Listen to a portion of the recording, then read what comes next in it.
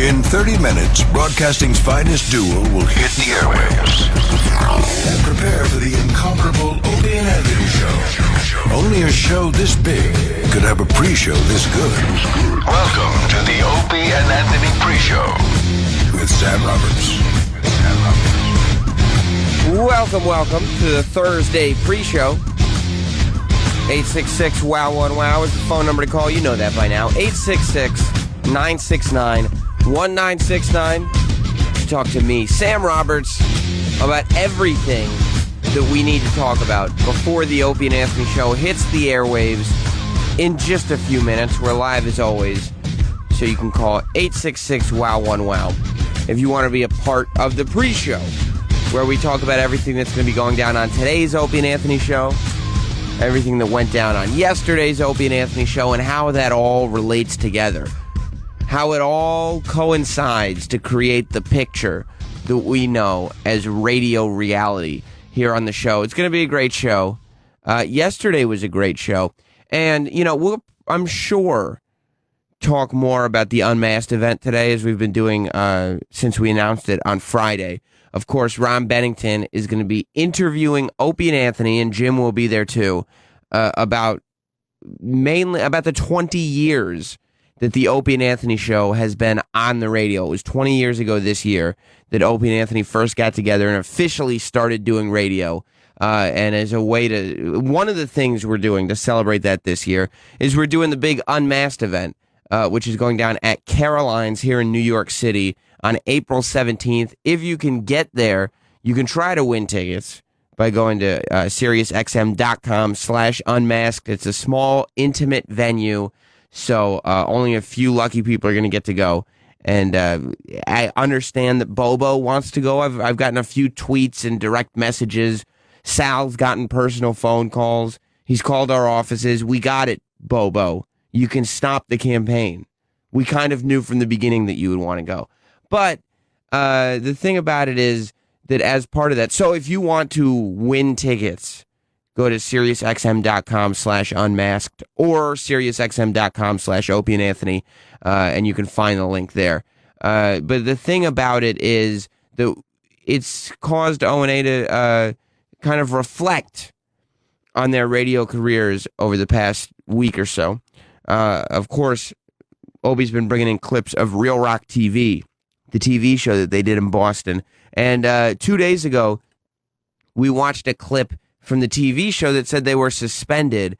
We found the clip that got them suspended from WAAF in Boston in 1997.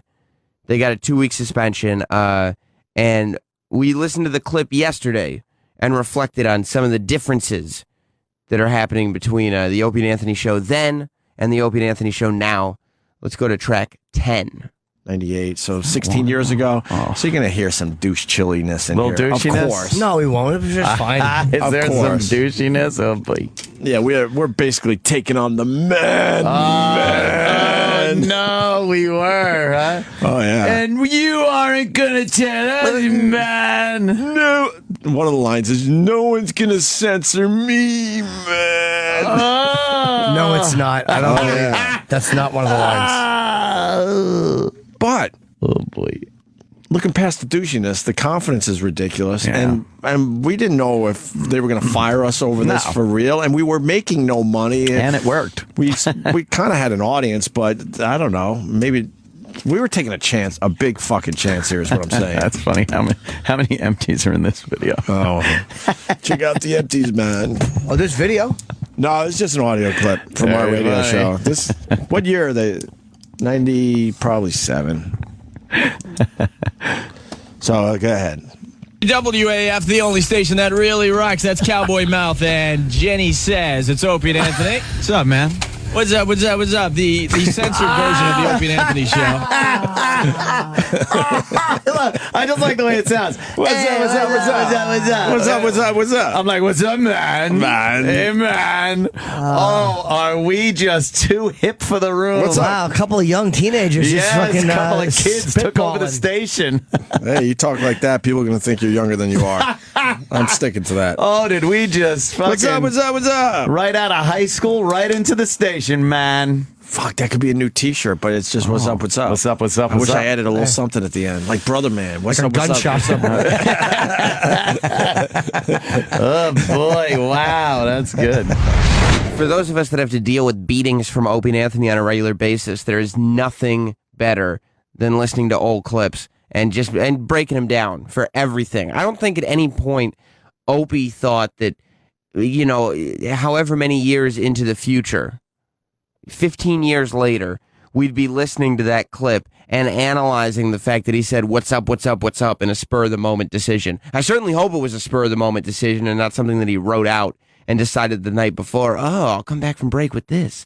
But what was funny was we got into O&A actually getting into trouble. They read this memo on the air that they weren't supposed to read, and they ended up getting suspended for 2 weeks. And the way they talked about it yesterday, it was as if it was happening right now. Like they were rallying against this woman that wrote an article about them in 1997 and talking about how mad they were at Dave Douglas, their PD at the time. It was really interesting to hear the fact that they do not forgive and forget. They do not let go of stuff like this, which is one of the reasons why we listen every day. Let's listen to track 11. Can you imagine that the Boston Globe is a big deal, and they're writing about you and killing you? I haven't read the article in years, so I don't know exactly, but I remember it was bad. Yeah. And we have a forum, and we can't even defend ourselves. We can't talk about it. Are you kidding me? Pathetic. Isn't it pathetic? If we would have listened to Dave, we would have been nowhere. Of course. Nowhere. There are behind the scenes radio guys that do know what they're doing, but there are so many of you behind the scenes that you really, that's why you're behind the scenes, because you're not creative. You're not creative. And this You is not don't know all of what- them. There you are don't some know what very works. smart guys, but there are some just non-creative duds. He had no clue what was supposed to be done in a circumstance like this. And this came about a lot of times when things would happen and Dave would be like, we ought to treat it like this, or we should do this or that. He never knew what an on-air personality or staff should do in a circumstance, and this is a prime example. Right. The Whip 'em Out Wednesday's getting attention, negative attention, whatever the fuck it is. Okay. It's in the Boston Globe. You don't say don't talk about it ever again. Right. That's the opposite of what you do. Or I mean, if you have to go down that road, try to spin it. Yeah, something. But you got Do to something, acknowledge not it. just say that everyone has to stop talking immediately. Yeah. What a dope. I forgot how fucking bad this was. Oof. That was like, don't mention anything about it. Right. And what was the other songs? What was the other meeting that is being referenced in this? I don't know. Me and you had a meeting. We always had meetings. Yeah. The famous, consider me the third member of the Opie and Anthony show. Because really? He used to get nervous on a daily basis because he had no idea what we were going to do on that show. Of course, we did some douchey stuff, but we also did some pretty edgy things. And he wanted to know everything before we did it. He needed to know everything before we did it because he didn't know what the fuck we were going to do next. But knowing us over the years now, people that have listened to the program, they probably know we really don't know what we're doing detail-wise on a given day. So how the fuck were we going to tell him? Right. Well, why would we? And why would we? Is exactly right. I love hearing them rag on bosses. I love when they rag on their current boss, but I mean, there's just something special about hearing Opie and Anthony rag on their old boss, because I love the idea of of somebody being in charge of this show and then being done with it. Like the Radio Wizard. They ragged on the Radio Wizard for years and he gets to walk away, or so he thinks. That's my favorite part of the equation. I love the idea of a boss thinking, okay, you know what? I dealt with O&A. They were the most difficult people I've ever had to work with. They just lambasted me every day, but I'm done. I've moved on. I've graduated from there, or I've been demoted. Either way, I'm happy because I'm going on and I'm moving on to something else. And then Opie and Anthony are still ragging on you. This is a guy they haven't worked for in 10 or 15 years. It's hilarious. I love it. 866-WOW-1-WOW. 866-969-1969. If you want to call up the Opie and Anthony pre-show today, we're going to have a good O&A show today. Jim, if you saw on his Twitter, he went and met Pele. I would like to hear what kind of interactions, because he said he was a mumbling fool or something. He said he was very, I don't know exactly what his quote was on Twitter, but it was something embarrassing. So hopefully there was some kind of interaction there. And Nick DiPaolo will be in studio. Of course, the very funny comedian Nick DiPaolo.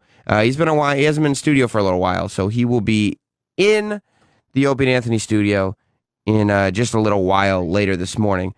Just in case we were worried that things were changing too much, because we were reflecting. You know what I mean? Part of reflecting is like, are we looking at moving on to a new phase in the world of Opie and Anthony? I don't think so. O&A went back to the tried and true yesterday. And you know what that means? A Pearl Jam break. Let's go to track 13.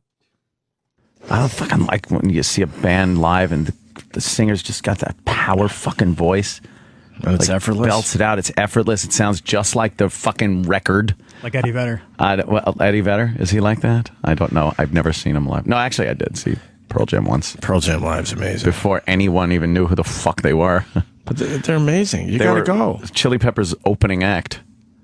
Them and Smashing Pumpkins and the Chili Peppers, and no one gave a shit about Smashing Pumpkins. Right. And then Pearl Jam, people were psyched about, but it was like, oh, who's this new band? Right. It was Jeremy. Jeremy, and that was it. No, I think it was before that. Before Jeremy came out? Yeah, it was like that. Jeremy wasn't the song that was a hit at that time. It was like their first fucking hit. What was their first hit? I don't know. What was first it? hit was Jeremy. No. Yeah. What was Pearl Jam's first fucking hit? Come on, Travis, you gotta know. Jeremy.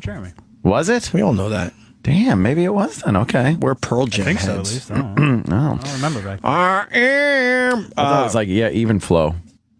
I thought Even Flow was a hit before Jeremy. No. Maybe. Sorry. Jeez. Sorry. Oh, you might I'm be. right? Yeah. Oh, you might be right, motherfuckers. actually. Motherfuckers. All right, but it was all on the same album. Yeah, back then it was all like Yeah, they but were they all on MTV. Yeah, and but it they was all- pushed a song. They pushed like one song, Was and Even that was Flow the the hit. first song they pushed? Alive was. Alive? Alive.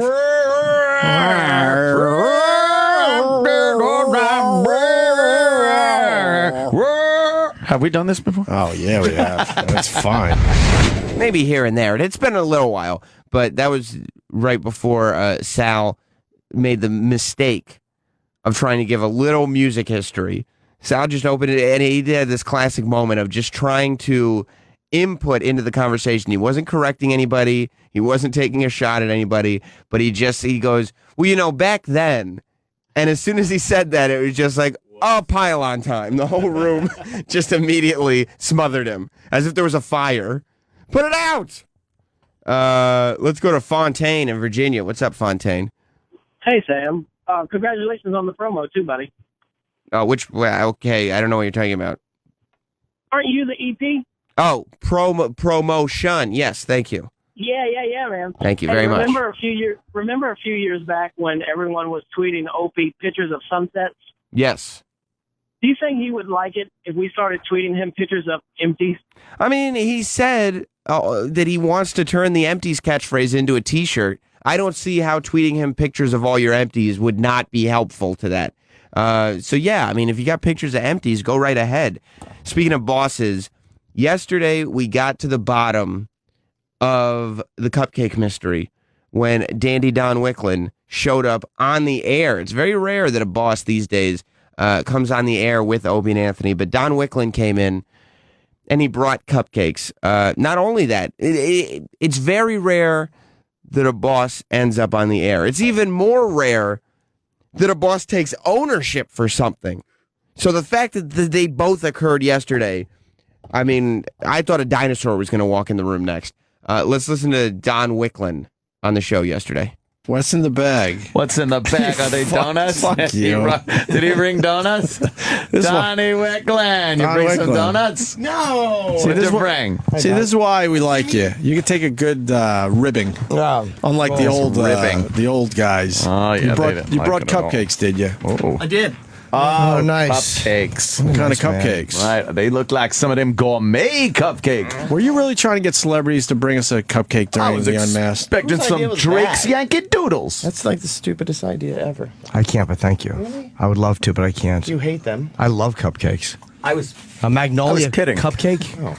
That is a tasty cupcake. They do a very good job. How do you keep your fucking great body?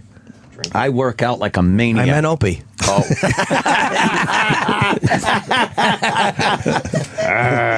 I do like it. I'm getting there. Yeah. I'm getting it back together. Just the fact that Ant is eating this like he's a fucking belle of the ball. He's holding the cupcake and Why he's do you- shaving it off. Why do you eat cupcakes like Yeah. that? What do you use? Your hands? Yeah, Why do you do that? exactly. It's like you're fucking eating an apple. Because Is this a I hate- Seinfeld thing? No, I hate taking a bite. That was though.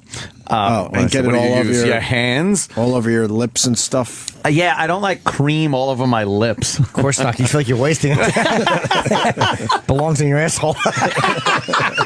Again, here, Jim.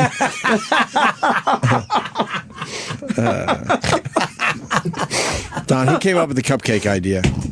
Come on. Come on, Don. Yeah, come on. Sorry. Come We're on, not Don. going to say anything. So about a week ago, Oh, okay. Yeah. I thought it'd be a cool idea to have celebrities maybe walk by, give you a cupcake during the Unmasked, and Is that really your idea? Or are you just taking the ball for someone? it was mine. You're a good man. Yeah, you're However, right, I'm man. checking that off the list Yeah, of we didn't- things not to do. We didn't care for the idea, but it is fun that you come on and admit it. Yeah, the other guys before you hated us even talking Yeah. about them. I didn't care. Holy fuck. Isn't it good? Another? That's crazy. another one. Only one. And I think that is the best way to get past the beating of your management. It's just to take ownership. Like the whole ignoring the bully and the bully would just leave you alone. That doesn't work for these bullies. Opie and Anthony have 4 hours of airtime to fill every day. And if nobody's going to take ownership for something, they're just going to keep insisting that their theories are correct. And they'll do that until it drives a person crazy. The other thing that is important about that clip that we need to keep in mind is we find out there Anthony does not hate cupcakes, as he had stated earlier this week. We were operating under the assumption this whole week that Anthony did not like cupcakes, that he far preferred a piece of cake. However, as of yesterday, we know for a fact Anthony does enjoy himself a good cupcake, and I feel like we all learned a lot. Thanks to Dandy Don Wickland. 866-WOW1WOW if you want to call the Opie and Anthony pre-show. 866-969-1969. We are live. We'll be live tomorrow. If everything goes according to plan, technically, I'll be doing the pre-show from New Orleans tomorrow. The company has invested in technology to avoid having Dennis Falcone on the air. No, we'll get you whatever you need, Sam. Whatever you need. However, I have insisted that he hosts the post show starting tomorrow. So we'll see how all that works out. I'm not sure that that's a guarantee as of yet. I loved how yesterday's Opie and Anthony show started with the piggin stories. I would say we've all gone. I don't know if I've ever technically gone pigging. I've been in a relationship for a long time with a woman who's not a pig.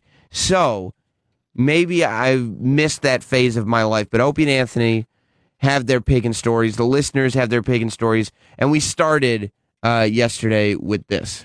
What, you're talking about a big sloppy vagina? The labia had 2 testicles in it, too. No. It's just a big, there's just so much, folds, going on. There's Right. Yeah, but so many folds. You got to roll her in flour and look for the wet spot, right, guys? Yay. Right? Am I right, guys? You fuck off. Hand me that shovel.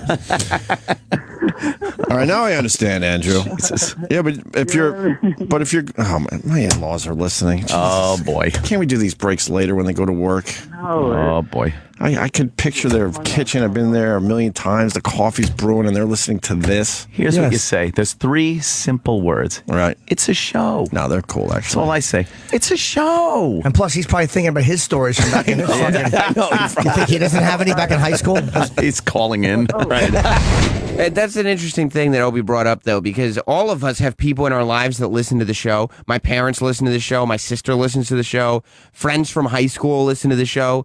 And there are always things that you say on the air that you would never say to a close friend or a family member face to face, but you'll say it on the radio because I guess you don't see the individuals in the giant crowd. You know what I mean? You just picture a large anonymous audience listening. You have no idea that there are actually people in there that you know that can text you and be like, dude, is that true? You really did that shit, man? I never knew that was true. But you have to put it out of your head because otherwise you'll never actually say anything entertaining. Let's get into Opie also brought up yesterday that when you do go pigging, there are things that you have to take off the table, meaning there are certain sexual activities that one would not do with a pig. And by pig, I mean a grotesquely fat woman. Let's go to track 2. No, I guess, You're but like, you know, no, I'm kind of with you now. I don't know who's supposed to talk now. Me, him. It might be my problem today. What? If you don't mind, listen, in your pigeon, like, did you ever run into that, though? You know? He's asking the same dumb question. I guess the answer is very. Okay, listen. Okay. Listen, I get what you're saying now. But when you go pigging, you take some of those things off the table, if you know what I mean. Right, Ant? Yes, you do. You got a beautiful girl. Everything's on the table, but Beautiful girl. when that number starts dropping, you take certain things off the table. Right. There's no ass licking. There's no. There's no going down. You gotta take shit off the table. You might do a little finger popping still, fist popping if they have big giant vaginas. Yes. You might not even kiss the girl. I mean, there's a lot of things to take off that table. Yeah. You know, a lot of girls have bad breath.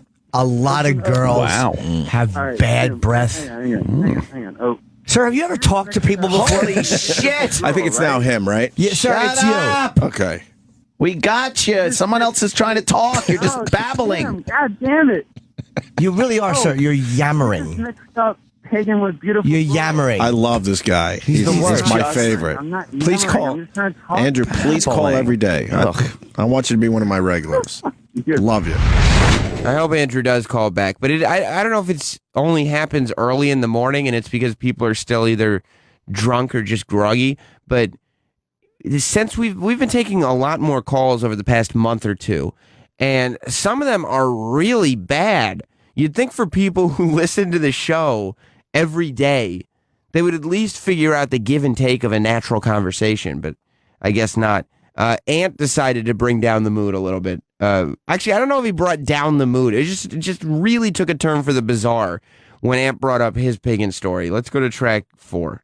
Yeah, Keith caught me once too.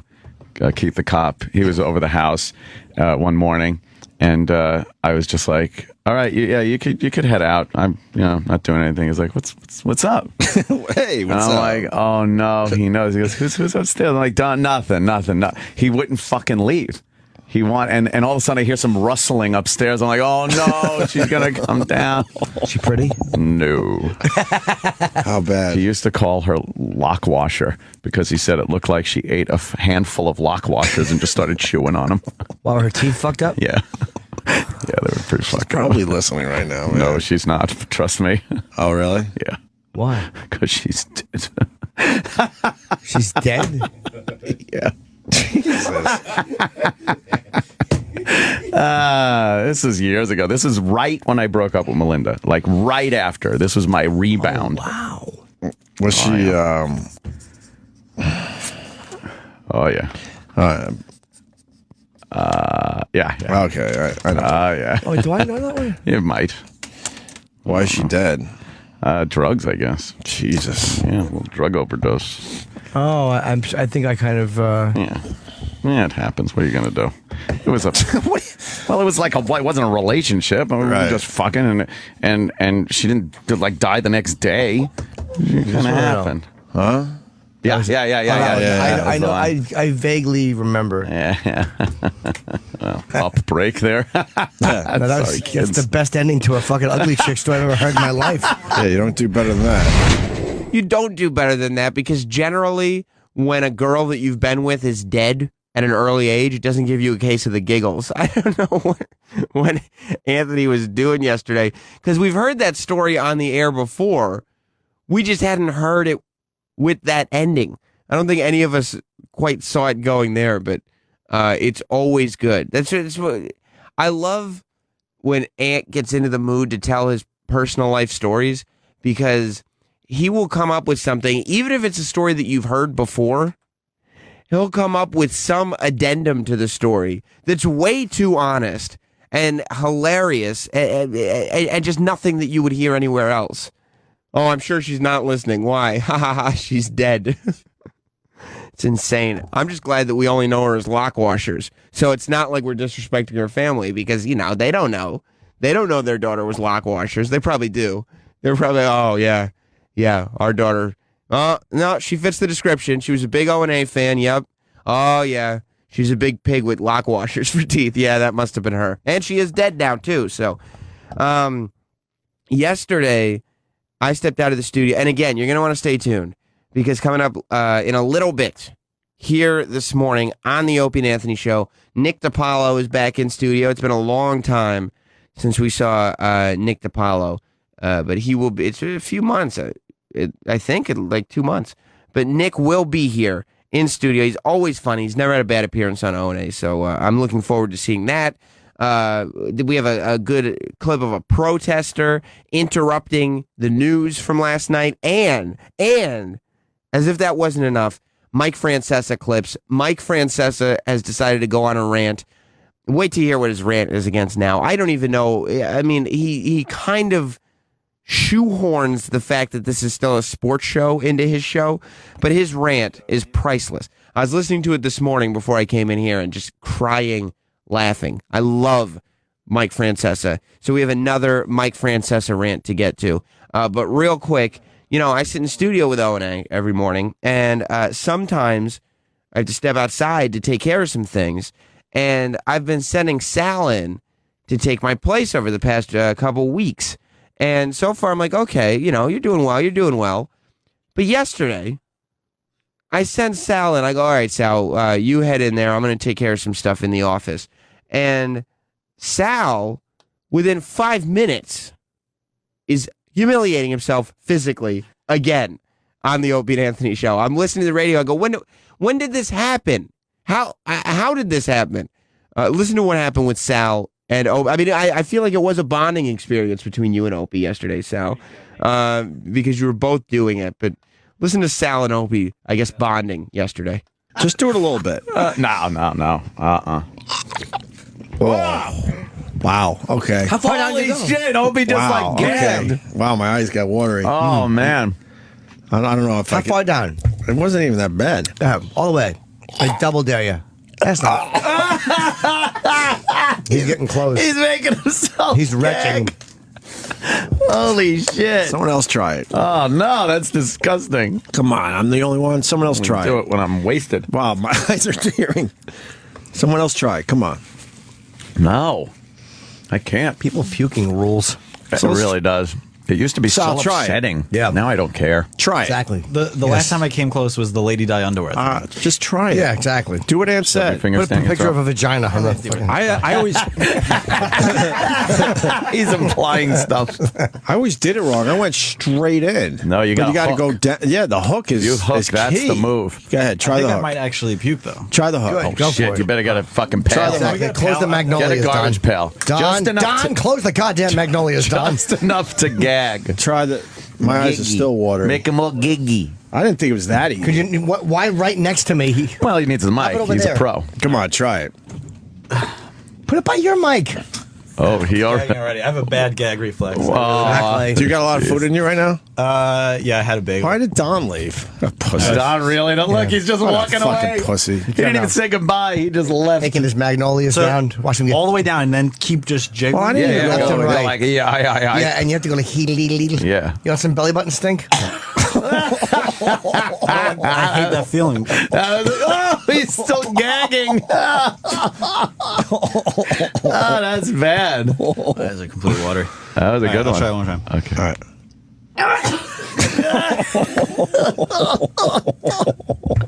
Fucking chest hurts. Yeah, that's bad. Stop it! This is disgusting. Yeah. One more? Yeah. I'll do one more. If you tickle the uvula on the. You go off.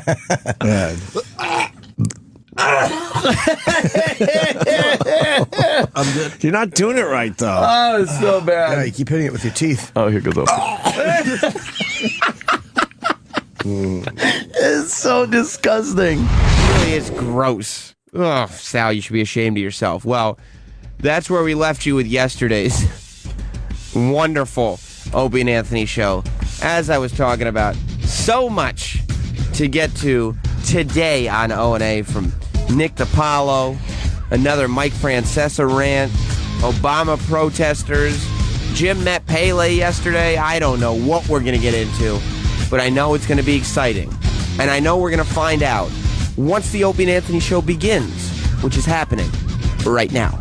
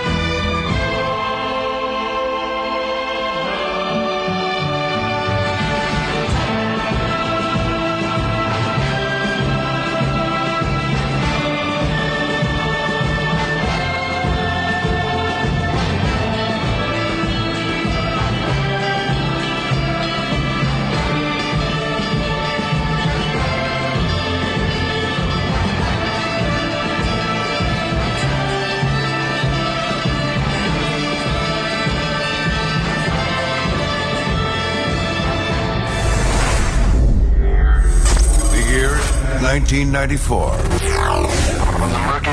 From the murky banks of terrestrial radio, a new hope begins to rise. Opie and Anthony are radio shock jocks known for setting up outrageous stunts. People sure are listening. Two Long Island natives who together would one day change the world as broadcasting's greatest duo.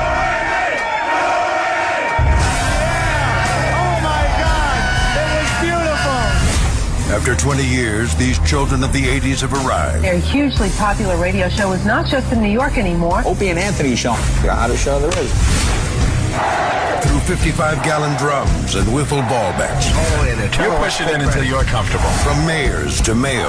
It was an April Fool's hoax by two radio disc jockeys. With bottle rockets and bra bombings. And wieners and pigs. Opie and Anthony got their hands on the photo and tweeted it. Two men that have taken a box of cocks further than any. Well, these people will definitely stop. Guaranteed. Lift up the... They've met friends along the way.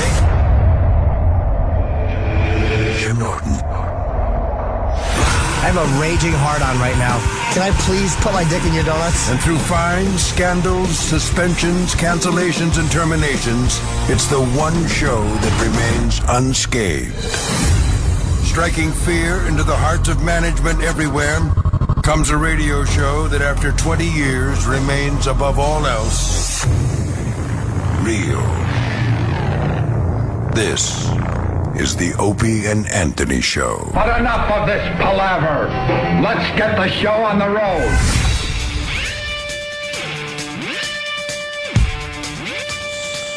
Yes, good morning, everyone. Oh, there's my microphone. I need this. Time to make the radio. Yes. Hi, everyone. Well, we're trying to figure out some stuff this morning. We got an Unmasked that we're barely promoting because I'm not happy about it. It's supposed to be a joyous occasion, but I'm happy about the Unmasked. I'm happy that Ron Bennington is going to be doing the interview. I'm happy that we're going to be out and there'll be some fans there. It'll be a fun time. But then everything else logistically that surrounds it is just another catastrophe. Well, I mean, the fact is we don't run our own channel. We almost did back in the day. We don't run this place. We have amazing ideas. We know what the fuck we're doing, but for some reason, no one wants to listen to us. No. I mean, the demand for the Unmasked is so huge. We wanted to move it to a bigger venue, to a better time. But I understand. We wanted to talk longer because 1 hour with Ron Bennington is going to go by like that. Why? And now we're hearing this like celebrities involved. Like we said no to the cupcake thing. Obviously, we went off on that the other day. Yeah. Now there's a press release. We don't even know what it means because we're not in the loop. No one even ran the press release by us first to say, hey, here's what it is. Are a whole bunch of celebrities showing up as we try to talk for 1 hour? I don't know. Do you know Sam? Sam Roberts, the nosy busybody of the station. Sam Roberts. He knows something. He's sniffing. The press release was released, and we're reading it, and I don't know what it means. Yeah. Are celebrities showing up? Sam Roberts, comment, please. I think I saw. I think. We started with I think. Was that the press release too? I think I know where the plane is. I think I saw some debris. What happened? Enough about the plane. Was that what the press release was, or was that what that website just put up? Yeah, are you talking about the article that website put up, or the press release? I don't know. Okay, because I think what you're talking about is the thing that Kenny sent out. Yes. I don't think anyone sent me a copy of the press release. If they did, I apologize, but I don't remember seeing it. I got an email from Kenny that looks pretty official. But did you get an actual press release? No. The press release was released to the company. I got it in my email. What's it say, Travis? I never got it. Is it the one with the celebrity list? Yeah, I know what the celebrity list is. What is it? Other people that Ronnie has talked to? That's all it is. Well, then it's not worded that way. It is completely worded like they are going to show up at our event. I know, and I think that's whose poor fucking writing was that? About.com. But about.com wrote that. That's not us. No, this is... Is it the actual press release, or are they? Because it says besides O&A and Sidekick, which is stupid. No, that's fine. They don't do Sidekick is a horrendous word in radio. It's true, but it fits. Coattail Rider's more accurate, but I'll take Sidekick. That's how I used to perform abortions. A good sidekick.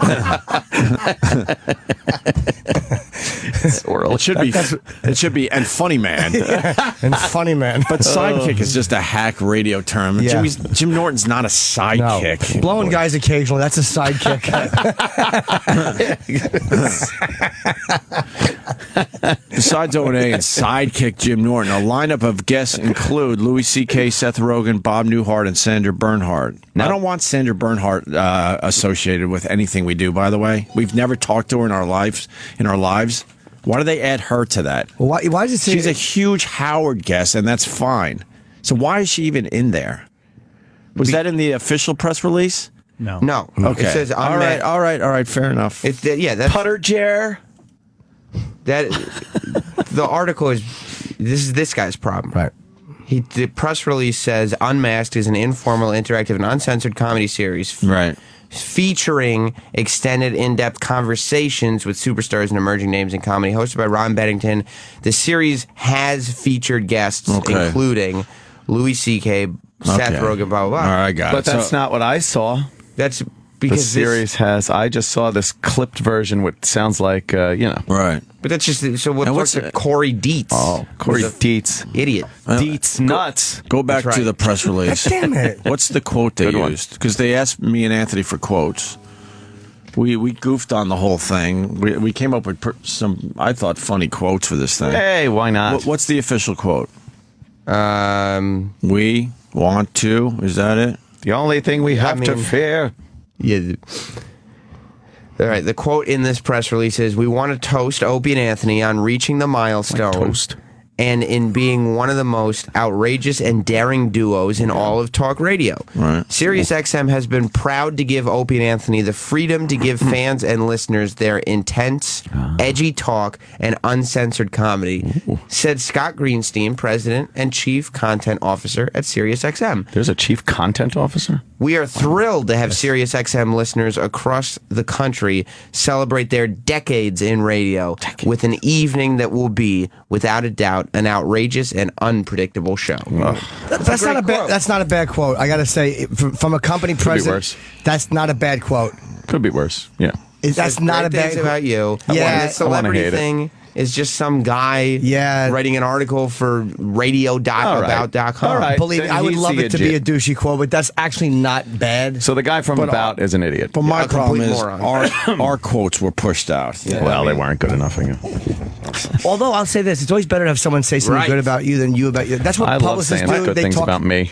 Yeah, but you're a rare exception. My quote was, we ran out of things to talk about years ago. Let's get this crap over with. Oh, shit. That was probably not one for the press Well, release. that would have been funny in a press release, and then answer was just as good with a yada yada yada at the end. Yeah, I was like, et cetera, et cetera. Finish it up. Yeah. I think that the people. But why not? Why does it have to be I understand what you mean, but I'm officially Team Sirius on the quote. Oh. They were right. 'Cause Right. It might not read as well in print. I just don't he want- said yada yada yada, and he said we're done with They this don't crap seem to years really ago. give a shit. I just don't want the guy that promised us a lot and never came through once, by the way, to be part of our press release.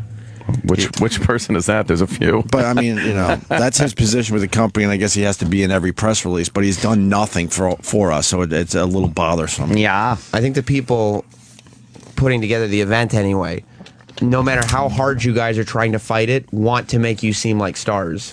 Yeah. Well, that's fine. I don't.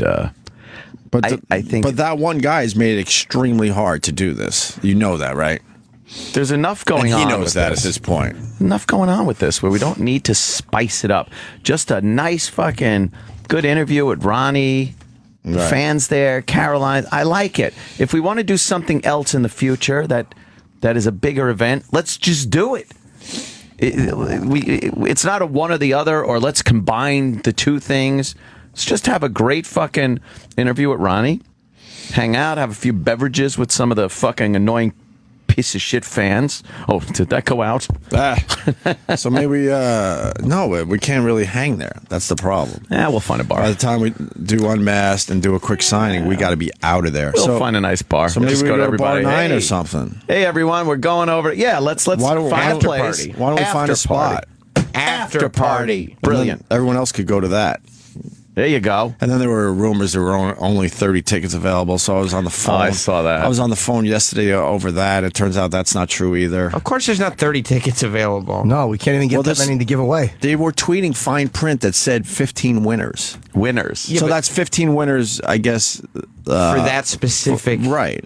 giveaway segment. Right. They thought that was all there was going to be. Sitting in front of us are 15 people.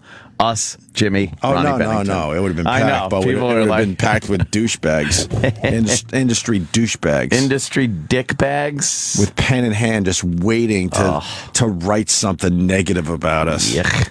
No. Oh, wait, that's our fans. Shit. So when is it? 2 weeks from today?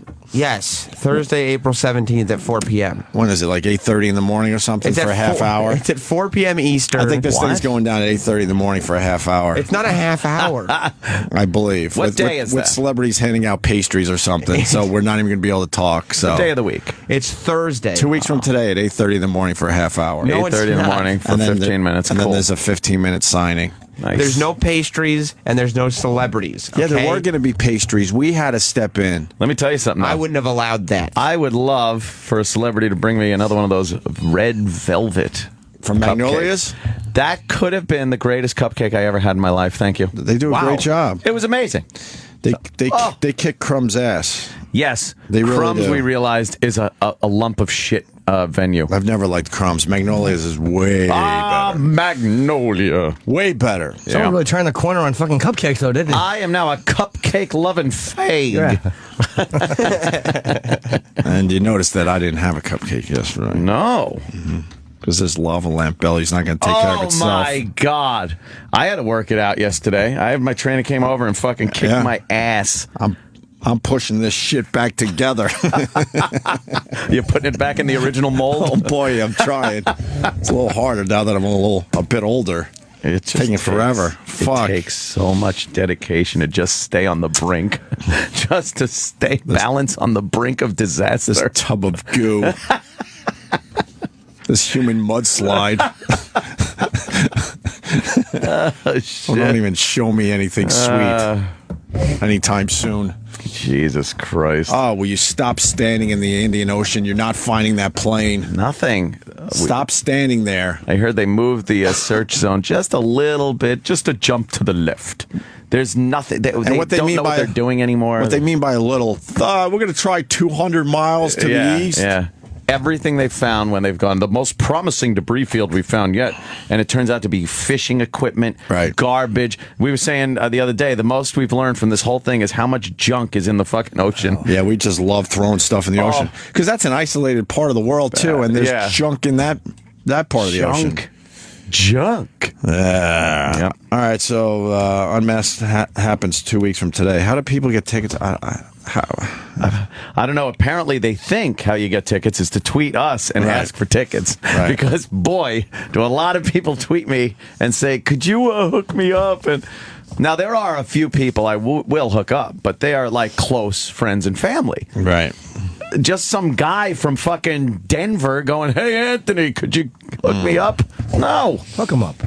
No. Hook him up a little bit. Maybe some chicks. Chicks. No, I shan't be hooking anyone up. So this Mount Hood thing is a bummer, huh? Fort Hood. Did I say Mount Hood? Yeah, Fort Hood. Mount Hood. Where's Mount Hood? I feel like there's a Mount Hood too. Fort Hood. Or Clit Hood is. Yeah. Mount Hood. That's Anthony's wall. Yeah, Fort Hood. Turns out the guy has some emotional issues, right?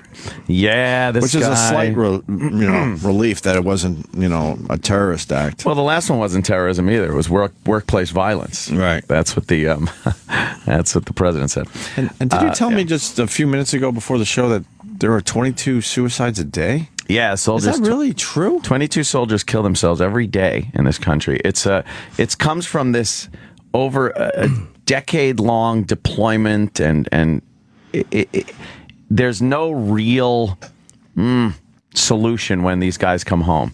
Right.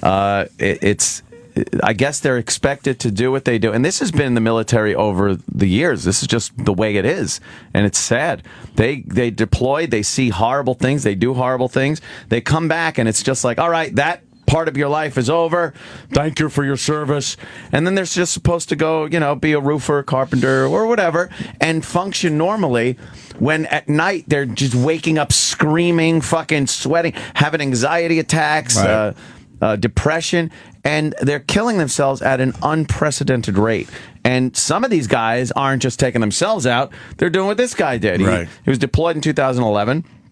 He comes back, he's being treated for emotional and behavioral problems, and he just snaps, goes in there, shoots up some people, and then kills himself. It's one of these little dirty secrets, a lot of the untold shit that goes on with warfare. And it's been that way forever. And then we spend shitloads of money on the countries that we were fighting in. Well, the Vice did a great little special on their HBO series on Afghanistan and how we're rebuilding Afghanistan. Yeah, and great. people in the know saying, "What a waste of refunds! What a waste of funds! Wow, what's wrong with me?" We think I'm still tired of things. We think there's this just spending way too much money, and then these soldiers aren't getting the proper care when they come back to the States. They're getting more than enough. Oh, Jimmy Norton. That's right. That'll be quoted somewhere. It's they think that just pouring money into the country that we fought in is the way that kind of you end the war. You know, but unless there's a solution, an absolute solution, like you look at Japan and Germany, they were conquered. They fucking surrendered. It was pretty much you do what we say. And then you go in and rebuild the infrastructure so that they can start from zero. Right. And with the cooperation of the other countries, the allied countries, and everything, you build it back up. This isn't the case. There's still a lot of bad people and bad things going on in Afghanistan. Yeah, the Taliban, they're returning. There you go, right on MSNBC. What's going to happen when we completely exit? So when you start pumping money into a job that's not done yet, or even a job that might not shouldn't have been done in the first place, however you want to look at it, it doesn't work. Well, my point is simple. I mean, we're spending all this money to rebuild Afghanistan when we got soldiers coming home that need all fucked up, special care. Yep.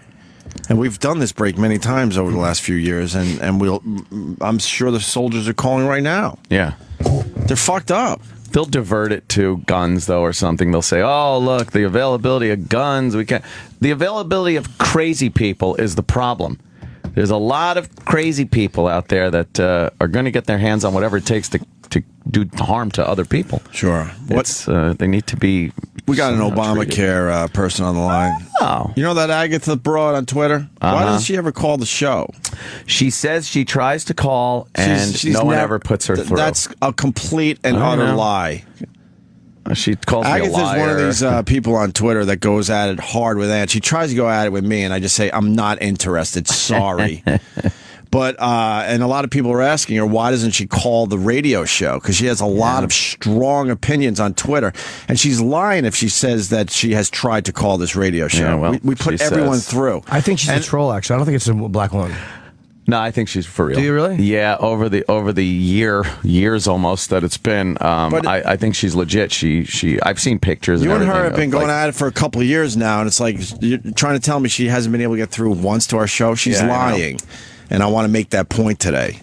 But because we have wide open phones right now. Call the show. She calls me out and calls me a liar, this, that, and then I back things up with documentation from legitimate sources. Just the other day, I said something about the obesity rate of black women, and she jumps on me. Oh, the more obese white people, blah blah. And then I took from a website it was Black Health.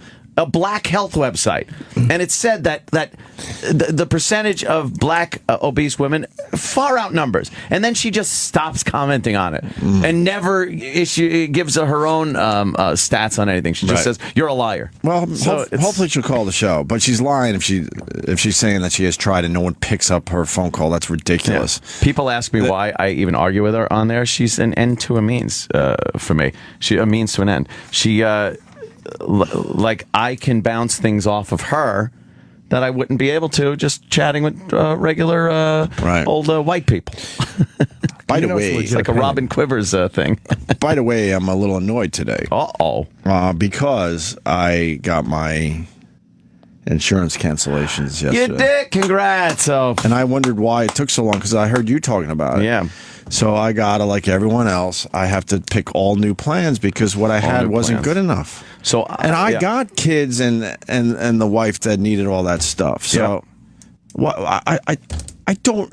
Were you happy with your other insurance? There was no issue. Well, then you could keep. Oh, that's right, you can't. And then, like you were saying the other day with the paperwork, I don't even know where to begin. Dude, that fucking paperwork. Did you get the big white envelope? Yes. That's the one I got. And I'm educated, so I can't imagine people that aren't educated what the fuck is going on in their brains. They're going to lose their insurance I have and not no know how to. fucking idea how to even attempt this. I was and I looking don't know at where it. to begin. Yeah. I think they do that on purpose for whatever reason. Dude, the papers came in yesterday. I started looking through it, and then I'm like, all right, I think I could do this. I think I kind of know what they're talking about as far as the premium, the copay, all that stuff goes. And then it turned to, you must include your corporate tax form number 35. And I'm like, I don't know, because now this Obamacare thing, it's also an IRS issue. It's tied in with the Internal Revenue Service. So you need to supply tax documentation for your fucking insurance. I don't know why we're not having a revolution. We at this should. Point. It's ridiculous. We're revolting. But it's one of those things you get into a little bit like, okay, all right, okay, I'm good. All right, got my training wheels on, but let's I can do figure this out. And then something happens where your brain, you feel it explode, and you're done. You have, and then you put fucking it back rip in it. the envelope, and I'm shipping it off to Bob. I don't know what to do with it. I was fighting an imaginary person in my apartment again. It gets to the point where you just start fighting, punching the air and kicking and screaming, and it's terrible. It's so confusing. Wait, I'm sorry. Are you guys getting it through your company though? You have a corporation together. Yeah, no, that's not probably together. Through your corporation. Yes, through my separate corporation. That's probably why it wants your tax information, because you're using the corporation insurance. No. Even with the individual ones, they want your tax information, because if you don't pay for it, then they penalize you through your tax. I don't know, but I had. I for the first time in my life, I had perfect health insurance. I know, me too. I went most of my life with having either no insurance. I had no health insurance easily up into my 30s. We didn't have health insurance when we were in Boston. Nope. And then had shitty health insurance when radio stations finally started offering it. They didn't even offer it if you were in this business. Yeah.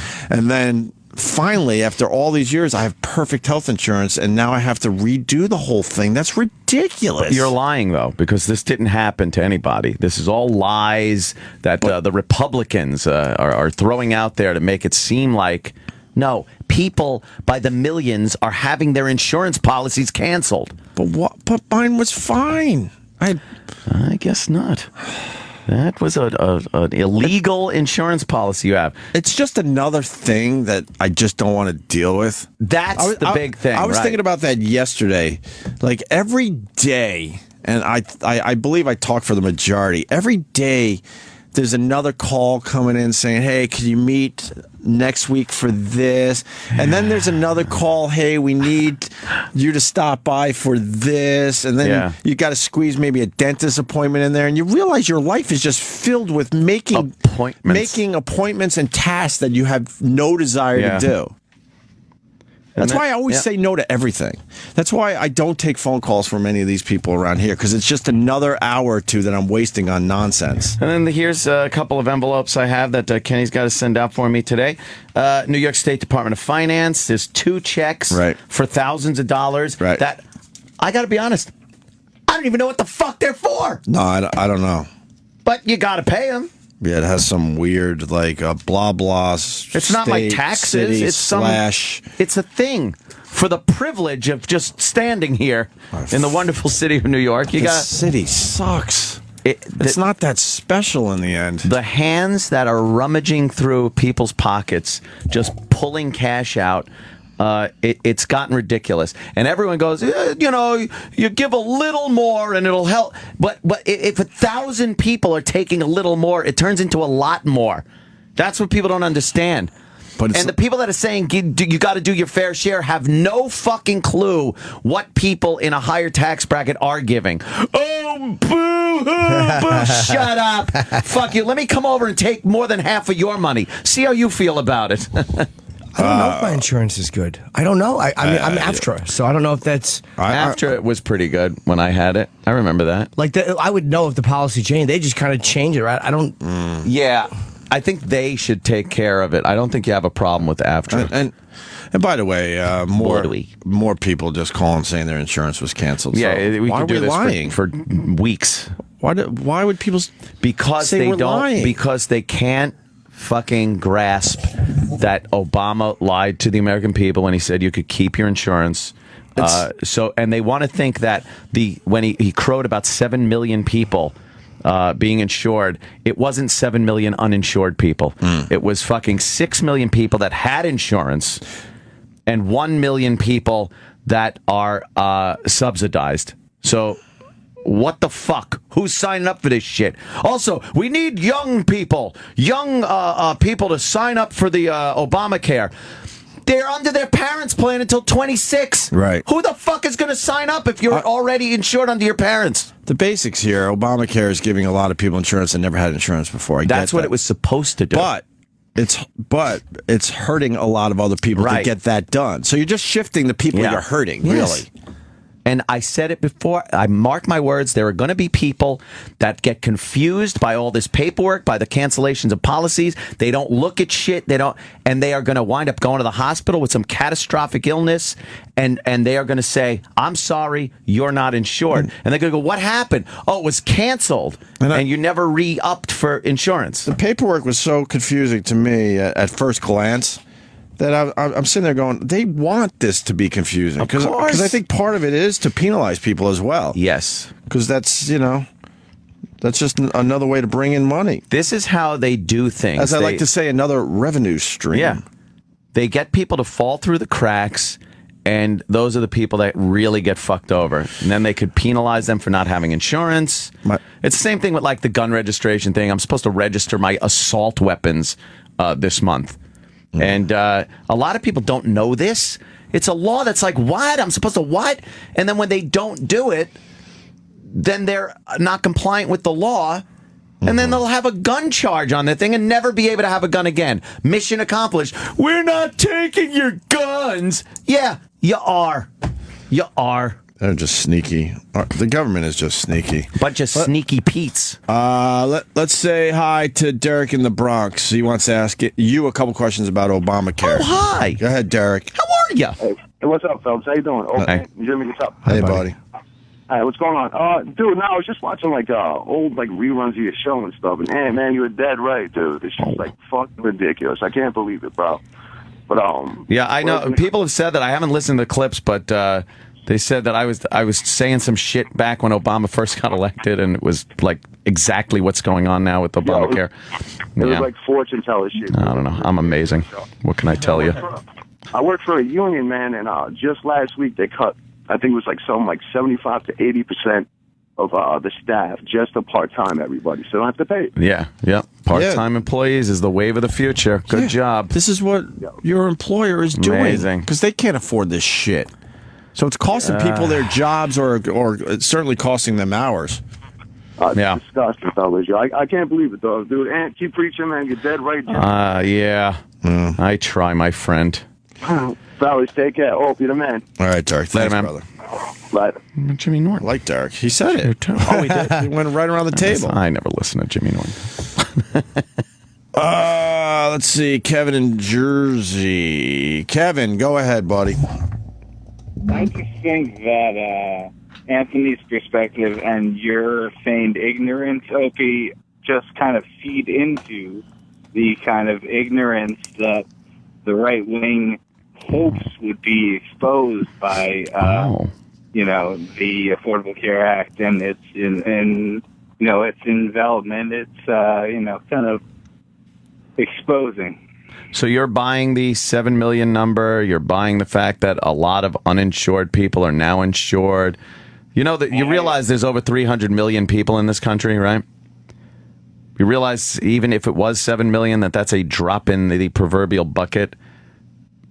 I buy the number because I don't believe in the kind of unskewed polls that last election cycle, a lot of the right-wing people espouse. That right-wing people, oh boy. First of all, I am not a right-winger by any stretch of the imagination. You get your information from some of those people, but I get my information from everywhere. That's something people don't understand. When they say I'm just regurgitating Fox News, that is dishonest. It's a cop-out in any argument with me. I get my information from a lot of different sources. I go on every type of website from the mainstream media to radical left and radical right websites. and I gather up as much info as I can and opinions that people have, and that's how I base my opinion and gather my facts up when I go to debate somebody.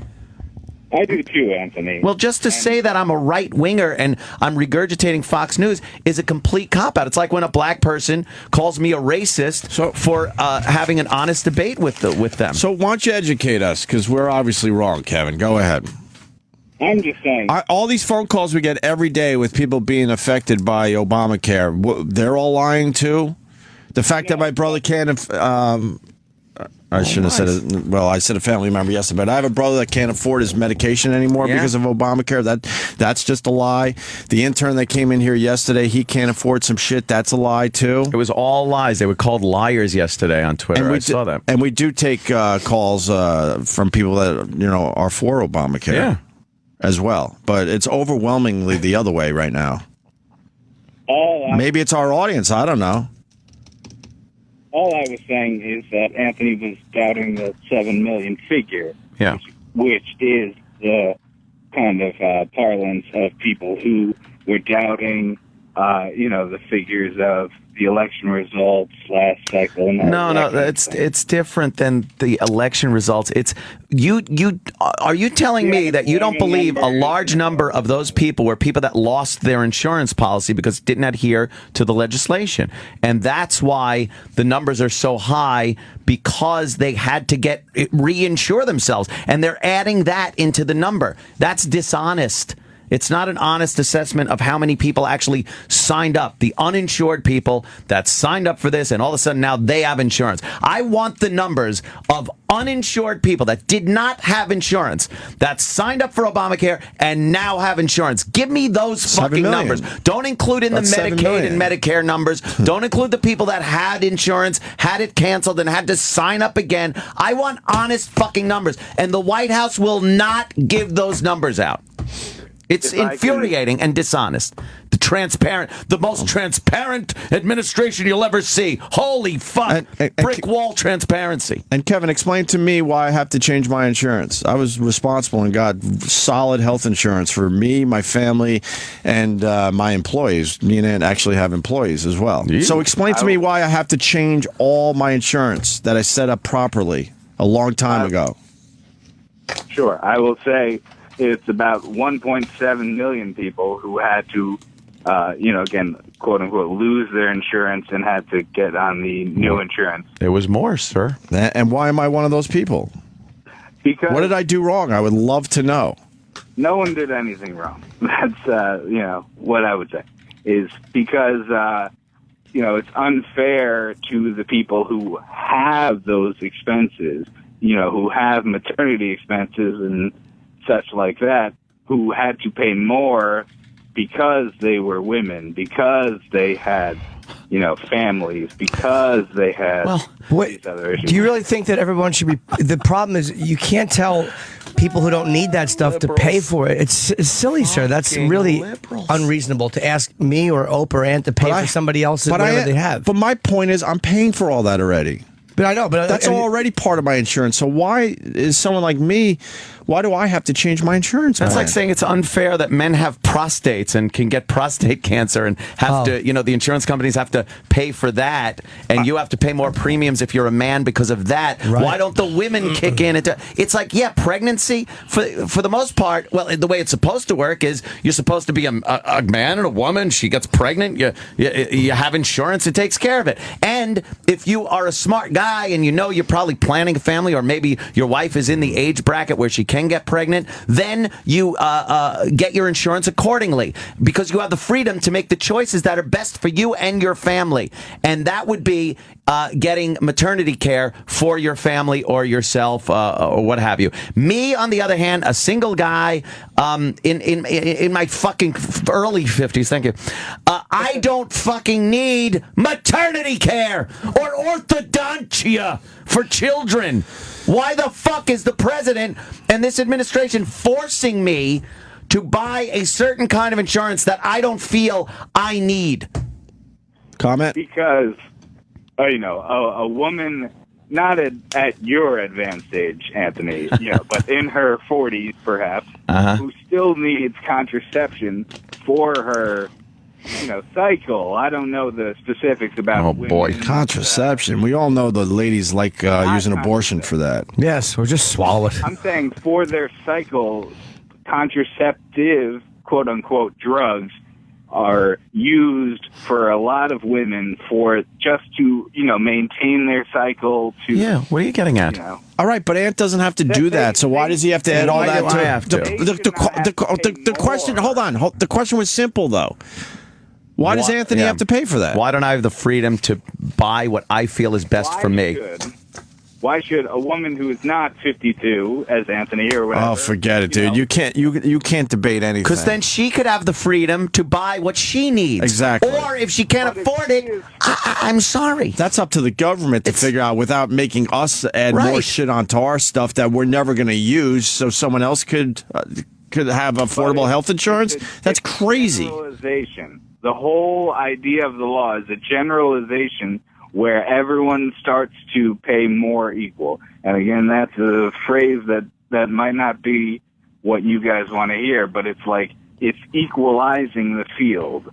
So equalizing the field. I want, as an American citizen, I want the right and freedom to determine what is best for me and my loved ones. Period. I don't want the government shoving their fucking nose in my asshole in every aspect of how I live my life and how I treat myself and my family and what I feel I should purchase to make my life better or worse or what have you.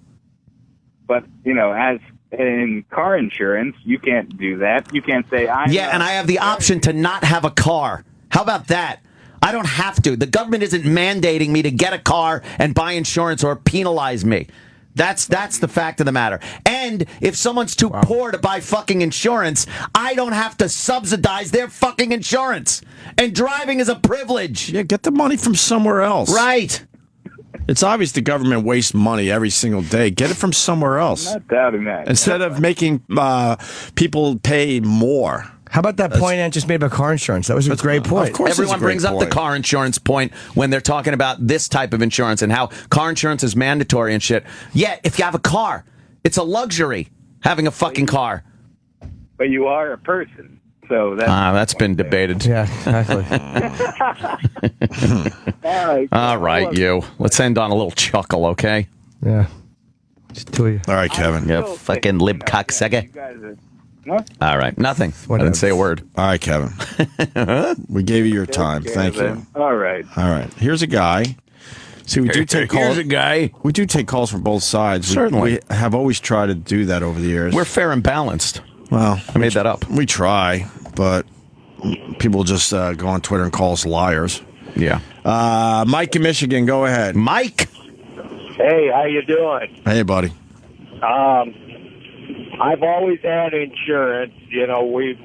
My wife and I have always been self-employed. She's a mobile dog groomer, and I deliver trucks for a living. So, of course, we're rolling in the dough. We've always paid our own insurance. It's constantly raised every year, not by a small amount, but by like $100 a year.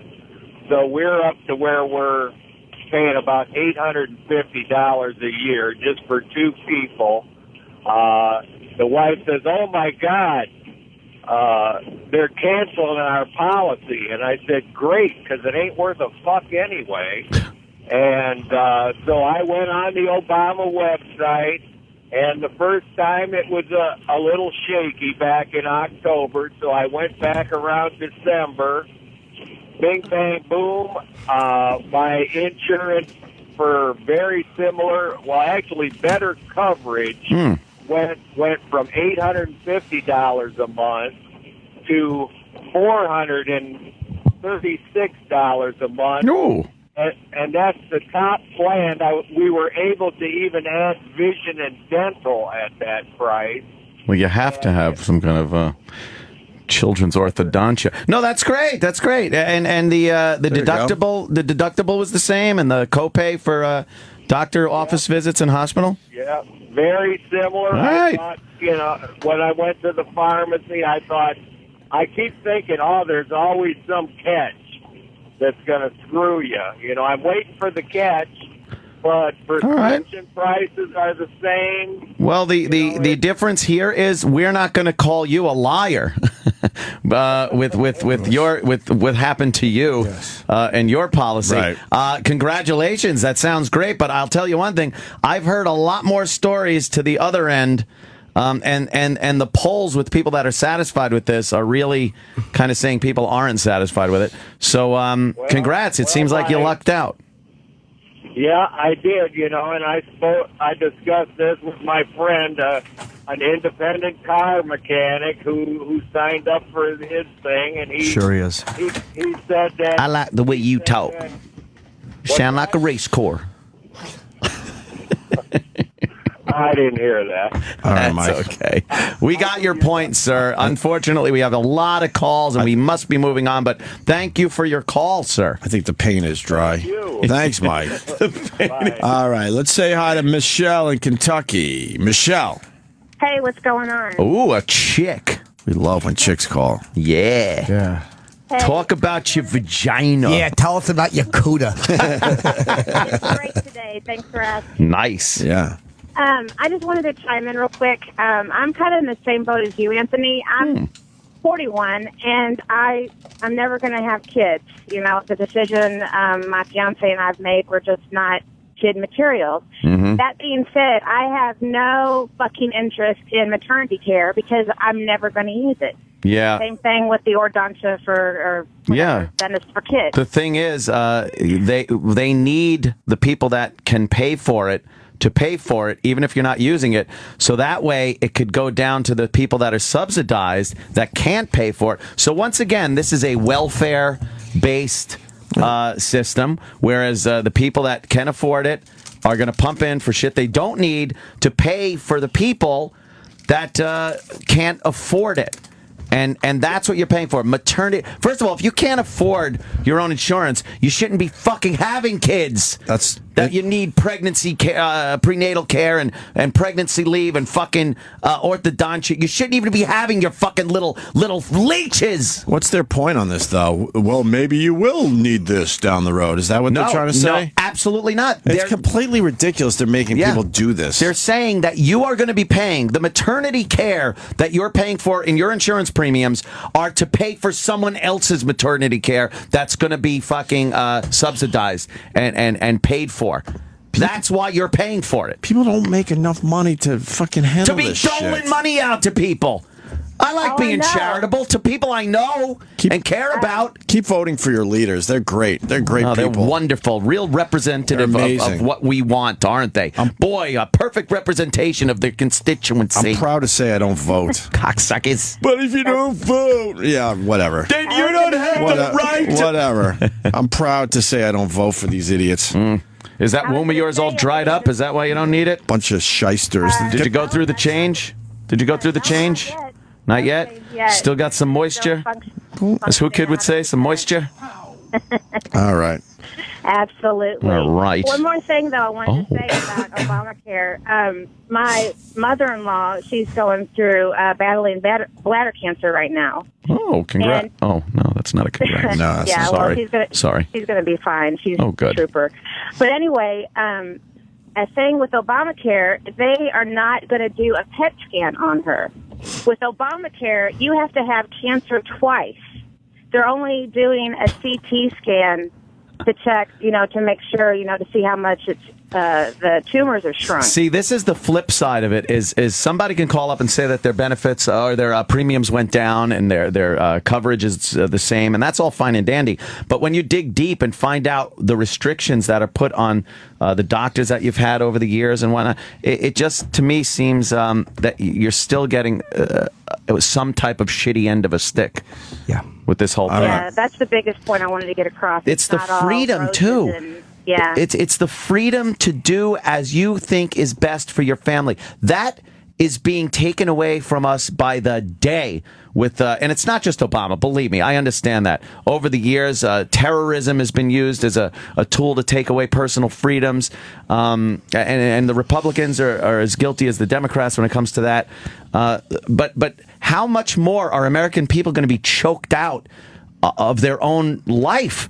You can't do anything. We've talked about how, you'd say we're the freest country in the world. Go out with a rifle and shoot a rabbit in your neighborhood because you want to eat it tonight. Right. You'll fucking be thrown in jail. And that's a personal freedom that used to be available. You can't even bring strawberries to the movie theater. Don't bring strawberries to a movie theater. We'll get to that story in a little while. We don't have these freedoms. We crow about how great this nation is and, we're the freest nation. But year after year, we don't realize how many of those freedoms are just taken away Our from country's still pretty good, but man, we're just ruining it. Oh, wrecking the whole fucking year after system. year, we're just ruining it. Wrecking it with all ruining kinds of a good thing. regulations and representatives that have no interest in what the people that voted them in want.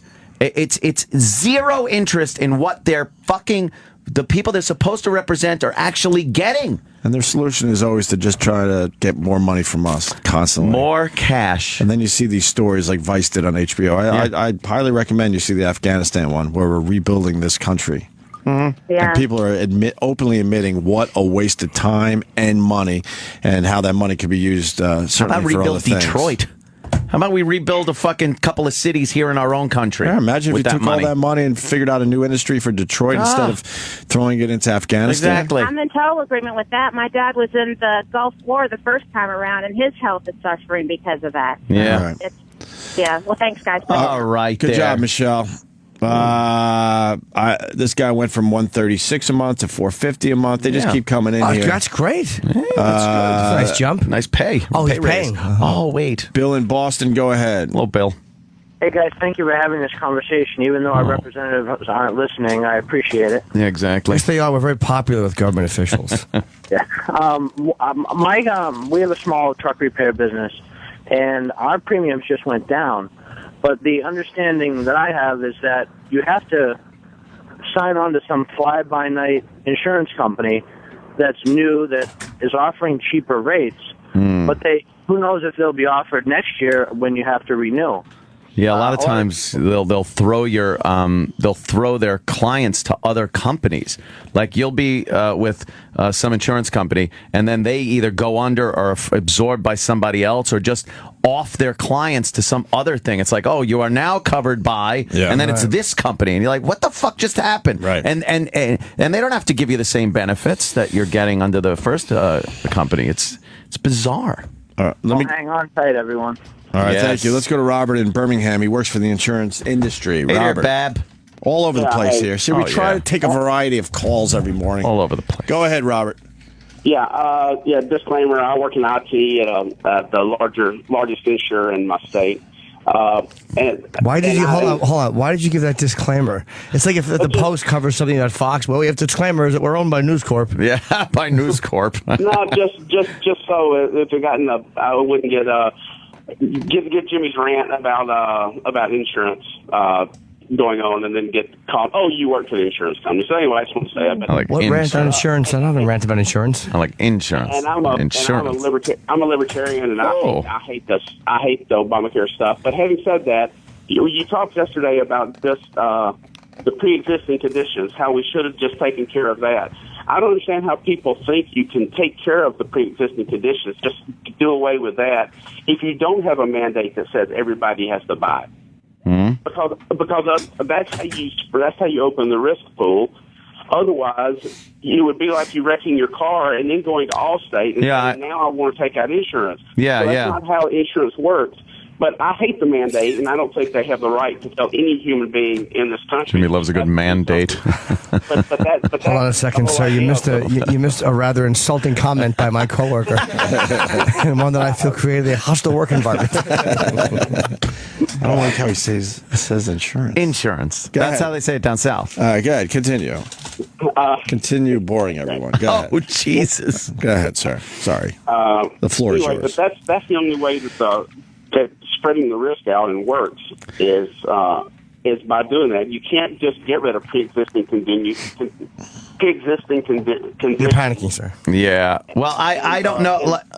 That's what I said, but I never professed to be an insurance expert and know how to take care of certain problems without making others in the insurance industry. But what I will say is it didn't seem like Obama and the Democrats wanted any help with figuring out certain problems with this legislation from the other side, that's for sure. And I realize how hostile the other side was towards it, but there just wasn't any cooperation. So, well, next year there'll have to be a huge bailout of the insurance industries because of the young people aren't signing up. Yeah, I don't think the people that are supposed to pay for it. So what happens to the young people that aren't signing up? Aren't they going to be penalized? No, they're under their parents until they're 26. So why? So he wants the young people to sign up, but why would they if they're under their parents' insurance? Exactly. Okay, all right. Till they're 26. They're not going to raise that penalty high enough because that's going to be too unpopular. So yeah, but I hear that it goes up to almost $700 eventually, right? Eventually. Didn't I hear that $650 or something like that? All right, Robert, thank you. We got to move on because, the phone's just lit. And in all fairness, we got to nothing has changed for me. My wife's a teacher. Maybe that's why. So that has just come in. I don't know. We got a 62-year-old. My insurance went up to $1,800 a month. Ooh. I want to comment on how Obamacare affected this area. We got a call from Indiana. Chris, go ahead, Chris. Yeah, pretty much. I live in the orthopedic capital of the world. Big medical industry. We really have a lot to do with insurance companies. So, but on the far side of it, there's more to it as far as like Obamacare, the premiums and stuff, because it hasn't affected anything in my area or even surrounding towns. I know a lot of people. I deal with a lot of people. I know people that haven't had insurance that don't have insurance now, and their biggest basis is that. They've had to go to the hospital or for something, and now they have medical bills, some of them up over $100,000, and, it's going on their credit. They can't do a whole lot with that. And it's good in a way for people like them that kind of can afford it if it is cheaper, because in some cases, our insurance is expensive. It's just because of the area. Yeah, but like Opie said, it's good for those people, but the amount of people that were displaced and fucked over and inconvenienced and forced to pay more money, the people that it far outnumbers. It just shifted. Now it's different people being hurt by this whole fucking Someone once said the needs of the many outweigh the needs of the few or the one. Correct. And it goes to show. There's other situations in the insurance. Now they're making, your family doctors, they won't allow you to prescribe you any kind of narcotics or pain medications. You got to go to a specialist. And if he's a specialist, he doesn't have to accept you if you don't have insurance. He don't even have to see you. Right. Hold on a second. Now your regular doctor can't prescribe certain things? No, not anymore. No, it's mandated as far as like in Indiana and I know in Ohio, they cannot prescribe you narcotics. If Why? They do, you that can could be only a pretty have good thing, actually. 30 a There's a lot of doctors a little willy-nilly with the painkillers out there. No, that's true. Those painkillers. Why force you to go to a specialist? Like that's just a way to get you to another doctor. That's been the way they've been doing things for a while too, with just medical procedures and stuff. You can't just go to a place and get like a CAT scan or something. You have to go to your GP, and he's got to refer you to that. So, but we came from a time where you went to your doctor, they just knew everything. Yeah, it was like, okay, we need this and this done. You go down the hall or whatever. Now it's like, no, you got to go to this guy on the Upper East Side. Refer you to another doctor that you got to pay another fee for. Yeah. Because of my dumb hummus tooth, I had to go to 3 different dentists, and I finally looked at my dentist like, what are you good for? Yeah, what are you doing? Why are you sending me to this guy? And then I come back from that guy, and then you go, well, now you got to go to this guy. Because that guy. What did you go to school for? Yeah, exactly. Shouldn't you know all this stuff? Yeah. I have great insurance. Me and my wife. My wife, I'm covered. Oh my God, is this guy still talking? My wife and I, sir. I love how people get all flustered.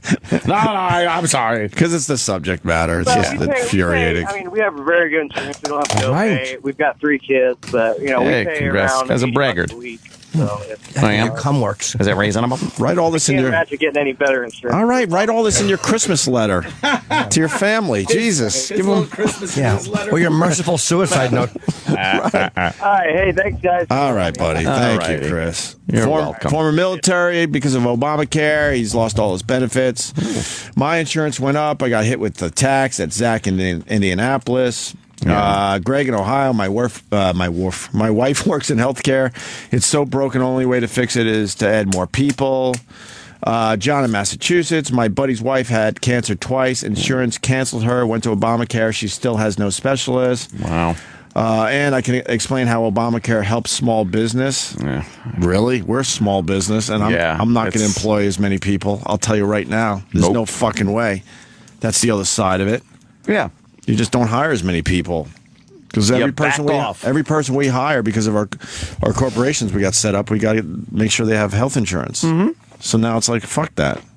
I'll figure out another way to get some of that stuff done. Exactly. That's a reality. That's what's happening across America with small business. 1099 the shit out of people. But to be fair, let's see what he has to say about that. Jay in Michigan, go ahead. Hey guys, good morning. How you doing? All right. All right. Most of my friends are self-employed or own small business, and what Obamacare has done, most of those guys, all their income isn't claimed. And the guy who called earlier, the guy from the truck delivery guy and the wife's a dog groomer, what these people are doing now, since Obamacare is income-based, they don't claim all their income. So people who work for cash are taking advantage of the system, and now they're able to get health care on the cheap, while the people that are working and have a paycheck and can't hide their income are flipping the bill. Wow. So, the previous caller called it, equalization. It's not equalization, it's socialization. It's socialized healthcare. All these arguments, we could have predicted we'd be having these discussions unless you were an idiot and couldn't see the writing on the wall on how this was going to go.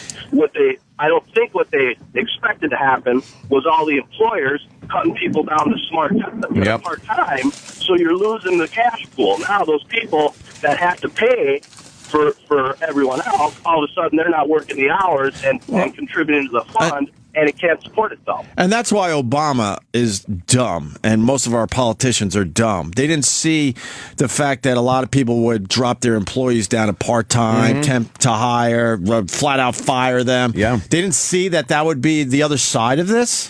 They're just stupid people in Washington. Yep. Of course, people are going to do that because they got their survival instincts kick in as human beings. So you're like, okay, I can't have as many people working for me. Period. That's what's going to happen. Yep. But why would they ignore that in Washington? Mm-hmm. Are they that stupid? And we're just as dumb for falling for it. Oh, and then, one more thing. That one of the earlier callers also said something about how the right wingers, the same people that have their arms up in the air now, are the ones that were claiming voter fraud before. I just heard a thing on the news this morning. North Carolina just uncovered 35,000 cases of voter fraud. And I wonder who they voted for. Yeah. All right, sir. Anyway, punch it out, guys. Thanks a lot. Let's go to a doctor. We're all over the place with this. We got Kevin. He's a doctor in Michigan. Kevin? Hey, yeah, how's it going, guys? Hey, let me tell you where all that money's coming from to pay for those people on Obamacare.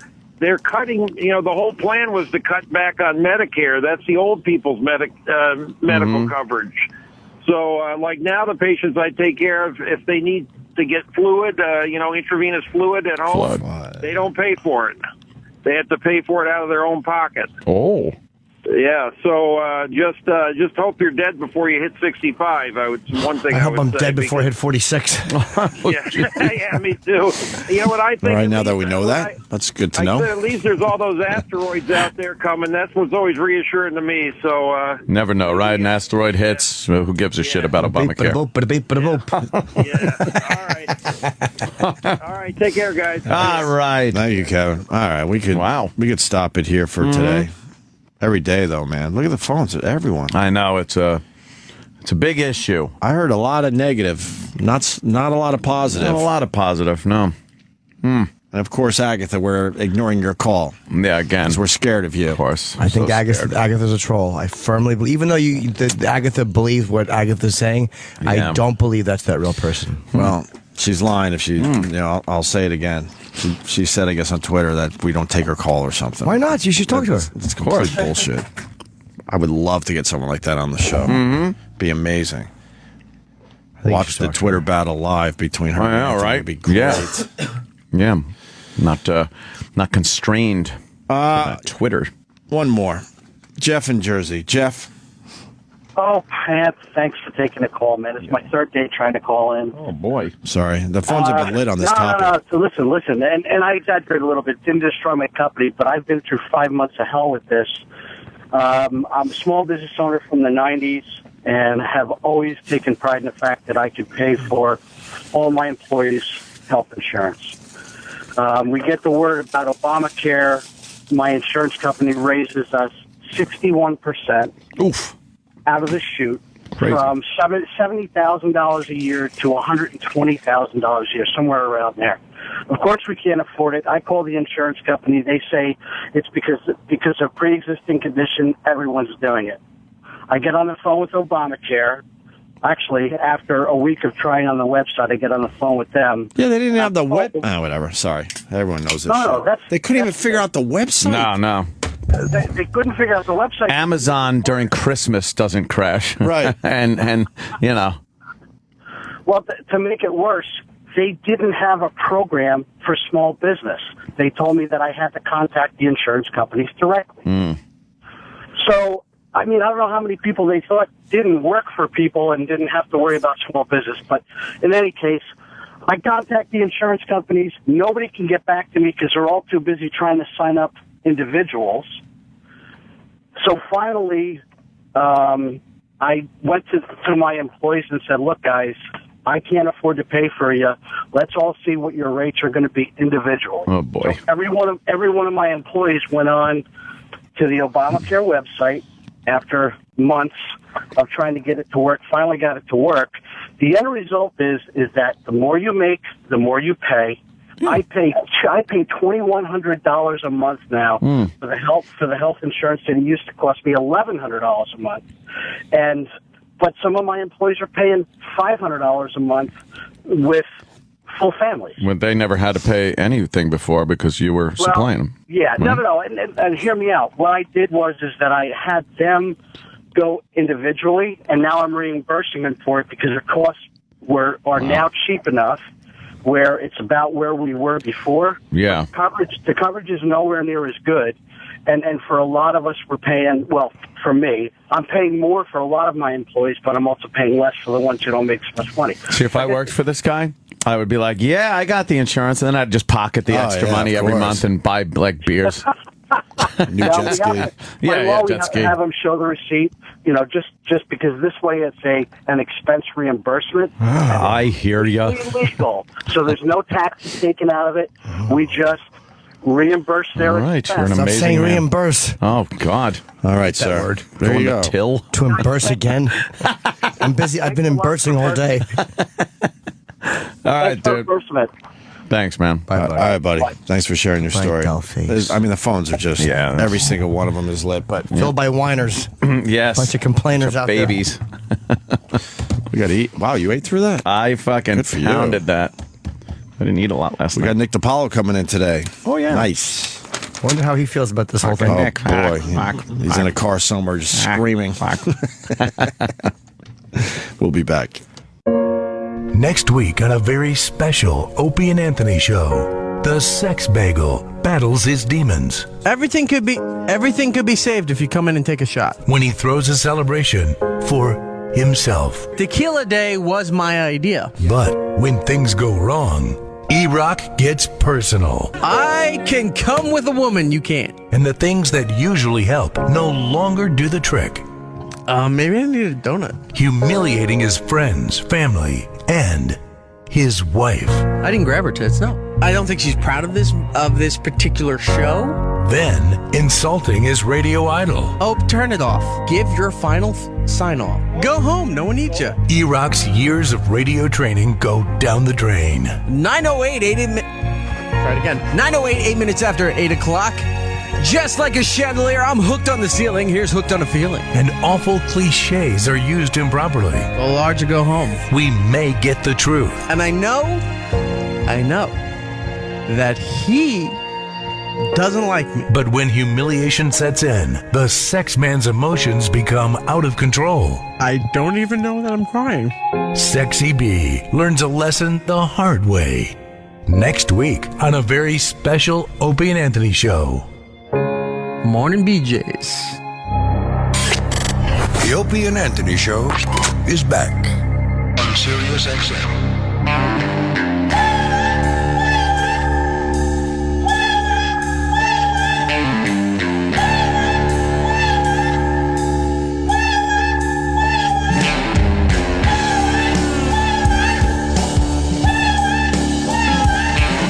I have no idea. Travis, help me out. With what? With this. It's cool. Oh, this is the new Jack White. Wow. Why would he do that at It's the just beginning of the instrumental. song? When did this come out? 2 days ago. Why do that in the beginning of a song? Why do what? I don't know that. I like it. Guitar. Yeah, but why do that? So he's got new stuff coming out. Yeah, he's got a new album coming Like, out. just start the song like this. That's cool. I don't like that. It's coming out in June. Another album. Yeah. Nice. He's amazing. I do not disagree. Why don't you Very get catchy his song. name tattooed on your arm or something then? I already did that. What? That's right. Crazy. I hope he comes back here. We interviewed him once. Do you not like this part? Sounds like backwards Beatles stuff. Oh, that's a good sound. That's some dirt. A little distortion. I like a little Nice. dirt. You think I he don't made like this? that. You think he made this guitar out of a Coke bottle? E-Rock thinks his family's talking to him when he gets the whale joke. Sorry. Where is Not even E-Rock here. today? He got bronchitis. He ain't got time for that. Really? He's got the bronchitis. Yeah, that's what he said. What do you mean you don't like that? I don't like that. Do you like that he makes his guitars like he hand makes them out of like Crazy. weird stuff? Why would you do that? Bottles and buy shit. one. That's how that documentary starts. Great documentary. Is there any singing in this? It's just the instrumental. Wow, that's Yeah. a It's filthy good, though. sound. It's cool. I think it. I hate that I can't hate him. Yeah. You want to hate Jack White? Why? Because Why? I went to that Radio City show that was 45 Oh, minutes right. long. I forgot about that. But it's so hard to hate him when he puts out He was a dick that good day. music like this. He's very tall. Very. Very tall guy. Should have seen him at Roseland. He was great. Oh, Yeah, shit. well, maybe next time. Should Maybe have next seen time him. when I drop money on a babysitter to go Should have see seen a him at 45-minute show. Should have seen him at the fucking studio like we did. Yep. I was there. I was there for that. Well, I'm talking about Sam Roberts. Oh, Jack White? Yeah. Yeah. I was in stupid Syracuse. I just found that photo of all of Jack White and his guys. Yeah. You got a good photo that day? Yeah, I don't have a good photo I'll get from you a that copy of day. it. It's all of us in the picture. I think we have red eyes. What's the name of this? For the This downloaders. is Jimi Highball Hendrix? Stepper. Jimi Hendrix. I don't like the. Oh, wow.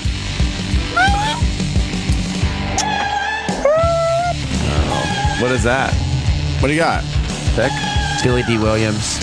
Damn, Oh, Sam. Billy D came in at like 11 yesterday, so Yeah. we were off the air. But he was supposed to do our show. Yeah, what happened to that? I was Yeah. going to have Lando Why do we say Calrissian yes on. to these guys? I don't know, but he's on the Sam Roberts show this week. Oh, you interviewed Billy D. What time? A tough one? What time did you talk to him, though? It was after. He came in late. I like his face. There's something going on here. Yeah. What was it like? Let me see the picture with him. It was a long 15. Oh, Yeah, shit. And, Wow. and his dance partner was with him, Yeah. Ew. but it was a God, why? Yeah, that's pretty cool that you did that. That's kind of cool. Well, no, I'm just saying. What It's do you cool got? that Sam has a Billy Dee Williams picture. Yeah. Oh, you got one too, Jimmy? Well, you know, whatever. Jim was acting when he. Oh, yeah. Because he looked at my photo and went, Oh, well, I got it. What was he? Was he a little slow? yeah, Oh, man. boy. Lando Calrissian. Yeah. yeah. He wasn't. He is very, but he's 77 years old. Years He's young? an old guy. He did say that he was very proud of the Colt 45 commercials. Well, who wouldn't be? Yeah. He said he got distracted by women. Did he say one if he's point. in the new Star Wars? He said they haven't asked him. Do you know how many hot women he fucked? Oh my God. Billy Dee Williams. Do you think it was any white women though? Billy Dee Williams I would. hope I think that he would fuck them in order of lifesaver colors. Like he would line up an Indian girl, a fucking purple one. I don't know what a purple one was. Maybe it was a fucking suffocated one that he had bruised. Yeah, or a dead one. Oh, we know he what a purple fucked one a is. lot of Oh, girls, man. Fuck. Oh, man. 1981 is very jealous of my interview show this week because it's Billy Dee Williams and Hulk Hogan. Wow. Good for you. Star-studded. I would I don't know why you interview all these people. I would hate to interview. Sometimes I all see these it's like people. Sam Roberts. You do a show. good job. I'm not. I can't front. Oh, yeah. But I have no desire to do that. Yeah, I see the pictures of who he's interviewing. I'm like, oh God, I'm so glad we didn't have to do that.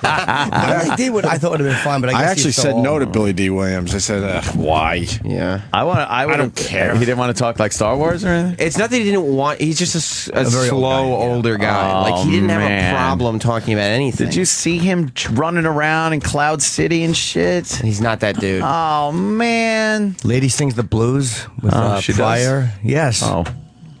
Yes, he was in that. Mm-hmm. Ooh, did he fuck a lot of girls? Oh, yeah. He was the That's a go-to shame. handsome black guy. Like whenever they referenced the handsome black, it was always Billy Dee. Billy Dee Williams was the guy. Billy Dee Williams. He looks good for 77. He looks. Well, fucking what do you think his problem is? Just early old age? Yeah, I think he's older. I think he's in a lot of pain. He might have been medicated because he left Dancing with the Stars because of back problems. No. So he could have been on some kind of pain medication. That show's still on. I guess it's very popular. Dancing with the Fruits. That's not what it's called. It's not Dancing with the Fruits? I think it's called Dancing with the Fruits. That would be a great title. All for the dance show. shows should be called that. Yeah. Dancing with the Fruits. Jesus. Doing my Archie Bunker impression today. Jesus. I have no desire to watch that show. Do you watch Dancing with the Stars? No. It's a good show. You enjoy it? No, I've never seen it. Never seen it. It's one of those shows that, like, if somebody really odd is on, you'll be like, all right, I'll tune in to see that. Like fucking, what's his name? Chuck Liddell. Like, to see Chuck Liddell, Right. I was like, all right, I'll tune in for that. By the way, that is the greatest whatever. Do you remember the laugh we had? Because it was with the hat. Yes. It reminded us of putting on the Ritz and Young Frankenstein. It's Frankenstein impression. So happy Chuck didn't hear that break. Fuck. No. He would kill us. Did you see Billy Dee Williams dance? No. Billy Dee. Now, if he's old and slow, how is he dancing? He did a Star Wars dance. No, stop it. Wow, He look did at not. the boobies on her, though. Who's she? Was he doing it to the disco Star Wars? Yes. No way! Yeah. Oh, no. Oh, look. I got douche chills What was he before going to do I it even to? saw it. Strange fruit? Because he was Lady Sings the Blues?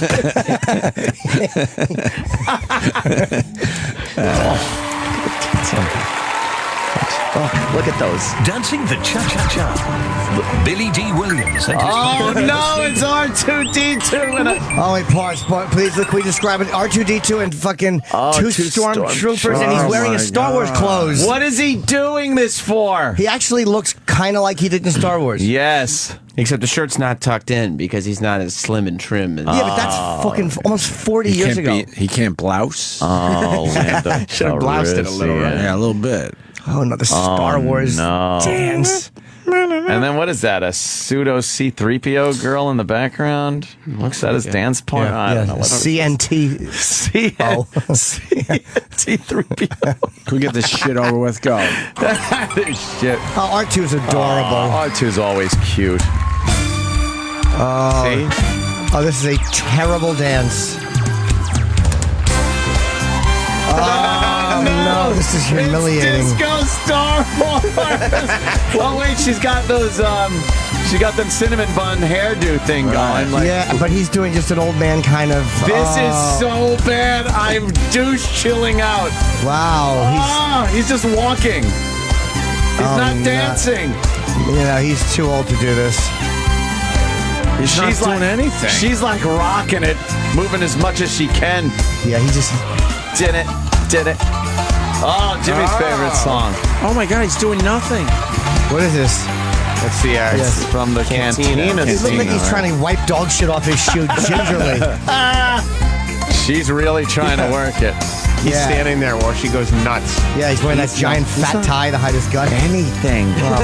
Poor Billy D. He looks like he's ready to fall down. And they knew he couldn't dance, so they put the stormtroopers in. Now there's stormtroopers in there. I wish that was Malcolm McDowell, so they could have fucking faked the rape.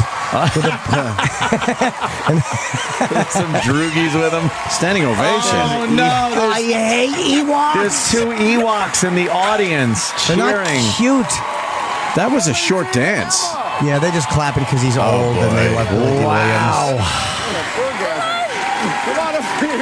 Oh, was that bad? That's a give him a hand because he didn't die in this. Yes. The Ewoks are fucking Reaction awful. over there, Billy Dee. Let's see what the reaction is over here, Bruno. Bill, may the force be with you. I can Han never would have forgive danced you better for frozen in freezing Han carbonite than he did. Solo. I still haven't recovered from it. I still haven't. a Listen, what reference, Star happened is I Wars. think you got the wrong character.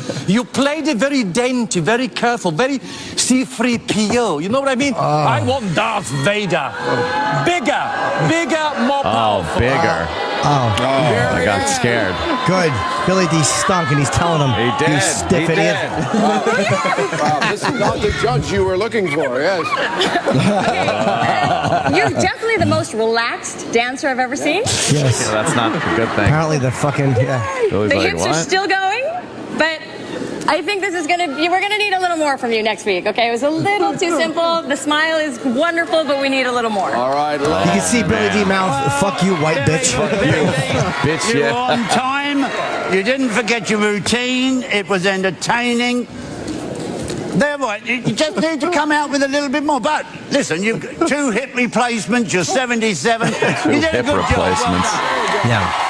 He's sitting there like he used to be the coolest dude in the world. Now there's people And telling him he can't dance. now they're insulting his Star Wars. 3 white dance. people just told him he can't dance. What the fucking mighty have fallen. Yes, his Star Wars dance. He's wearing a Lando shirt, and they're Lando like, "Yeah, that shirt. really wasn't very good, Billy." The guy told me that's like C-3PO. Princess Leia hair girl. Horrible. That Disco was Star Wars. Disco Star Wars. How embarrassing. And you watched Dance with the Stars. Chris Jericho was on. I watched Chris Jericho. Of course you did. Yeah. But he fucking danced like Mick Mars in this last one before Billy D. When is the So Billy Dee bad. Williams interview on? Tonight at midnight. Wow. All right. Stay up for that one, kids. Yeah, and it'll be on demand too. Mike Oh, yeah? Francesa rants against paternity leave. Yes. Mike Francesa rules. He doesn't like that? Wow. No. It's a special case here. Wait, not a paternity leave? Paternity leave. Yeah. What's this For story? a guy, right? Yeah, there's a baseball player, I guess, who's taking some games off because he's having a kid. Right. And then this sends... Get out on the field. Well, that's Francesa's opinion. Fuck. Lou Gehrig got out there, the Iron Horse. He had the Lou Gehrig's disease. He's still out there. Paternity leave was never for guys, but in recent years, it absolutely is. Come on. Like I could have taken paternity leave for guys, maternity leave for right, maternity of course. for the women. Of From course. the Latin pater and mater. Right. But they should call it paternal. But if you're a guy and you're taking leave because your wife's having a baby, they should say it's maternity leave for you. From the Pig Latin uye irque amse.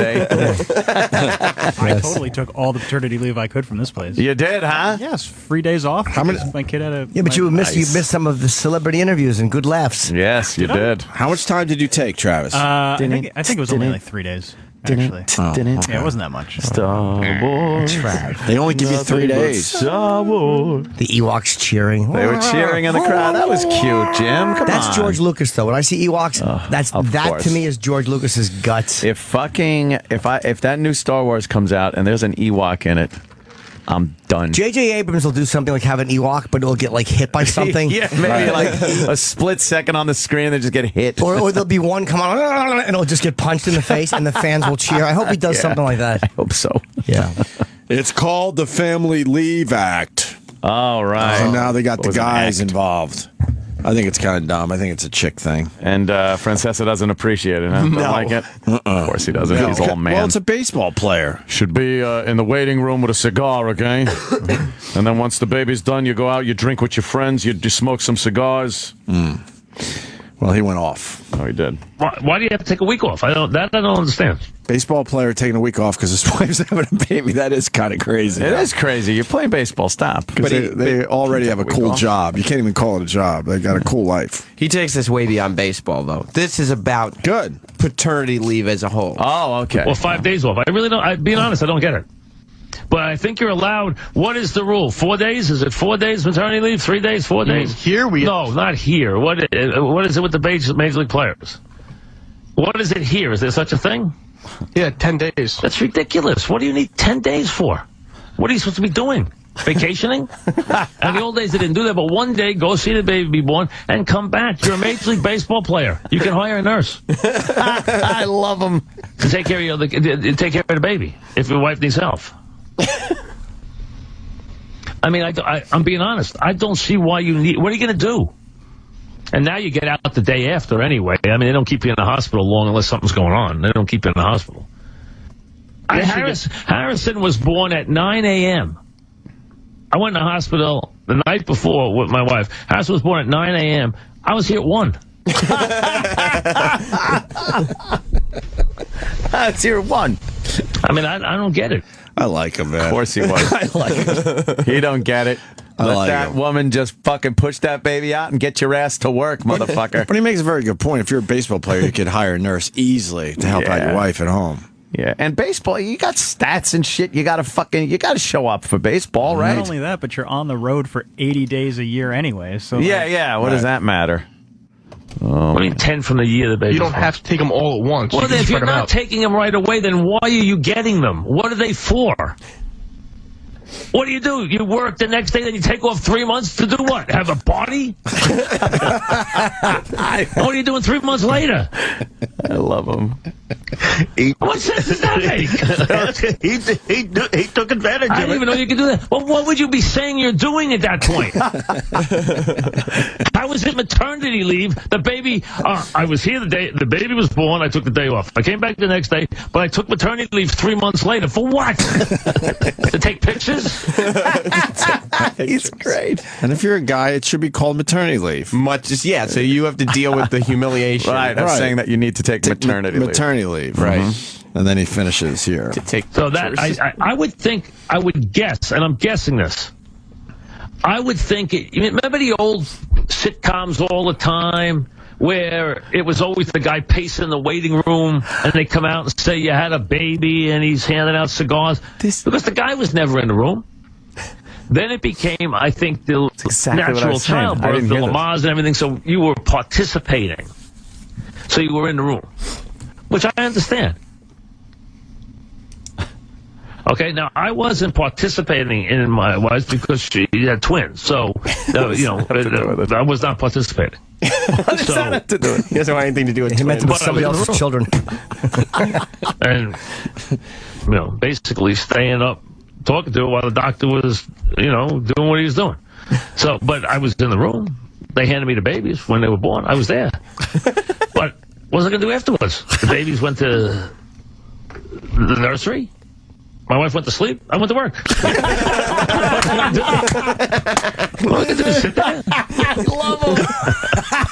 Oh, is that a perfect delivery? I'd rather go out and get a couple of hits if I was a player. He said he'd rather went to nursery. I went to sleep. I got to work. I got to hear that again. I got to hear that again. Listen to what he says at the end. He goes, if he's a baseball player, I'd rather get on a field and get a couple hits if I'm a baseball player. When they were born, I was there. But what was I going to do afterwards? The babies went to the nursery. My wife went to sleep. I went to work. What was I going to do? What am I going to do? Sit there? I don't get it. I'd rather go out and get a couple of hits if I was a player. It is embarrassing if you're a Major League Baseball player and you're taking maternity leave. He is such a guy, just a dumb guy. It's brilliant. He's the talking sports, and everything he talks about with personal life and things like that, it's just out of the mouth of a fucking guy. What are you doing? Are you having a baby? Or is your wife having a baby? What are you going to do? Take pictures? For what? For a party? That was good, man. That was some funny Francesa right there. He's an animal. I loved it. He's Absolutely. He really is the greatest.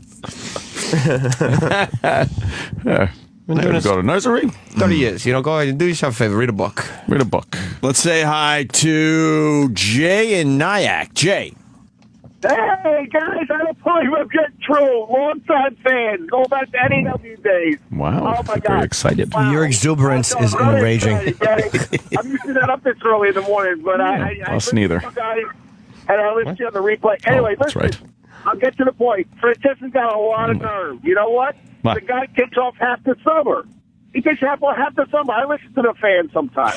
He takes off half the summer. He's got a lot of nerve talking about people taking time off. Does he really take half the summer off? He gives himself some days. That's crazy because baseball is, pretty important in the summertime. Yeah. But even he knows you can And fucking sports take law. off half the summer, come back in, and I just guess you're start right. where you left As long as off. you're there late summer, early fall, you're right, good. exactly. I guess like you're right. now, the Yankees dropped 2 games and stuff, and the sportscast is like, "Oh, Yankees 2 in a row." It's like that doesn't even fucking matter in the least at the end of the But season. you do know you're going to have a very shitty season, right? We all understand this. Okay, good. But the Yankees always have The a way. Yankees are going to suck this year. The Yankees always have a way of pulling it out to just almost like just enough to disappoint you at the end of the season, where it's like, oh, you could have.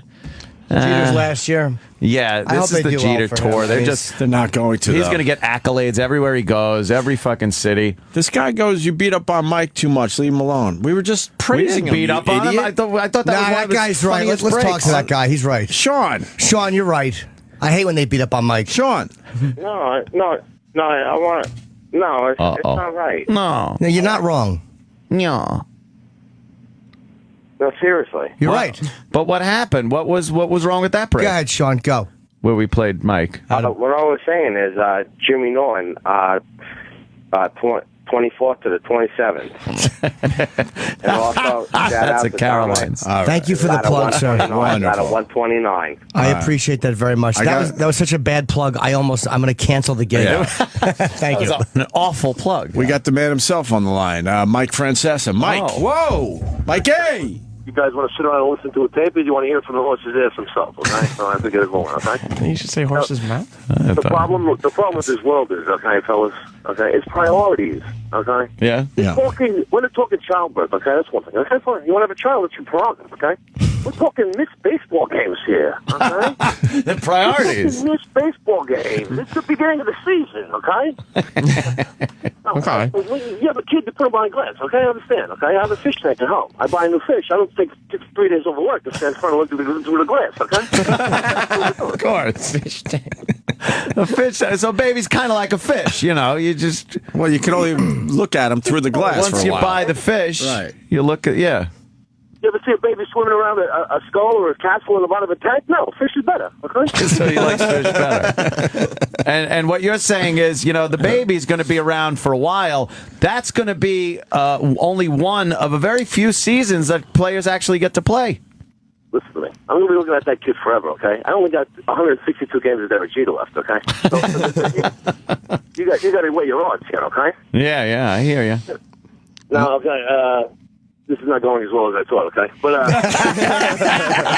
no, it's actually We like actually it. very good. I like the little goldfish tank And one. we like how your wife had twins, and then you were at work by one. At work. That's impressive. Babies went to the nursery. Yeah. The wife went to sleep. I went to work. Yeah, you went to work. yeah, I don't know if I got the point across, okay? Because I only said it nauseam, okay? 375 times. Okay, baby's born and I said it one, okay? Now, never mind, my job is reading the newspaper, drinking soda, okay? That's what he does. Yes. Okay, I'm going to say this here at the end, okay? Everybody, here's my list of demands, okay? It's long enough, okay? Uh-huh. A, I want a shirt, okay? 20th anniversary shirts, or I want a shirt. B, I'm going to have a mask. And C, okay? I choked on my own throat there. I want to run my own business, okay? Do phone scams here in the afternoon, okay? So I call up on somebody, okay, and I'll say, and they answer, hello? I go, yeah, this is Fatty McDiet soda drinker. And then they get that, and I go, very good. nigga, now. That's not how they say it. Like those are the Oh my God! I forgot that Mike Francesa is very racist. Very racist. Oh, he hung on. I forgot about that. All right, thank you, Mikey. Let's say hi to Keith in Jersey. Keith. Good morning, boys. Good morning, Keith. What's up? James Joseph.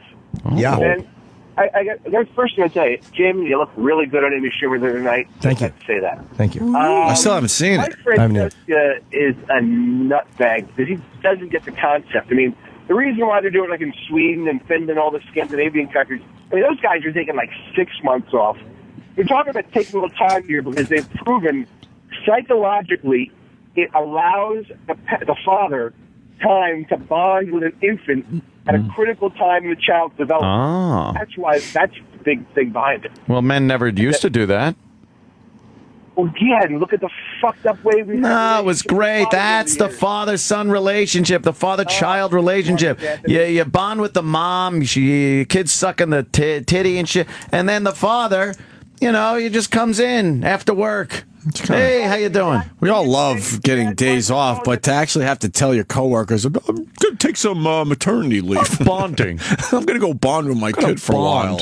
Yeah, then you wind up with a situation where your father winds up calling you pissy eyes all the time, right? Well, you know what? Maybe some of that was my fault. Maybe I shouldn't have been so pissy-eyed as a kid. There you go. Jesus. Fucking sissy with dolls. I was a little fairy Mary. All right, put it out, boys. All right, sir. We're going to take a break because I think Nick DiPaolo's here. So we're going to clear the field, and Nick will join us next. Next. What happened? Next. Sorry, Sam was in here. And he said he would take blame for it, so I'm laying it right on him.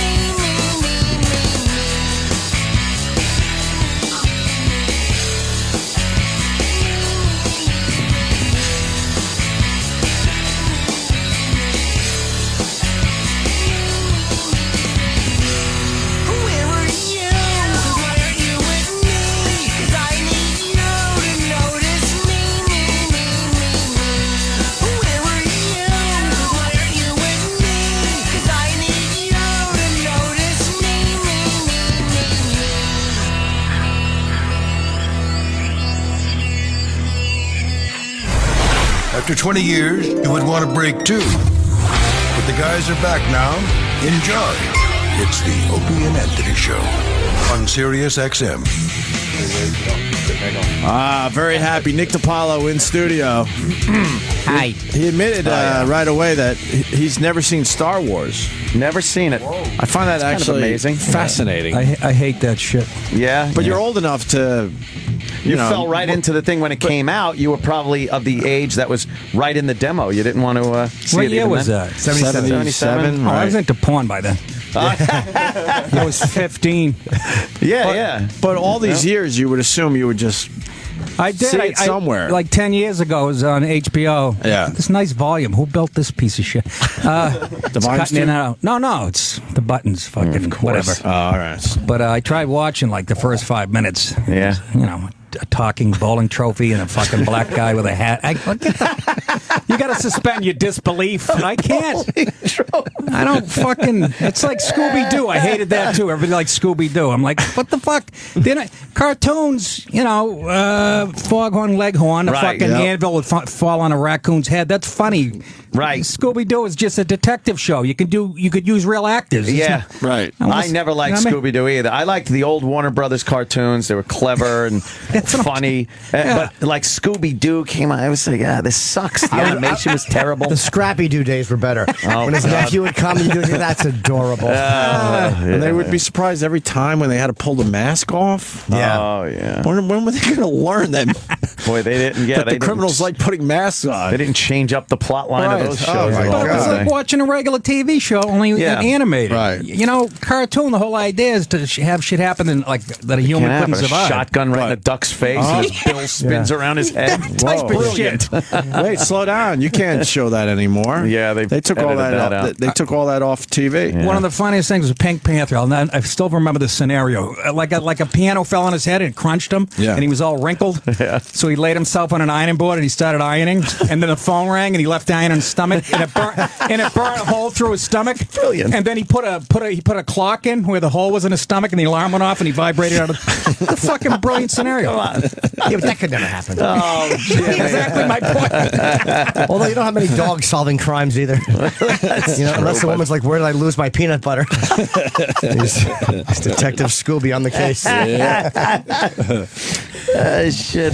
What's going on, Nick? Well, I'm here to plug Caroline's again. Nice. It's like, what is this, 1999 all over? Fucking Jesus. When this weekend? Caroline's? Caroline's tomorrow night, Saturday night, and Sunday night. All right, cool. Yes. You're not doing it tonight? Huh? Thursday? No. You know why? I'll tell you why. We had a battle over money, and I ended up winning the battle on money, and Lewis knows I hate working Sundays, so he gives me the Sunday instead of the Thursday. Little fucking twist. That's my theory. Yeah, I don't know. It's probably a good theory. You know what I mean?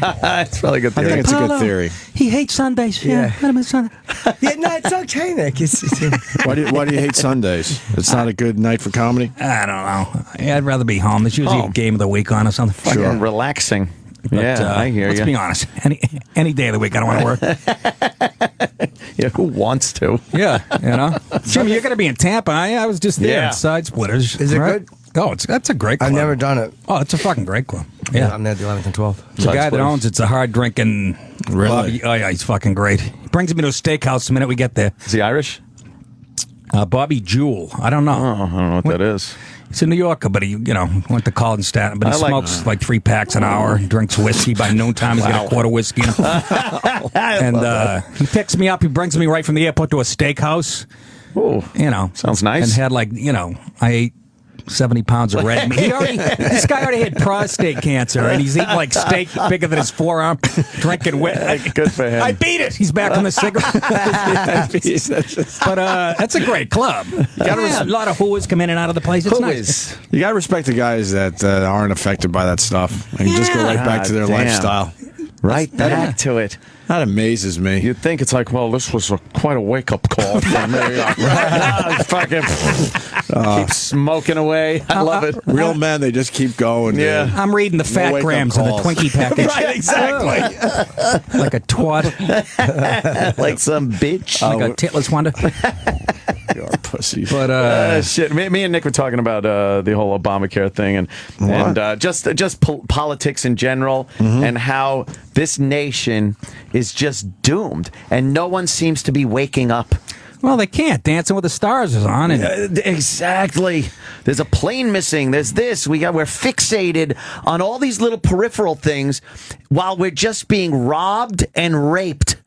As we go to work on a daily basis, if you told anybody back in the earlier days of the United States that the United States government and the state that you live in, or whatever, was going to be more than 50% partner with you in everything you do financially, no, exactly. they'd have packed up and gone back to fucking England.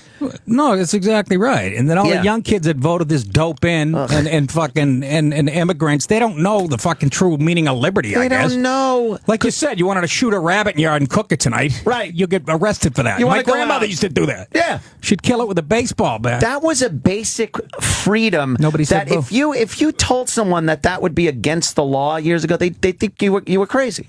I can't go out and hunt food for my family? Get out of here. Try planting a tree in your yard. You're going to go through like a year and a half of paperwork to plant one. Try to take one down. I had fucking inspectors and permits and shit just to cut a tree down in my yard. But Years it's your ago, property. You could clear an entire fucking field. No one cared. Tribe. Yes, a tribe. You could clear a whole tribe out of it. But 10 Iroquois in your backyard. Get the fuck up. And everyone still gets up and we are the freest nation and the freedom we should appreciate. It's being robbed from us on a daily basis at the smallest local level and at the highest federal level. Everywhere in between, we're being fucked. in the ass, and we smile and watch Dancing with the Stars. Well, we don't know how to do it. I wouldn't even know how to get a hold of my congressman with you. Did you learn that in school? No. No. And they don't want you to learn it. Well, you can get a hold of those guys. When you see some of those clips of a man on the street interview with a congressman out in Washington, and they go up to him with the mic and go, Mr. Congressman or Mr. Senator, and they literally run away from them. It's like, you fucking represent me, you cocksucker. Well, that's what they don't even realize. They don't. That they represent us. It's not the other. You know what I mean? You can go up to your congressman and go, you're fired, dickhead. I'm your boss. You should be able to go, look, asshole, you're fucking everything up on his desk, right in his face. Hey, you. But no, you get thrown out and arrested before you even get close to the joint. You see Chuck Schumer in a restaurant, you just slap him the side of the head on the way out. Hey, stunad. What are you going to do? What are you going to do? Exactly what everyone else does. Watch some fun TV. You start the revolution, we'll follow you. Yeah, that's I'm 50. If I was 18, I'd join a militia tomorrow. Right? You know what I mean? Can't now. I get bad shoulders. I get hips like Billy Dee Williams. What am I going to do? Like that fucking... it's like Billy Dee. Yeah, was he in Star Wars, I take it? He was in The Empire Strikes Back. Yeah, he was in one of them. Yeah. Yeah. Not Empire Strikes Back. Yeah. Third one was a little What was weak. that about? Welfare? Love it. It's so funny. You guys are talking about hell, and I'm in the car, and I'm screaming at the radio. I stop screaming. I hear either Opie or Anthony goes, Nick's in the car, and I'm probably yelling at his radio. That was me. I had no doubt. It's like, damn. That's what I heard as I stopped yelling. I'm in the car going, it's a fucking ruse. Don't you understand? It is a ruse. This whole fucking thing. You got new insurance? Because you're a guy that doesn't have kids, and you got to now pay for that I don't know, stuff. but I know I can get my yeast infections paid. That's good. Yeah. And I know there's also this controversy with whether Catholic religious organizations should have to foot the bill for birth control and abortions and things like that.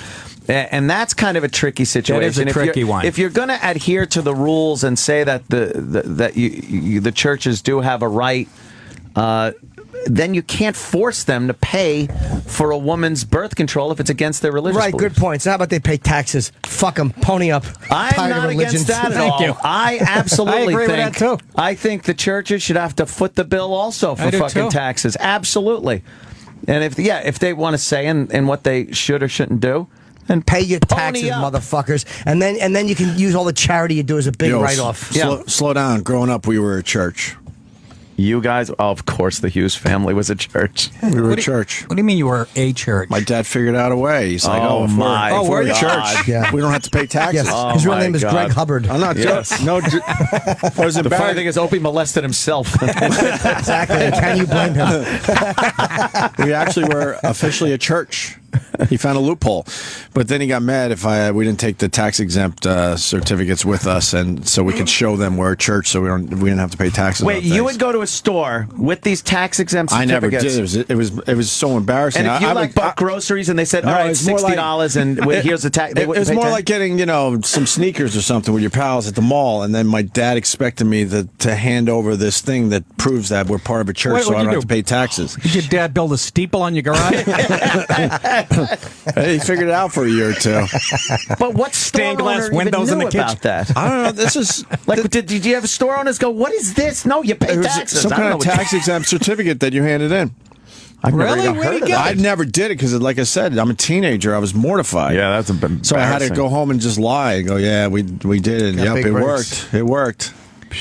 How long did that scam go for? A few years, a couple of years. Buying 1,000 Hot Pockets for our flock. Little loophole. Wow, I think they should close that loophole. Your though. old I man's don't- brilliant. I don't think you could just start a church like that anymore. There were people that would always do that. I like the There was no services or anything. Everyone, you understand this, right? It's a different type of We church. just were a church. It's the church of the tax exempt. Exactly. You were Yeah. the original Westboro Baptist. You make your signs, stand outside funerals. Yeah. Yep. Our fucking Lady of Wesley Snipes. Well, you got to do what you got to do. My dad was smart in that way. Yeah, huh? I guess. He knew he was getting fucked in the ass, so he had some workarounds. It was always We all have somebody workarounds, right? Always somebody talking about the taxes and saying, the law says you don't have to pay your taxes. You ever see those? You get them on like Facebook. It's like, all right, yeah, you give it a try. Yeah. Let me know how it goes. worked. Well, wasn't there remember there was some couple up in New Hampshire? Remember that they hadn't paid? That wasn't paying their taxes because they said, no, it's not a law. Where are they now? They're rotting in a jail somewhere? Well, there's not to jail for that. He listened to that, and that was why he went to jail. You tell them that. Hold on. It doesn't hold up in court. We got a very pissed off guy in Philly. What? Pissed at you and you. That'll be Nick and Anthony. He didn't point to me and Sam. I like Obama. Jake and Philly, go ahead. Yeah, I want to talk to the old, bitter millionaires. Gonna wake my kids, Jake. Millionaires. I'm selling weed to kids in the afternoon up by my house. Sir, what seems to be your problem, Jake? My biggest issue was your guys' bullshit cop-out argument of, a couple generations ago, they would have gone crazy if they see what we're doing now. That's such a bullshit argument because literally 3 generations ago, they didn't know what fucking airplanes were. You have to evolve with the time. Don't get me wrong. Taxes aren't where they should be. There are some regulations out there that are bullshit. Don't get me wrong. But to go with that cheap-ass argument when you're sitting on a fucking gold throne in there, that's bullshit. Don't tell me. You know why? Because I could have had 2 gold thrones, you fucking dick. That's right. The government is taking half my money. Don't look at me and say, oh, you're rich. It doesn't matter to you. I don't like having half my shit I earned taken. You try it, asshole. How about 50%? We'll do a percentage thing. How much do you make a year? Let the government take half. How will you feel? Fuck you. I love how this guy thinks he would handle it differently if he had more money. Exactly. And if you had money, you'd fucking just tra-la-la, throwing it around to everybody. Right. Fuck off. And it's not a gold throne, sir. It's a black seat with a fist on it. Exactly. And it's tiny. What? You're a fucking retard. You literally play. You go and you play blackjack. You play $30 hands. You have fuck you money beyond $30 hands. I play $3,000 hands, you fucking asshole. And you know why? Because it's my money to do it as I fucking please. Don't tell me because I spend my money irresponsibly that it's not my money. I could do whatever I want with it. I don't want the government telling me what I have to do with it to a point. I understand taxes are necessary. You got to keep the highways fucking paved and shit running. I understand that. But I don't want my wealth going to other people that haven't achieved wealth to equal things out below me. It's never supposed to be equal. No, it wasn't. It's a free market system. It was never supposed to be fucking not equal wealth. Mm-hmm. That's bullshit. That's totally against what this country's about. I understand, but my point is, apparently not. You sound awfully hypocritical to literally spend all of this money the way you do, and then complain when you have to write a little check. A little check? Dick face. You don't understand how big the checks are that I have to write to government agencies. You don't get it. You're not educated enough to fucking voice this argument with me. You don't know. You don't know the amount of taxes I fucking pay. And no one has a right to tell me whatever money's left over, how I can or can't fucking spend it. Blow me, man. You're the hypocrite. No, you're not getting the point. You're not getting the point. Yeah, I am. It's not anything about how educated or uneducated I am. Right. Fuck that point. It's not educated. I said you're ignorant. Okay, a little bit. Ignorant has nothing to do with education. You said he wasn't educated enough to do it. Yeah. Okay. Well, good. Fuck him. Well, you don't have enough. You don't have enough knowledge. What? No, okay. Go ahead. I thought you were going to keep talking. So, no, it comes down to the fact that on one hand, on just all that I'm looking at is your personality on the show, stuff like that, whatever. Good point. You, on one hand, you'll sit there and go, I went to Borgata, they took care of me. It basically was like an $80,000 night, sounds like you talk about. And then on the right hand, you sit there and fucking bitch like crazy about cutting these checks. You just sound like a hypocrite. That's all I'm saying. You're entitled. Where's the hypocrisy? There's no hypocrisy in spending the money. My money that is left over, it's only half of what I earn that's left over, and spending it like I fucking damn well please. You don't know what I do with the rest of my money either. You don't know what I'm doing with the half that I'm allowed to keep. I talk about going to the Borgata here on the show. What do I do with the rest of it? Think Gary Glitter and Pete Townsend. Exactly. I had a whole gaggle of Mexicans in my yard yesterday. Oh, were they mowing the lawn, getting the leaves out of the way. It was fantastic. I pay them very well. In cash, too, right? That's how I work. Well, you got it. You don't want to pay it. No. Well, that's a good point, though. You're employing people. I'm employing fucking people. I got rising tide carpenters. lifts all boats. Yeah. I got carpenters working downstairs in my house. I got painters. I employ people, motherfucker. I understand. Listen. No, you don't. Let me just one more point, and then I'll. Hold on, Carl wants Points in on too. your head. Carl's a faggot. Carl, maybe Carl agrees with you. I don't know. Carl works at Bill Cox's outfit. Go ahead, Carl. You're on with Jake. Ain't got no gas in it. If he fancies himself a faggot, I agree with him. Oh, fancy. This motherfucker. I was in my early fucking 20s when Obama got elected the first time, and I guarantee you that just like every other young person my age I knew, this cocksucker voted for Obama and loved him first because why? It was a popular fucking thing to do. Yeah, It was a that's goddamn right. fucking celebrity, and that's it. You know why I'm a fucking Republican? Because my fucking dad worked his hands with a fucking bone every fucking day. And worked through Wouldn't let him touch me. Exactly. Scary. Gave happy ending massages. His dad did what? Worked his hands to the bone. This guy, he's got no problem. Don't let him hand you Obama the taking- birthday cake. It's disgusting. He's got no Bony problem hand. with Obama taking half Get of it, his Jim? fucking money. But if Obama wanted half of his girlfriend's pussy or half of his boyfriend's cock, would he be happy with that? Ah! He's laughing at him. Go ahead, Jake. So, all right, let me just make my point, and I'll hang up. Oh boy. No, you didn't address Carl though. Carl This made is some like- good points in This there. is like Meet the Press today. Really is. Yeah, I thought Carl made some good points. Yeah. I agree. I'm going to refute to what he said because he's making accusations that aren't true. I'm in my upper 20s. I'm a small business owner. What kind of business? What kind of business, Jake? Thimbles. Why would you sales. Small. Are you? It's sales. I employ. What about the All right, so for what about boats. the faggot part? Well, that's all right. Everyone's entitled to their opinion. Well, I'm fighting it. Oh, sorry. You're talking to me. Well, you said he had a lot of things that weren't true. I figured you would start with the faggot thing. Well, nobody's perfect. This is before you go. Before I forget this. This is the mentality, though. This No, is the the message- mentality. you're right, That, it's caught that on. somebody should have a say over what the fuck I do with what's even left over now. Right. Like I don't have a say for half my money, half the money I earn. I have no say in what happens to it. It goes away. And now some of these motherfuckers want to have some kind of say in what's left over and how I should spend it and how I should feel about spending it. And why shouldn't I just tell you to go fuck your mother when you come out with something as stupid as that? There's a tax on that, too. Please let me finish. Please. It's not the fact that I want to dictate how you spend your money. It's just hard for the average Joe to swallow your rants when you can live the life. But that's none of their business. No, I think it is how he easy. spends his money. Because percentage-wise, it's all relative. Take a person that makes $40,000 a year, let them keep 20 of it, and then have the neighbor tell him how he should spend that $20,000. He'd get punched in the face. Is what would happen. It's not about trying to dictate how you spend it, but it's just hard to relate. That's my point. You know what? You relating to how I spend my money ain't my fucking problem either.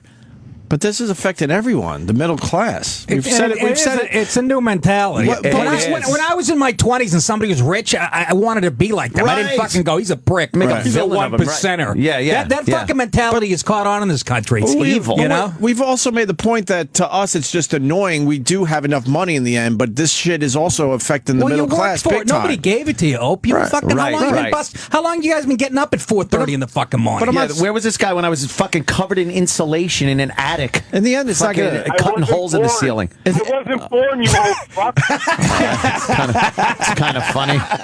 Oh, wow. Kind of funny. He got you on that one.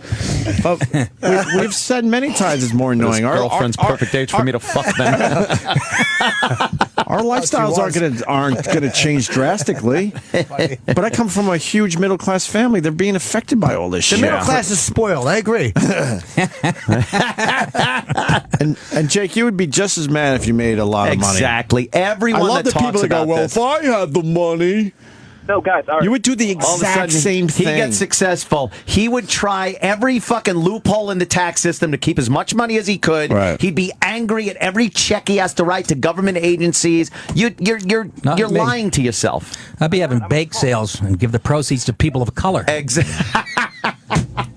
I'm a small business owner. It sounded so sincere. Small business owner. What's your business? What field? He said sales. It's industrial sales. Sells so weed. I sell things to engineers. Oh, he sells pipes. Exactly. So it's a small business. It's 4 people. I write those checks. It sucks. My point simply was, it's just hard for the regular person like myself, who I do a fairly good living, to hear someone spend. Well, let me make you $30,000 understand then. on a- That's what you have to relate to. If you're successful, you get to spend the half of your money you're able to keep in a way that you want to spend it to entertain yourself, to have fun, to be responsible, to keep a roof over your head, to keep your family safe and healthy, and keep loved ones in maybe a car, whatever. That's how I spend my fucking money. I got Larry in Indiana. He wants in on this, Jake. He might agree with you. I don't know. Let's see what happens. All right. Larry! Another faggot on the phone. Go ahead, Larry. Jake's all right. Oh, Jake's would be a good phone screener. It is nobody's business what Anthony Cumia, Nick DiPaolo, Sam Roberts, the man, or Greg Opie Hughes does with their money. It's nobody's damn business. Why is it their business what I do with my money, Larry? Their money, and the government has no You're right dangerous, to have their hands in his pocket. I think because you had a problem with Larry a few weeks back. He's the religious But guy. hold on, Larry, how come it's okay for them to know what I'm doing with my money? Yeah, what about Jimmy Norton? Little Jimmy Norton has some how come? money. I have some money. He's got a few bucks in his back pocket. A couple of shekels. Right. I think Jimmy's made it public what he does with his money. That's true. He's got a urine-stained pillowcase. It's true. And that's against what the Lord thinks. I'm paying And for Larry's a God guy. Sexual reassignment surgery, one lucky devil at a time. I'm mortified and embarrassed that I forgot James Norton. Will you ever forgive me? I will, Larry. It's understandable. Larry. But it really is nobody's business. The government is so involved in people's lives that you can't get free of government, and that's what our country was supposed to be. That's what it was founded on. We're past the point of any type of That's what it was revolution founded or on. anything. I'm not going to get off my couch. No, who is? Well, we're past the point of any kind of revolution that's already been proven to work. I mean, any kind of revolt of the people, that's gone. That doesn't happen. And if it did, it's such a small pocket of people that they're just put under as nuts and lunatics and right-wing fanatics. So we're in a position where they've actually succeeded in quelling any revolution that might start. It's got to be a different type of revolution. But again, there's too much it's good hard shit to on start TV. a revolution. I get the MLB package, for Christ's sake. Yes, I mean, see? fucking- Exactly. Right. It's crazy. The season just started. Jake, what do you got? What do you got to say to Larry? We're going to have to agree to disagree, I think. Come on, Jake. Jake. I'm sorry. I fought a good fight. It really has gotten invasive, though. The government invasion is just, it's really sickening. Of course it is. But both sides do it, and that's why it's like the Democrats do it with your fucking money, and the arch conservatives do it with religion. It's like, just stay out of my fucking business. But one day, let me just say I should.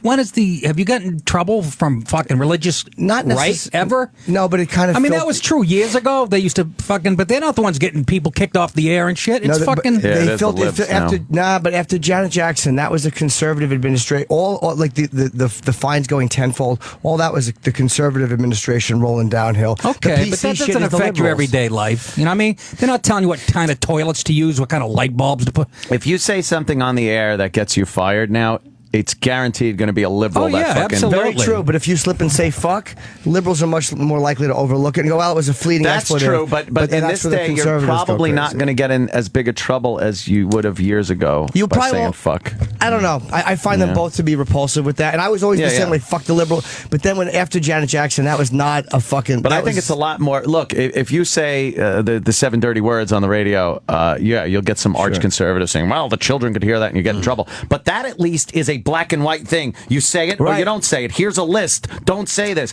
This vague, obscure, ideological bullshit that they could pull out of their ass, and all of a sudden you're a racist, a homophobe, a fucking misogynistic. That shit can ruin your life. That fucks you. That can ruin your life. Right. It has. You It has say, ruined many you people's say lives. fuck on the air and get fired, you could get another job at a radio And station. CBS could find what, Jimmy?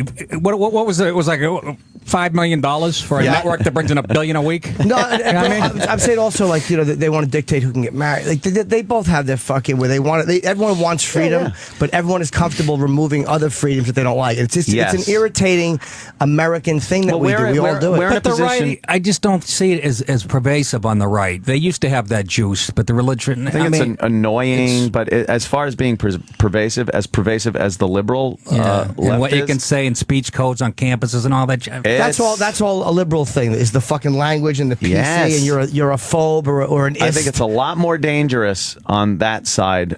The thing I don't like about the religious right is the fact that, I think stem cells ought to be fucking harvested from live children at this point. I could give a fuck. They're fighting stem cells. They also fight.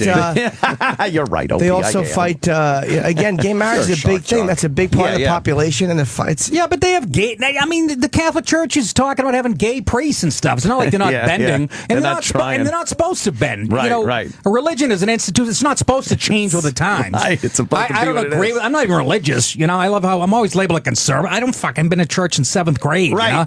I don't give a shit about that stuff. But they are bending with the times. They're considering having women priests, and they have to. Yeah, it's one of those things where it's like they're not supposed to. A few billion in lawsuits will do that to you. Yeah, no kidding. Good point, Jimmy. You know what? Fucking lawyers trump Christ. Wow. Great point. It's a good name for a band. It's just annoying, and it seems like in this day and age, in this country, and I think a lot of people are under this misconception, although the misconception is kind of turning into reality. It's like we're given our rights. It's like the government is allowing us to have our rights, and that isn't it. These are rights that are like God-given as inalienable rights that you're supposed to have for just being. You exist. Here are your rights, and these people are supposed to protect them. Yeah, not protect those rights. Tell you what now you walk around and you're walking on eggshells all the time because it's like, they could take that away. Oh boy, they're curtailing this right. They're not supposed to ever be able to do that. But it's become such commonplace that dummies that aren't educated as to what the Constitution is actually believe they jump on the bandwagon. The rights were given to you by the government to regulate as they please. Right. So there's never an argument because they're stupid. That's right. And it is an inalienable right, which was eventually granted to everybody. You're right. Eventually. True. Times change. We got a good call coming in from, I'll go against that argument, though. Old tall hat Badinsky. Not even him. The broads. They're the ones voting in Obama. Oh, Christ. Dan in North white Jersey. suburban housewives. He wants in badly on this one. Go ahead, Dan. Hi, Dan. Hey, what's up, guys? Dan the man. Dan, thanks for the call. Go ahead, Dan. Okay, I want to start off by saying, Anthony, I really I agree with like 95% of your rant, and I really do appreciate you playing the good play for us. I want to say, though, I think what the other caller was trying is, well, not so much because he says you have a small business, but when you're really struggling and you see how much these dickheads take, like, it really is, it's disappointing to the fact where you can't. Are you calling from a prison day room? We can't hear you. I know that you're echoing, and I understand that point. But what do you think? I was born into the Getty family. I fucking worked half of my life. I worked at a real job where I carried heavy things. Estelle Getty. No, the photographer image place. That's the first one. I can remember. I should have said Rockefeller. I know. What an obscure. What do you think? I'm a Hess. Rudolph. No, you're too conservative. I worked for a living. I understand what it was like to struggle. We were poor for most of our lives. I looked at, like Nick said, I looked at people that were well off and successful, and I didn't look at them like, that motherfucker, oh, fuck him. I used to go out on, I was working, I would go out on my mom and Sal's boat and see these giant fucking boats at Watch Hill and be like, I want to fill them up and send them back. It's a good start. And, But I never looked and said, oh, that scumbag, that fucking guy with his money, why did he buy a boat so big? He could, it was something to aspire to. But I don't understand what these guys are listening to, because of course you're ranting a lot about it. But then we, go to the phones and we get so many people that are from the middle class that are going through the same shit. But it really hurts their lifestyle. And this Obamacare why don't you hear that part of it, Dan? The middle class is paying for the subsidized health care. Right. So it's being taken out of their pocket. If you're a middle class guy and you don't have kids, you're not going to have a pregnant wife, all of those premiums that you pay for that goes to subsidize low income people that will get pregnant, have kids, need the orthodontia, whatever. So it's taking from the middle class who's already struggling. Joe wants. Why don't they see that? Joe's on the same on the same point. What do you know, Joe? Where it's tough to understand where you're coming from. Go ahead, Joe. Yeah, well, guys. Basically, what I was going to say is people are angry at Anthony for the wrong reason. I don't think they understand the nature of how he pays his taxes. So he gets, I assume, without prying, that you guys get a check every 2 weeks or a direct deposit or whatever for a large amount of money because your employee's at a company. However, and therefore you're... I don't get that, though. I'm just using this to get the exposure, like my aunt would say. Money doesn't matter to us to the point I don't even know how much I make and where it goes. I don't know. I just ask for cash. I have no just say, idea. pay me in cash under the table. Exactly. I haven't seen a pay stub in I don't know. years. It goes to the accountant. Oh, God. Offshore. We're hiding all sorts of money all over the place. I'm going to be that guy that just is like, what? I have nothing left? Yeah. I have a PayPal account in Switzerland. But, okay, we get money. Right. Yeah. Do we get paid weekly? I really don't know. It's bi-weekly. Is it every 2 weeks, yeah. Every 2 weeks. All right, we get paid every 2 weeks. Like curious weekly. Okay, however, Curious. It's a hint. however there are plenty of guys that anger is directed, usually, who own a company and decide what their actual salary is that's taxable at 40 or 50%. Right. So that's, say, like $250,000 a year. However, they have stock options and all kinds of other shit, which is where they make their millions that they can put in overseas accounts. They get taxed at a much lower tax rate because it's income tax, something like that. This accountant talk is great, but did he blast one? No, my chair made a squeak. So the point is, that's where the anger should be put. Because guys like me, who make all cash income and only $50,000 a year, still get taxed at 40 or 50%. But I can't take advantage of tax loopholes because I don't have that fucking shit. I can't afford to have those types of investments. And it's just the nature. So why blame the guy? You know, why blame the guy that's taking advantage of all the loopholes that are available? He's not blaming you, Anthony. Oh, I'm not him. I'm blaming the guy. I'm not blaming the guy. I'm blaming the system. And when a guy gets to that point where he can take over, trust me, I don't have that mentality. The system, man. No, I'm kidding.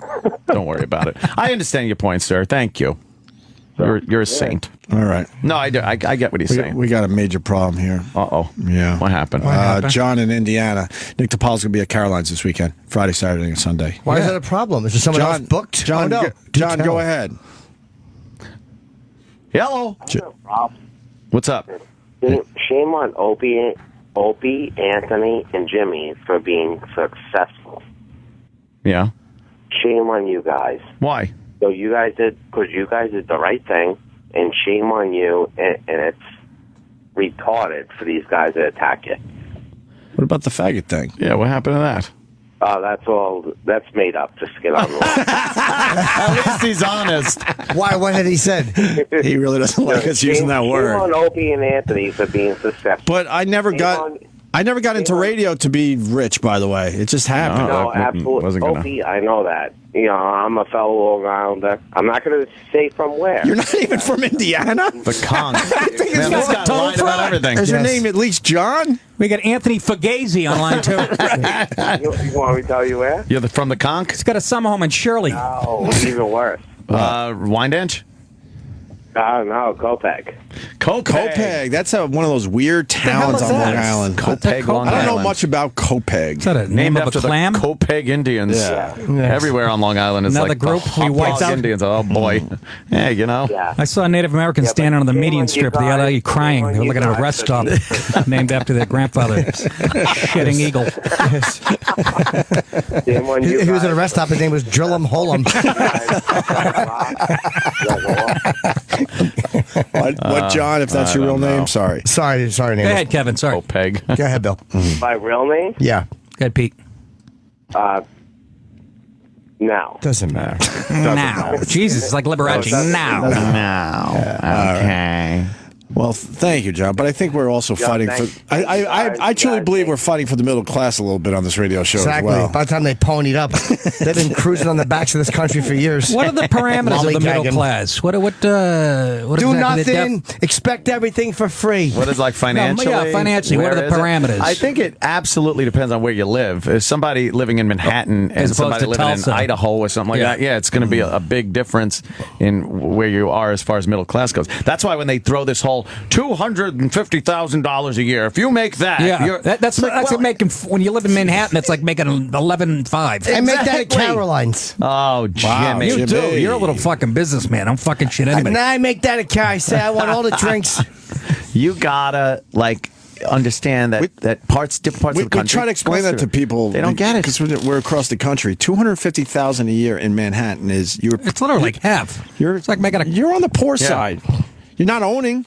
You're not owning. You're renting. That's why I just bought a house. You're not renting. I bought a house in Peekskill. Yeah. See, nice.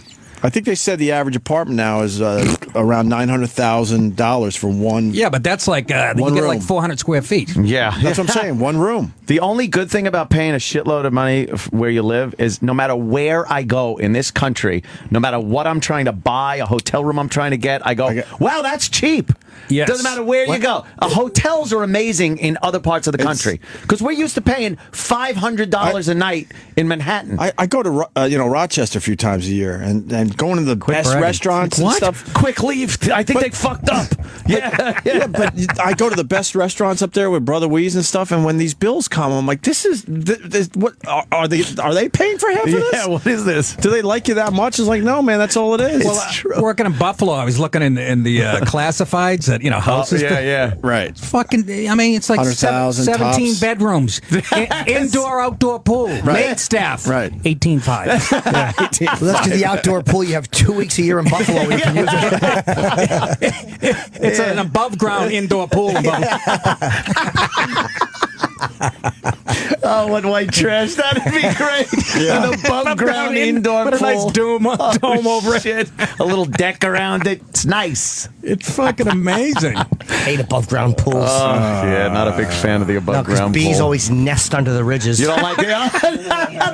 You know what? I never thought about that, but that's a good point. They do. You're trying to come They up don't with make them with ridges anymore. No, huh? You They're want a very burger? dangerous with ridges. You grab the edge. Can I get a burger? And you wrap your hand around it or a wasp You nest. feel something. What's this papery feeling? Jesus. Biting into my Why are there fingers. 40 things objecting repeatedly to my knuckles? Is it a colon? You want more of these calls? There's a lot of them today. Oh, they're compelling. You know what? It's just Fuck 'em. terrific. These guys are fantastic when they call in with their Let's go to Tyler. Political in New ideology. York. Tyler. Hey, man, what's up? Welcome aboard, up, Ty. Ty? Thanks for the contribution. Long-time listener, man. I just got to tell you guys, I'm actually jealous of you guys, man. You pursued what you love, and you're getting rewarded for it, and all these guys are assholes because they're jealous. They get it. They don't have the balls to admit it. But they should be just as bothered. That's what I'm amazed by. Who should be bothered? People listening. The same shit's happening to them on a lower level. Everyone exactly. I don't understand why they're not bothered. Everyone in this country aspires to be wealthy. It's a why bad the word now, Powerball Anthony. fucking sales are so high when the numbers get up there. But until that happens, there's just this look of disdain and on people that are wealthy. And you want them to pay more, and they're not doing enough, and they're hiding their money, and they're doing this. And then the second something happens that they become successful, they're doing the same shit. Because it's like it's the way we look at people. It's like, when you look at welfare, it's like, fuck them. There are a lot of annoying people on welfare, and then there are the people that legitimately need it. And Absolutely, I haven't met any yet, but go ahead. Yeah, I'm going by what I've been told. But it's like when you think of wealthy people, it's like you typically don't think of the people who've worked really hard and who are fucking middle class or average people. You used to. No, you don't anymore. Yeah. You think of the people though that have just fucked people under them, and the CEOs that have fucked people. It's like that's the instinct. It's just that's why people lump in a guy like limited you. Those people are as to the entire rich people. It's like calling out, like when you call out everyone on welfare as being lazy, cheating, fucking disgusting people, right? And then it's you like, no, generalize that's about just CEOs. Yeah, but then now you generalize it with the wealthy, and they're all Bernie Madoff. Every single one of them is Bernie Madoff. Yeah, I'm saying that's what people just do. They just look like that. We absolutely should have been on welfare growing up for a few years there. Well, you were church. We had some weird. Yeah, you were church. Listen how I you was, guys had bake sales and shit to feed yourselves. I just stopped myself, but now I'll say it. We had some weird pride, though. Yeah. And I had to say it that way, a weird pride. Like, we had pride in the fact that, Oh, you no, didn't we're wanna not go going to down go on there. welfare, and we'll figure this shit out. And unfortunately, like, all my fucking caddy money had to go to the household, and babysitting money, and we just fucking collected it all and made it work. But we definitely should have been on welfare. My parents just sold me into prostitution. That was the best way. You were and you probably were close to welfare as Oh, well absolutely. for a time when you were growing up. My mom worked her ass off 3 But she could've- jobs for her dumb kids. But she could have dropped 2 of those. She could drop 2 of those jobs, Yeah. do one of them off the She books, Haitian? and get the welfare. She was a receptionist at a hair cutting place. That's a stressful one. Go ahead. Yeah, and then she worked at that disco Chaz, that disco out on by the Walt Whitman Mall that used to be out there back in the 70s. What did she do at the disco? She was a cocktail waitress. Wow. She was pretty hot back in the day. She had to wear the short skirts and stuff. Yeah. So she would To do get that. those tips. And then also and then a she would bartender. return punts for the Jets on the weekend. She was special teams. Wedge breaker. She might have went. Set of legs on her. She might have went out with an athlete or two, but we're not allowed to bring I don't it up think anymore. Oh, is that right? They Come on. should- I don't know any of this. Yeah. They I just sure found the didn't show pump about a any week money. ago. They shouldn't pump any money into You know the that whole thing. Anthony- The other things they did, though. That's so mean. Yeah, no, I don't know. true. You know that Anthony's stepfather threatened our lives back at NEW because we talked about it? He doesn't listen anymore. He called us up and basically threatened our lives. Did he really? Oh, man, that was a scary day. Didn't like. I brought up her. She had a little relationship with Ed Glynn, the Ed Glynn? reliever for the Mets. No, Yeah, Ed pitcher, yeah. Gain. Yeah. Was that Gain? Is that Louis in a suit? Oh, it's Jim Kramer. I'm sorry. Were you waiting all day to do that one? No, I that one's just too looked good. up. That's too good. No. But yeah, but there was some kind of this, and we always had what we needed. It wasn't like, We were fucking poor, man. with the, and another thing I'll say that's kind of based a little on that. Yeah. No one in this country is starving. No, There I is know. no one is starving The in the fattest United people States. are the poorest people. Yeah. Yes.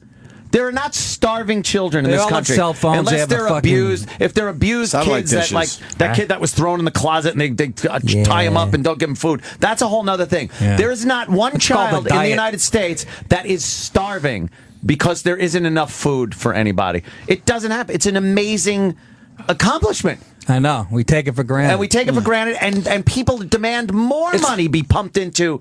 It's the fairest country on the face of the earth. And everyone's Case crying that they're being closed. shit on for not getting enough. Please. And when you blow all that money at the Brigada, Yes. which is rare, where does that money go? Is it helping the middle class, or is it helping, like... I don't know, it's helping degenerate gamblers. Or is it But I do helping, very well All over the there. people that own the casinos. Right. And but they employ people. They employ a lot of people. Fuck. So It's it does all- trickle down. You know, No, it trickle does. down works. Well- Trickle up, it doesn't work. Chuck, You can't that's give- right. If you give somebody at the bottom money, it's never going to make its way back up to you. Let me get Chuck on the line here. Chuck, love North Carolina. We should all move there. What do you... All right. What do you got, Chuck? Listen, I'm just a dumb-ass old hillbilly from the mountains. Guys, Thank you for the call. Here's what could get all the damn people in the country, a lot of them, to figure this shit out. Instead of having taxes took out of their checks and all they see is what they clear and that bullshit, if everybody had to write a check at the end of the month to the government and to the state, That's true. and it showed them how much they was fucking Yeah. getting rid of.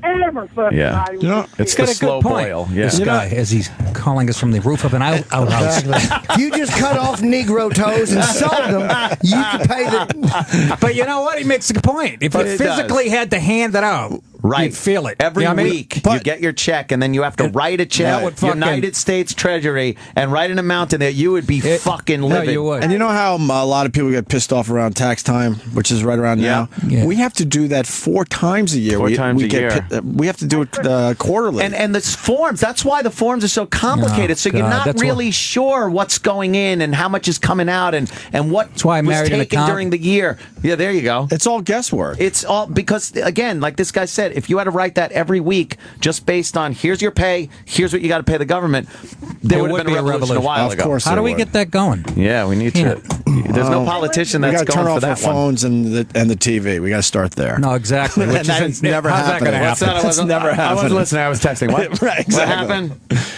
When Dancing with the Fruits is on, I couldn't get off the couch last night. I was watching the Sox and the Bruins at the same time. Yeah, see? How are the Bruins? I don't even know. I'm out of hockey. Best team in hockey.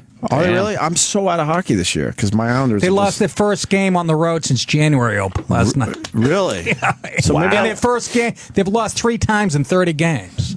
Really? Best record in hockey. I'm pushing for the Bruins. I'm all in. Oh shit, that's the jinx. Why right not? there. Anyways. What else do I got? I don't got. The Islanders suck. The who? The Islanders. I haven't lived in exactly, the Buffalo who. in a while, so I can't root for those What guys. about the Sox? I know it's only a couple of games in, but they're going to be all right. Are they looking good this year? Well, fucking Leicester pitched lights out opening night and loses. Baltimore, who's, that's a good team. And last night, Big Travis Poppy loves went Baltimore. deep and Napoli went deep. Poppy, enough of this guy. I know. Enough with Poppy. He runs like Babe Ruth. He's on baby steps. Giant fucking man. He runs around the bases like he's got fucking retarded feet. and That's then why he's got to fucking hit home He runs. does. He's not gonna so he could just beat out a slowly single. jog around. Yeah, He's one of those guys who can't keep his shirt tucked in for one inning. And Napoli, too. Napoli has his shirt unbuttoned down like his belly button. He's just a big, strong Italian guy. I love how baseball could just have literally slobs in it. And That's why it's a great sport. And they do well. You'll never see Jeter's shirt come untucked during a game ever. No. These guys, man. Should be interesting this year. Yeah. Yankees stink. Why don't we take a break? We got Nick DiPaolo in studio. Absolutely. I don't know why. I mean, people should certainly go to Caroline's and see Nick. Hell yes. Tickets got to be good, right? Ticket sales? I don't know. What's your definition of good? Oh, I don't know. I have no idea. What I'm saying is that they I should did be good really in good. Tampa. I should be able to do good in my backyard. But that's not how it always works, right, Jimmy? Absolutely. And we, it's weird. And we haven't seen you since the Patrice benefit. You killed. That was fun. Yeah, that was fun, man. That's the last time I killed about 3 months ago. Oh, Nick's stuff I'm is trying to do all solid. new shit now. Well, how about him? He walks out and rips the tits off the crowd. I didn't see Jimmy. Makes it to look be too honest with easy. you. I liked And it of too course because Jimmy it was less somber this year because it was like another year removed, and not that no one's thinking any less of Patrice or anything, but it was just kind of like nice to be in the back area where it wasn't just kind of So we were laughing and having a good time. I didn't even know Mrs. O'Neal. Do you know, I met her once during Tough Crowd for like literally 3 seconds. Yeah. So in the green room, I find out like a week later that was Patrice's mom. Patrice's I mom. was like sitting there, I didn't say Looks hi to just her. like him. I'm in the corner fucking. It's like two Patrices, his I know, you're sister not- and mother. Yeah, I've yeah. never seen more people You're look not like observant, Patrice. Nick. Oh, is that right? Oh, my Yeah, God. they do look like You're not him. observant, I was are like, you? who's this fucking broad? Get her out of here. saw You're not a comedian. Google Earth, I knew Patrice's mother. Not a comedian. It's a fucking. Sorry, miss, you're gonna have to leave. And then I get a nice watch in the mail, for doing the benefits. What did you do with the watch? I sold it on Craigslist. I hope he took his back. That's what Patrice would have done if I gave I him got a some. couple nice shirts out of it. He's such a fucking prick. I'm serious. He went to the store that came I'm from. a watch guy. I I'm hear a shirt Patrice guy. on the radio, I'm a and you shirt forget guy. he's gone. I hear him get excited. You know, Jimmy was close. Yeah, and then you forget he's. I know. I was last night listening to right before bed. I shouldn't. I was made myself really miserable listening to Mr. P. No. When we talked about Face Off. All right. Oh God, was That's that a great day. When we would talk That was about a great movies one. with Patrice, and just it would get inane. We'd just get so deep into the non-plot of a movie and the bad acting and bad special effects. He was So much impossible fun. to convince of it, but I convinced him that Face Off stunk. And it was it's one of my favorite moments in comedy is convincing an idiot that a shitty movie was shitty. Jimmy, what was Face Off again? Refresh my memory. With Nick Cage and John Travolta. John Travolta, they switched their they faces. switched I thought it was a faces. fucking honky movie. Oh, see, no, they switched faces. No, yeah. Nick Cage. Fantastic. I haven't liked him since leaving Las Vegas. He It's the was- last thing. Oof. Moonstruck. Jimmy was on a plane with him, and he That's a great story. didn't want to give Jimmy the time of day. He didn't? He was sitting right No. next to him. L.A. prick. Yeah, nothing out of He him. was trying to have some conversation with him during the flight. Like mild and he chatter. tried. How many times did he try? That 2 or bit is 3. hilarious. And 2 or every 3 time he asked Jimmy, Jimmy asked him a question, you turn and go like, "Huh?" Yeah, like I caught him off guard. I said something. How embarrassing! I said, I just want to ask you a question. Go ahead. It's so bad. Jimmy had things on his laptop, hoping Nick might notice. Yeah, we could talk comedy or Right. something. You've never seen anybody want less of another person. Jimmy rules. It was really unpleasant. He tried, and then the guy wouldn't take a picture with him at the end of the flight. He didn't want to, but he did sign a nice autograph on a fucking menu, which was nice. Yeah. His career must be in a dumper because I sat next to him on a flight like a month ago in 33C. He wasn't a dick. He just wasn't interested. But he wasn't being an asshole. I hate when people talk to me for no reason. Like, when you're on a plane. I don't. Go ahead. Someone recognizes you and you're like, oh, Graham, I have to talk to her and her big dumb tits. Oh, yeah. She's just gonna try to fuck me after. It's terrible. I hate when you get on the plane and you look in the cockpit and the cockpit. It's called Jimmy's ass. Forget it. Let's bail on that one. All right. Nick DiPaolo at Caroline's. It's a Muslim captain looking at a picture of his ex-wife crying while he's eating a pork chop. You're in trouble. Friday, Saturday, Sunday, Caroline's Nick DiPaolo. You're going to continue with us. And Travis just told me that he found a quick 5-minute clip with Patrice talking about Face Off with us. Oh, cool. I don't want to get all sad. Yeah, we're going to go. We're going to walk around. To Gallagher a few years ago. Play that clip. That was great. We're going to walk around and take peas and stuff. The audience is going to hear that. We're not going to hear it. You get bummed out, Chai people. Yun Fat belongs in China with John Woo in China doing what they do without the American rating system ripping the bag off of both of them. Because there's no way John Woo is going to do a great John Woo film in this stupid Hard country. Target with what's his name? Jean-Claude Van Damme. That was a good movie. I didn't see that. That was a John Woo film. I saw Face Off. Face Off was a great movie. I'll throw my coffee in your face. You didn't like Face Off? How can you? It was pretty good. Oh, that stunk with the awful touch that Travolta did. The creepiest move ever. Yeah. Whenever he would leave his wife, he would take his fingers and brush them over the middle of her face. And that was the move he would give her. Like, that was supposed to be the affectionate couples thing they did. And then when Nicolas Cage was in the body, I'm not Castor Troy. Who, by the way, this could be very dangerous for me to say. Who, by the way, could be in the top all-time worst actors? Nicolas Cage? Yes. He is a bum. Oh, he's a bum. He was good in Valley Girl with Deborah Foreman. Or Arizona. Raising Arizona. Why is that had bad? Me in tears. Why is he? Because he's royalty. He's like royalty. He takes me out of every movie he's in. He is just every effing movie. He's terrible. Ghost Rider was just shocking. That fingers across the face. No, you making me turn on Face Off. But it was just. That was the big move. Good movie though. It was a good movie. They had to say, how could they connect? How could they make Travolta have such a bond with his wife that she would have the moment where she knew it was him with a new face? And that irritating thing he did every time. Picture any girlfriend you're dating. Picture if your move was to go goodbye and then take your fingers and brush them over the center of her face. She would hate that. Movie stunk.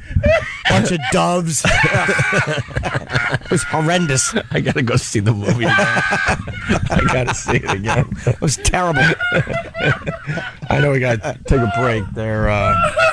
Lack of hair, but give us a minute here. I think that movie did stink. I'm sorry, Norton. Holy moly. It's dumb. It's dumb. Oh, his little brush across the face. Troy. This is Castor Troy. Oh, it was horrendous. That awful name. Oh, they're going around the column looking at each other. Oh, boo. Boo. That was terrible. Patrice is killing me. You're killing me. Those awful doves. Oh, just so John Woo-ish. Oh, I forgot about. I take it back. It stunk. That movie stunk. I forgot about the dumb. With that dumb.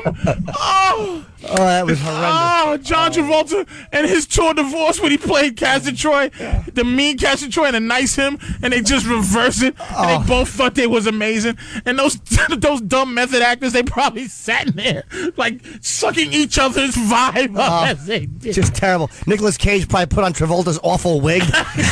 Tried giving a Hummer to a guy in a 727. Oh, Face Off stunk. Oh my God! Face Off stunk. Oh, that's stupid. Castor Troy, that dumb hand. That's how I found out. Did you ever see Face Off? Of course. Oh my God. See if you can get a clip of that for when we come back. Yeah. That stupid, annoying finger brush that you're smelling in the fingers over. state-of-the-art prison with the magnetic boots. Terrible. We got to step aside for a second. Bastard And Danny, Troy. what else you got? You got terrible Nicolas Cage acting? Yeah, there's a clip from The Wicker Man that Wow! made me laugh really hard the first time I heard All right, so F Nicolas Cage and his stupid royalty. Or how about in Tin Man or whatever? What was it called where he plays the guy who he added Tourette's to try to give his character depth and it had no bearing on the film whatsoever? Matchstick Man. Right, yeah. He tries to add Tourette's to people like, wow, this guy really goes another level. He should be shot. Wow, he's got some range. Oh, you changed my mind. My Face Off, it stinks. You see a lot of dumb movies, I'm Patrice. so sorry, dude. I like Face Off. It's annoying. This made it stink. It just stinks now. It took him 2 minutes. Oh, my God. We'll continue. Also, speaking of bad actors, Joaquin Phoenix. A little story about what he's doing now. Oh, hopefully having his lip operated on. Stacy Keith Trace, we don't need you. He's remaking what was that? Twinkle Twinkle Killer Kane. Tell Mike Hammerface to shut up and retire, you bum. They're rich, and they pee, but they're done. Welcome back to the Opie and Anthony Show on Sirius XM. Hanging with Nick DiPaolo today. Playing Caroline's Friday, Saturday, and Sunday. I had to adjust my volume there. Why? Because I couldn't listen to Patrice. It bothers me. Oh. So I turned all the knobs down because I was just sitting here during the break. Because he's black, right? Then also I'm like, what's wrong with my headphones? I couldn't hear myself. Yeah. Nick DiPaolo's at Caroline's Friday, Saturday, and Sunday. 212. I used to know this number. Oh, it's 212-757-4100. All right. There you go. Because I sing them to myself. 212-757-4100 for ticks for Nick DiPaolo. 212-757-4100. 4100. The shit that goes on back there in that hallway. I went down to get some pretzels and a little apple juice. Yeah. From the kitchen? And, yeah. You discovered the kitchen, finally. I finally discovered the kitchen down there. To get a bologna sandwich, too, because you have told me pretzels and an apple juice. That's what I was asshole. It really is. That's a great desitin for your hiney. That's a great combo, though. The apple Sugar juice and salt, nice. Oh, it goes together. Nice. Good. It's I like nice. And I walked down there, and of course, Denny Falcone is down there. What diet's he on? So, like, fucking Haitian fucking. He is a slight man. Jeez, he wasn't always like that. No. You've known him? Yeah. How do you know him? We dated in high school. Listen. That's cute. No, but yeah. Yeah, he is a slight man. And so I'm like, hey, Denny, how you doing? And he starts talking. Yeah, I don't know why you did that. Why did you do that? I like Denny, though. He's a good it doesn't man. bother me at all. He's a good guy. It doesn't bother me that he enjoys talking a lot. But it you put him on, don't you? Sometimes? Oh, all the time. Yeah, we love. Oh, you having want him on now? Or you No, can, no, he's no, great. no. You did that last time I was here. You sure? Fucking nobody even showed up at Caroline's. I didn't even know I was here. We're here to see Dennis. You sure you don't want to just no? Okay, all right. Just making sure. But then Roland pops his head out of the office. Now who's that? Wait, could you tell us? Could you tell us the small talk first of all before you move on to the Roland part? Dennis, what are you up to? Hey, just doing the log and trying to stay out of trouble. Right. That's what he calls ass fucking. The log, Doing the log. I thought it was a dance. Doing the log. Yeah, you have to. You just roll. And then he's like, maybe trying to get a picture with a celebrity, right, or two, because you get a picture of a celebrity, and then you could use that picture as you're booking some show gigs, some DJ gigs. It's like, hey, look, he knows this guy, and that's when Roland poked his head out of the office and just went, Dennis, shut up, shut up. Roland did? Yeah. Roland just starts telling him to shut up, and then he goes, see, I just saved you, and then Roland turns around and does this thing. You know how dogs like push dirt with their back legs? Yeah. He was doing that at Dennis. Oh, that's the cat thing and he does. Sam is fucking laughing. It's a circus back there. It's one flew over the cuckoo's nest down the hall. Yes. You should have seen. It's crazy. He was doing with his. He was doing That's that his cat at him. move. He hits hisses at you, and then he tries to kick his duty in your face. You should have seen Roland and Sal after Dennis talked to Nick. Yeah. And Nick went because Dennis said something like he did some joke about John Gotti. I don't remember what the joke was, but Nick, as soon as he's in the studio, Sal and Roland just start screaming, "Hey, Dennis, shut the fuck up! That's what they do. You piece of shit! Stop talking." I thought I was mean. I know, that's just mean. But yeah, like That's crass. Yes, crass. But we think he's on the spectrum, so it doesn't even bother him. The spectrum. On the what? What's We think he might be on the spectrum. If you're on that's like an autistic word. But they say the He's spectrum on the now. spectrum. Oh, is that what it It's a is? certain He part might be of on the the low end, spectrum. the high end, somewhere in the middle. We think he's just. He's got ass face burgers. Ass face. Yes, that's what he's got. We don't like Dr. Nick. his tiny Asshole head. burgers. He's got a very tiny head. His tiny head is offensive to And he look walks at. like It a really marionette. is when you look at it. Well, And his he's legs were broken when he was young. Yeah. He was Yeah. hit by a car. He got hit by a car, and both of his fucking little spindly legs were broken. Both of his marionette legs were That's, fucking what, cracked. that's what reminded me. I Fucking wanted breaking pretzel my heart rods. here. I saw his legs. It reminded me of pretzel rods. His little wrong brittle, with you? his brittle little legs. Exactly. See, then you fucking get the pretzel rods and you break them and you giggle uncontrollably. His dumb schoolboy hat flying off. His Angus Young hat fucking getting taken off by a car. I think you should bring him in here so he can below defend the himself. knickers. You sure, Nick?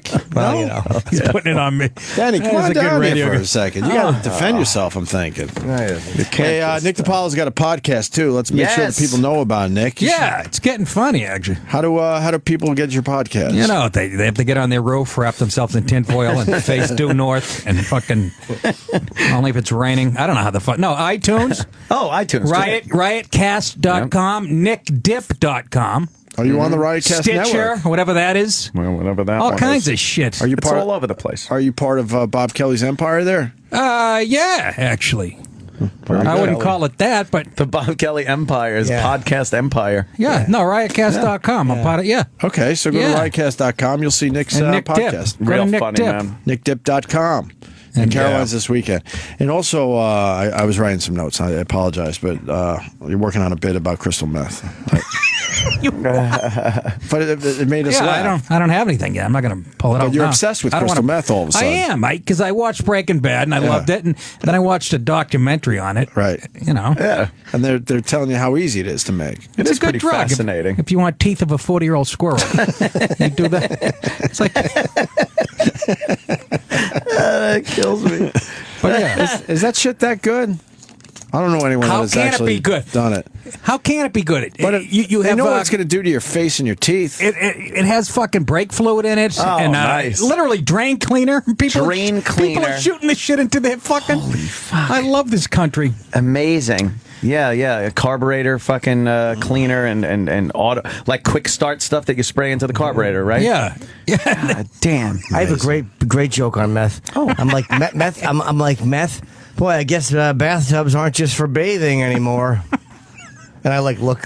I make the look at the face. You look guy. like what? Like I'm an Evie at the Improv in '86. You say apparently. You say apparently when you have a smart joke. Come apparently bathtubs aren't for bathing. Apparently, people. Thank you for my apple. Why are you shaking? Why does he get it wrapped up in a towel like That's this? I like because that. you don't want him Like to a bring it in newborn. with his fucking sweaty You know, hand. I don't even wash them. My wife, then I think of the homeless people at the man. supermarket. Yes. Picking up your fucking guava. I don't wash vegetables or fruit. I don't believe You know what? I haven't died yet. I saw.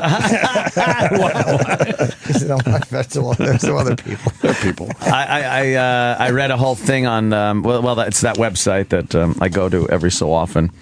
It's a bad word. It's the N word, and then it's mania.com. And if you go there, That's Nazi the name of the mania. website? yes, it is hilarious. I gotta say, because I go to the other side too. I go to some of these black militant websites, and they are brutal too. So it's But you are get they the- hilarious as well? yes, they are. They're Okay. funny, very funny. So the N mania is it white? Oh yeah. People. Oh boy, is it ever? Yeah, I don't like that type of stuff. And they aren't mincing words over there, but they have videos and news and there's this one. news? It was just called "Wash Your Fruit" at the supermarket, and I looked at, and it was why you would wash your fruit, and of course it was all the old stereotypes and.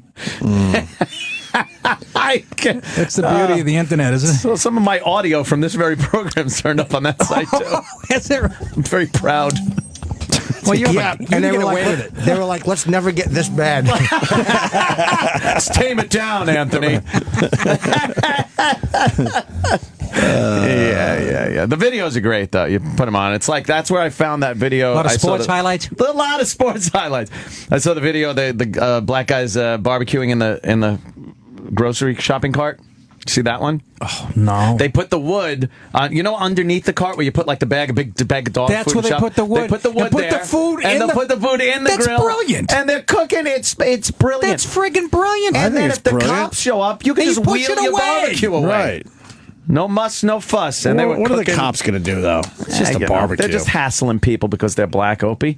That's what they do. I see. That's what the cops do. It's not like they're cooking a baby in it. No. That's unbelievable. It's actually. It was great. I would like to see that on a cooking show. Why isn't that on the Food that is Network? I tune into every episode. Shopping cart gourmet. Can we play that video again for Nick?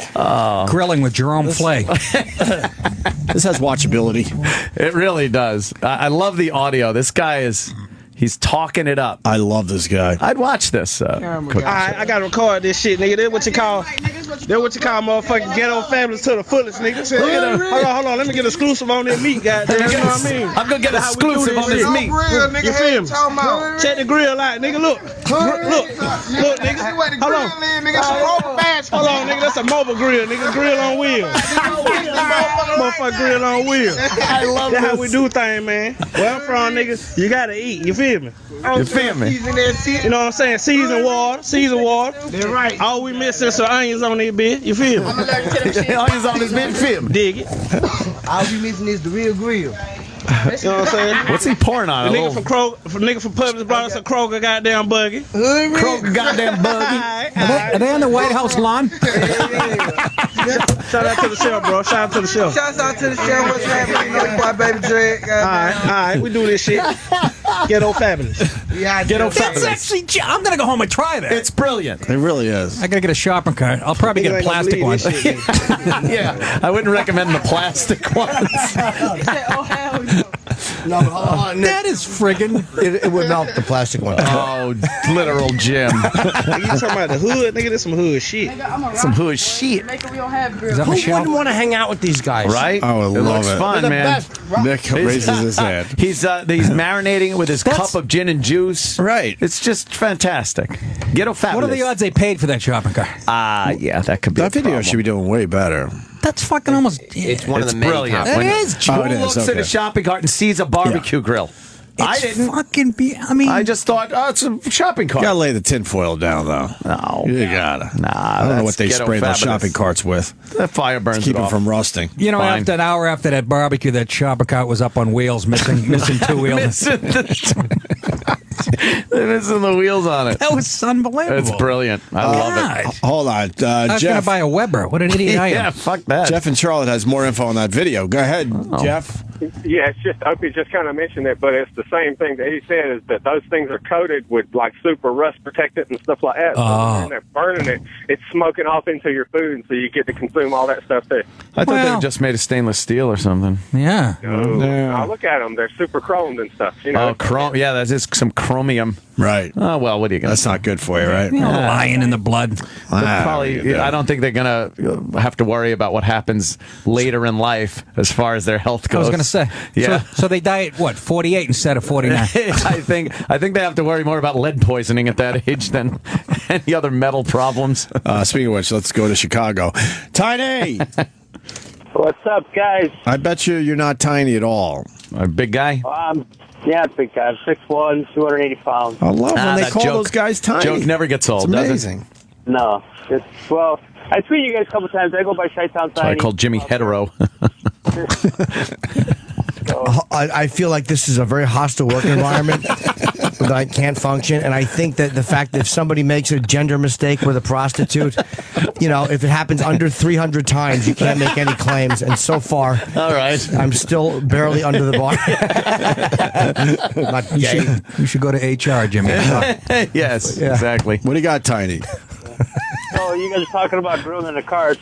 I was telling the guys on the phone, And I'm just a white guy from Chicago, but I got invited to a project party from some friends in what was called the Rockwell Gardens that are turned down now. But they had a big old party up in the projects, and they busted holes into the walls that go into other apartments, and they invited me for a project. And I'm like, man, what the hell is this thing? And I see the smoke, and they were barbecuing in the tub. They had all the charcoal up there and a grill over that. In a bathtub? In a tub. Holy shit. Again, Put the not a coals bad in there, idea. Get a grill over the top. Yeah, they busted into one of the empty apartments, put a hole in there, and then they had the fans blowing out the smoke out the top. Oh, see, they were safe. Holy Put that energy into getting a job. That is so ghetto. I love it. There's only 2 of us white guys in that place. I gotta tell you what, it was a pretty crazy fucking. Yeah. It was probably fun, right? Of course it was. Oh, it was awesome.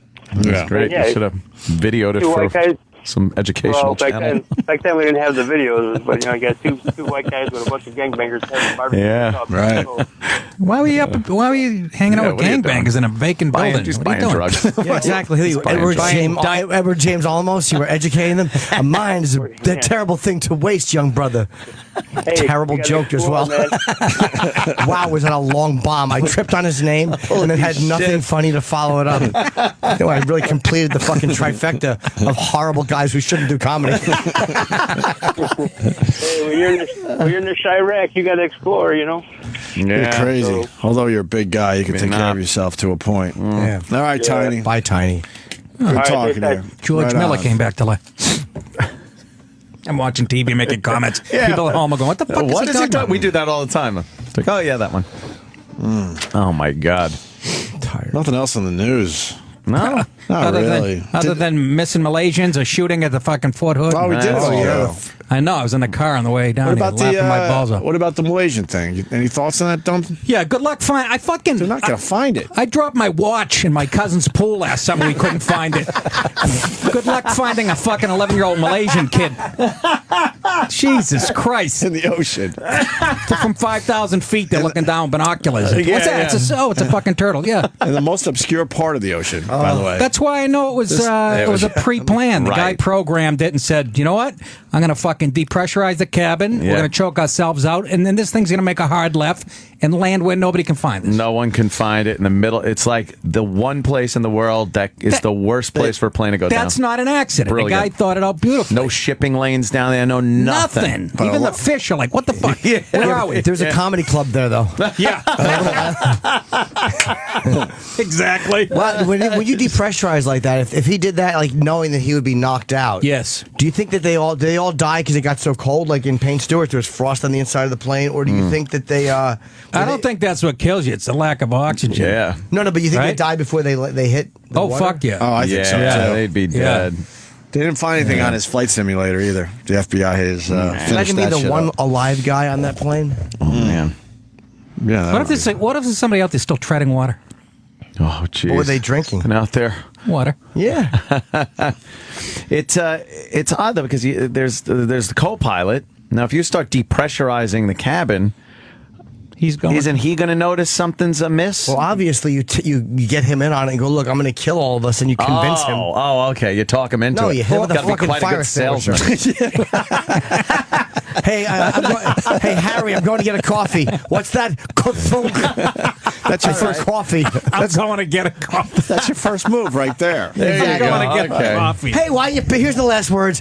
Why are you picking up the fire escape? Yeah, that's what we found on the black box. Yeah. That was the pinging we heard. Hey, be careful with that thing.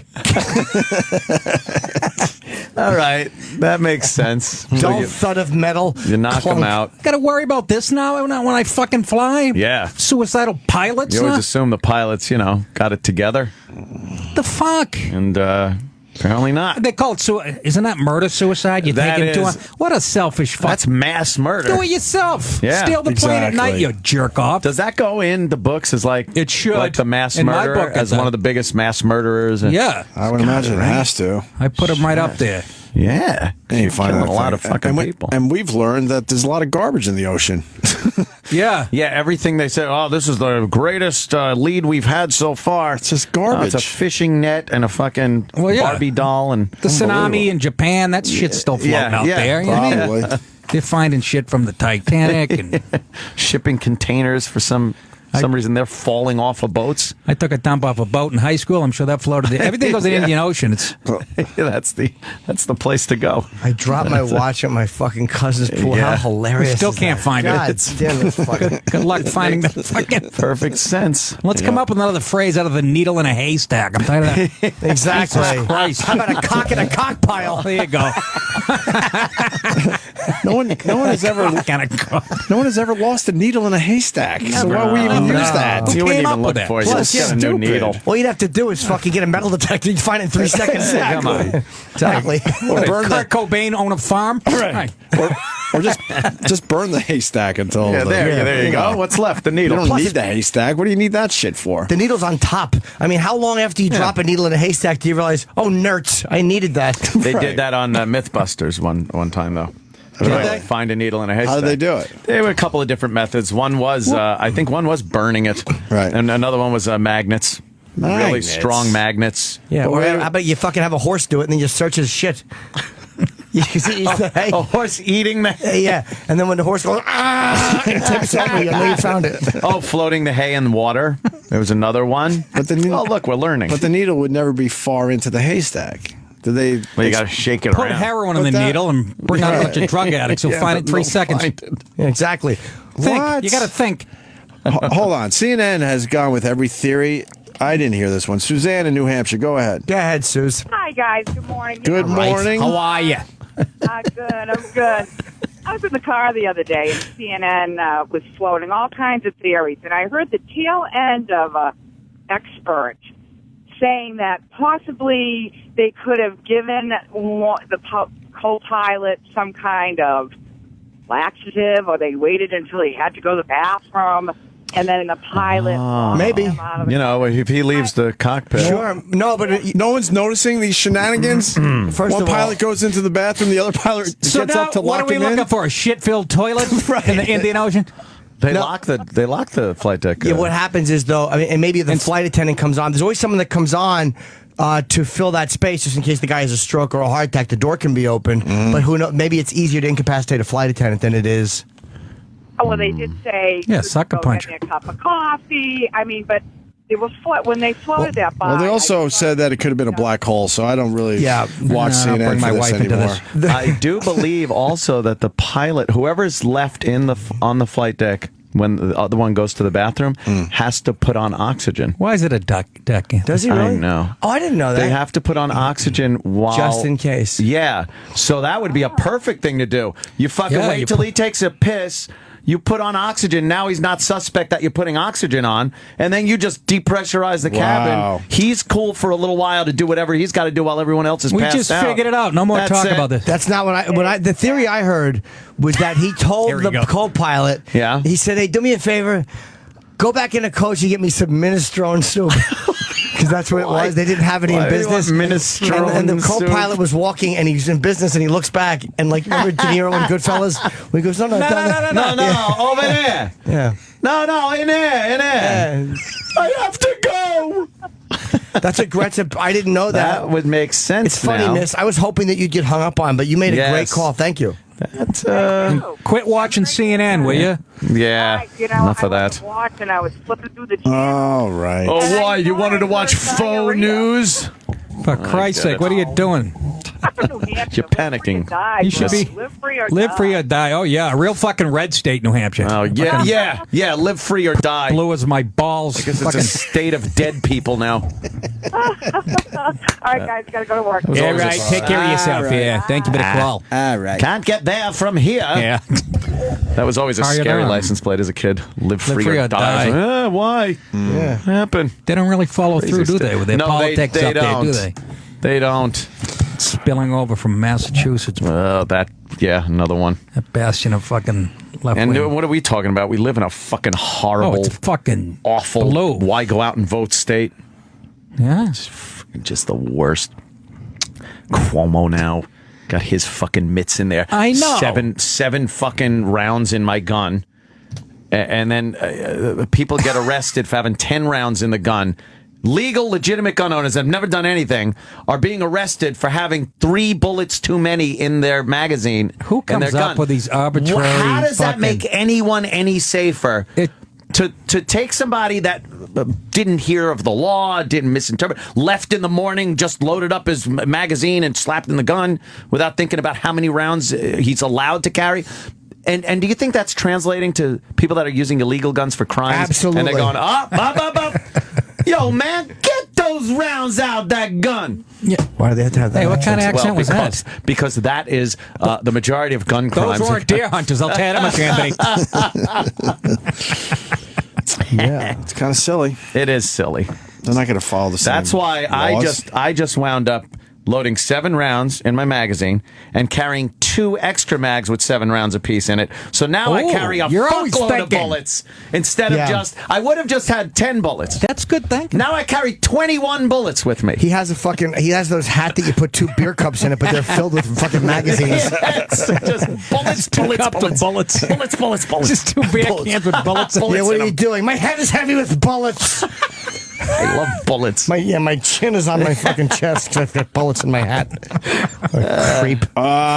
Phil in Philly. Phil? A law that does nothing. Phil? Guys. Hey. Phil? Hi, Phil. That's like Jersey and Jersey calling us. That's next. I just visited niggermania.com. That website is old and awful, just like Anthony. It is terrible. Oh. And there's like no content on there. What? It's like a 2003 layout. No, you go to the message board. Oh, no, it's all. Don't go to you just go to the message board. It's all about the message board. I felt like Jesse Jackson targeted a drone at me. Oh, no, I'm sorry. I should have been a little more specific. Why you don't like the there? website, Phil?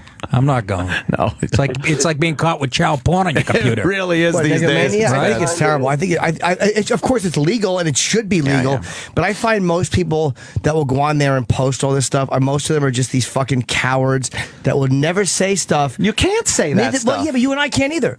Like, people always go, yeah, but you guys have jobs. I can't come on and do this without any, you know what I mean? And it's like, if somebody wants to have a forum to be racist or to voice their opinion in the most horrible language possible, why should they have their jobs threatened? And then we should live in a place where we fight for each other's fucking that would be nice and sweet. abilities to not get fired for stuff like that. But it's not going to happen. Yeah, but those guys wouldn't fight for anybody's ability either. So those guys are part of it. So until then, a certain aspect of your freedom of speech should be cut off because there's this lingering threat over your head that you're going to lose your livelihood? I'm not saying it should be illegal for them to do it. I just find them to be cowards. But basically, it's not illegal, but that's a technicality at this point that it's not illegal. There are penalties for voicing an opinion. And I'm not talking about inciting a riot or inciting violence against somebody. I'm talking about just putting your statements, your opinions out there in hard, harsh language. That has now a penalty that is equivalent, in some cases, worse than a jail sentence because you're losing everything you own. No, I didn't. What I'm saying is,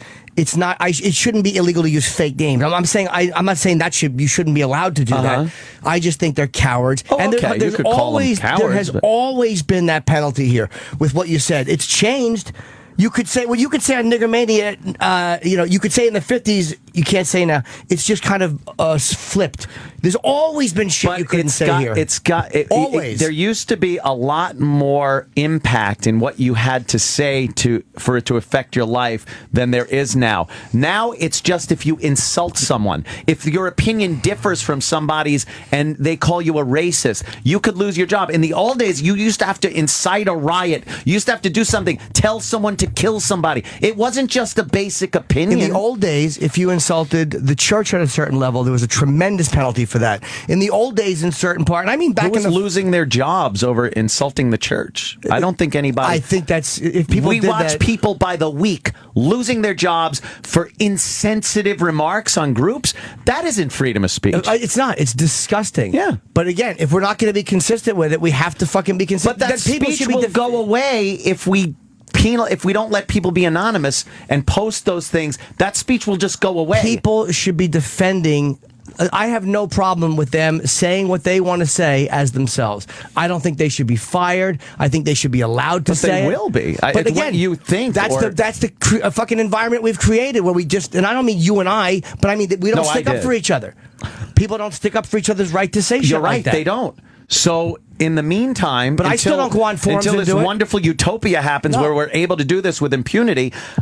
We have to not use our real names so we can get our points of view out there in the public eye without being penalized. I don't fucking use. I've never used a fake name for anything. I know, and I can't go on and say that stuff. And you know what I mean? Not that I want to say what they say on nigger, but there are plenty of things I've wanted to say that were brutal. Right. Where I'm like, I have to think, and I'm not saying that's the way it is, but I fucking operate as myself all the time, and people know how I feel. I do it too. I get into a lot of debates on Twitter and stuff, and it's my real name. You know where I am. You know that, and I speak very openly about things. I'm not. I try not to be offensive in the common sense of the word. People are offended by what I'm saying, but I try to think out what I'm saying, so it's not like, oh, you're in trouble. That's like one of the biggest fears is that I'm going to post something that is taken either out of context or blown out of proportion. I'm just having a discussion. That comes in with what we were talking about with that guy that called up the other day. And I said, he goes, we need to have an open discussion about race. And I'm like, oh, that's great until the white guy opens his mouth with an open discussion. And then he loses his job. He's a racist. Everything else. Everyone wants an open discussion until you have it. Yeah. All that's true. And I agree with you completely. Yeah. I'm only talking about the attitude those guys take on those sites. Like they're these defenders and they're these fucking little cunts who won't use their real names. It's like, don't come off like that. Just say, I hate niggers. Say it in that fucking tone. But don't act like you're this fucking balls to the wall knight when you're hiding behind fucking N-Hater 22-L. But I think... Oh my God, you got me.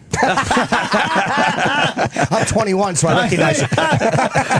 But I you know think what I mean? That's what bothers me. The penalty is so severe that why would anyone in their right mind put their real name on something, even if you do believe it? The same reason I don't go out and say some of the most, and again, it's not that I want to say that, but this fucking horrendous shit I've wanted to say and not been able to, and it is frustrating. But I have to fucking deal with that, and I deal with that under my real name. It's just a pet peeve of mine. I just hate it. I kind of like that ideologies get out there.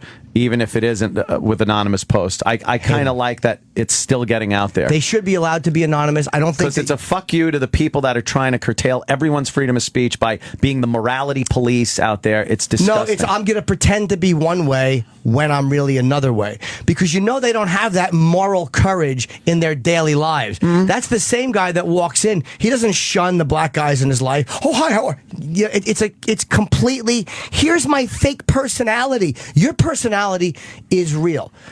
Everyone knows this is what Anthony Cumia says. This is how Anthony Cumia feels. Like it or don't like it. You're not hiding. There's not one black guest that would come in here and not be able to research every single thing you've ever said. Yeah. So to me, there's a reality in what you're saying. At least you are being you. And we got a guy that has been affected by exactly what you're talking about. Phil in Brooklyn, retired NYPD. What's up, Phil? Hey, how you doing, guys? Hi, Phil. I worked with a guy, and he was working the West India Day Parade. And in the parade, there's a guy he's covered in oil, and he just sprinkles people with oil. I don't know if it's a Haitian thing or whatever. And he took a picture of this guy, and put it on his Facebook, and he just wrote filth, like as in dirty. And the next day, the Daily News called him up. Oh, shit. He was in the paper the next day, and he was called down to internal affairs. Just for saying that word. And that's the climate we have to fucking end. Like, that to me is sickening. But again, everyone has saying to... what word? Filth. And referring to somebody in the community as filth. Just posting a picture of a guy and then putting filth under it. And you got to fight back. You got to stop whining about it. We have to fight back. Yeah. It wasn't just a guy. He was spraying, what'd you say, oil on everybody?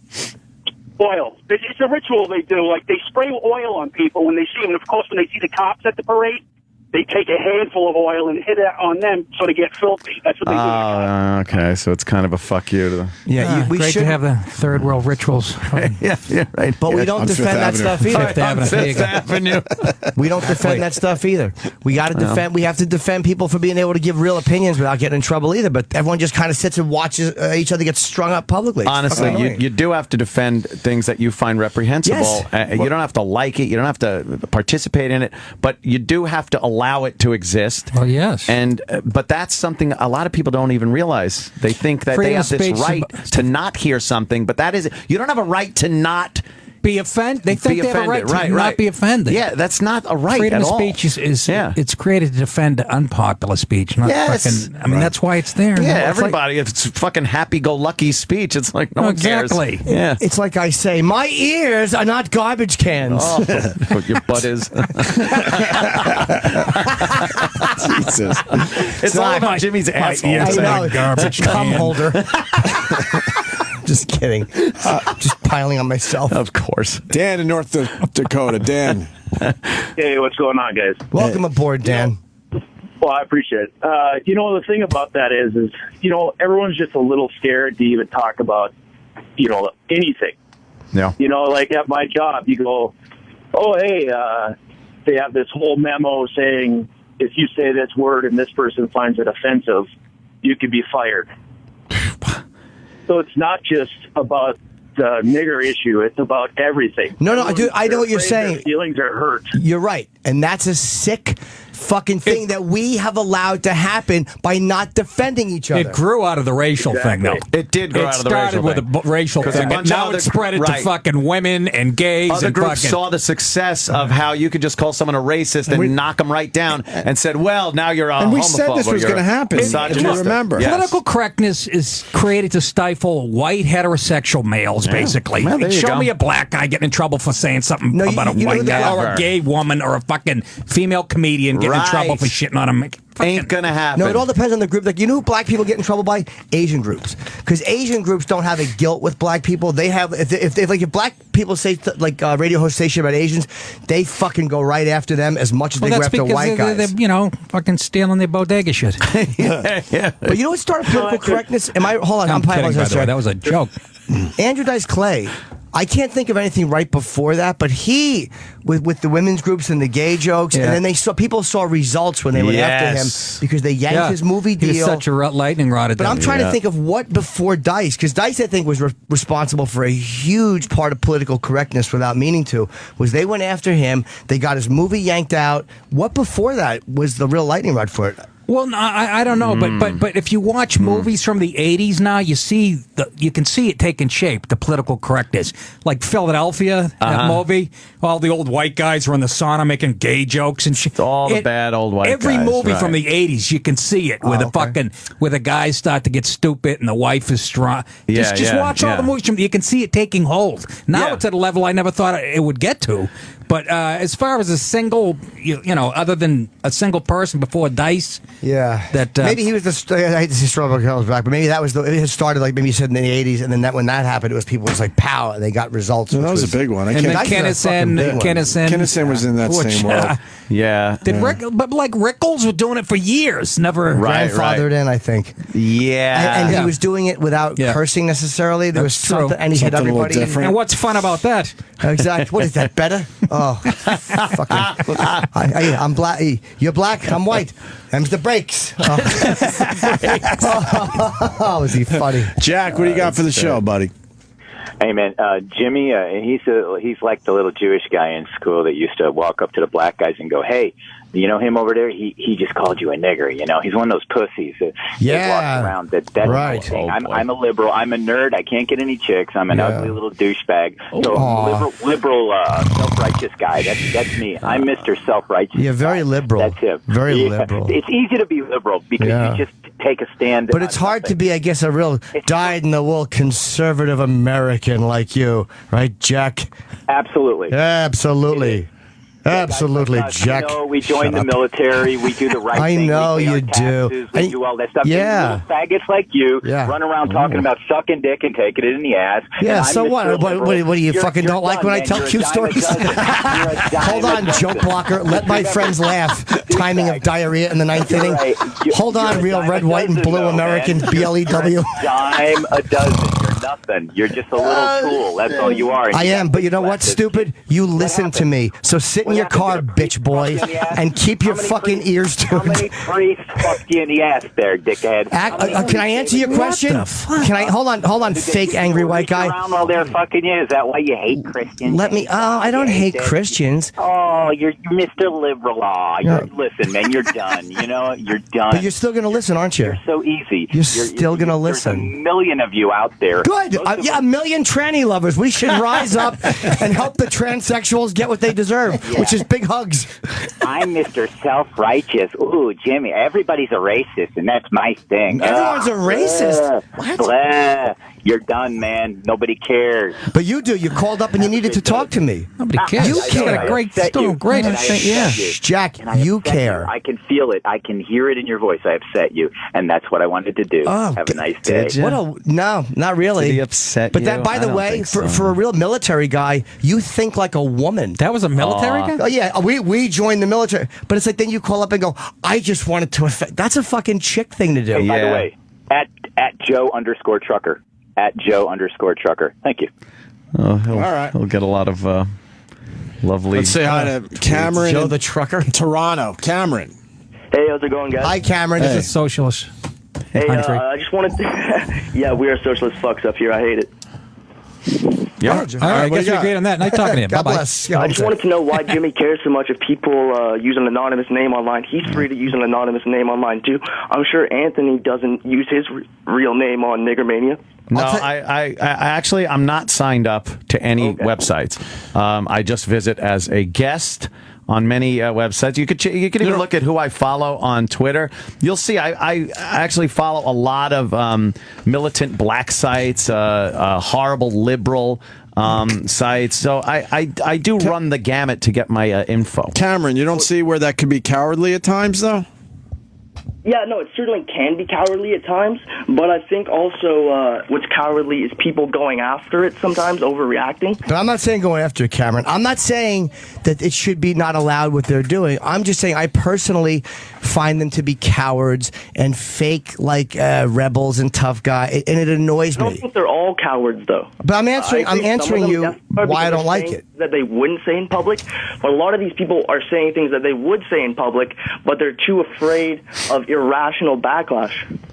But I'm yeah, that's definitely part of it. I'm explaining to you why I hate it. I hate it because to me it's symbolic of what we have become, which is just these fucking little pussies. We don't, and the same mentality that hides their name on Niggermania or any other fucking radical site like that.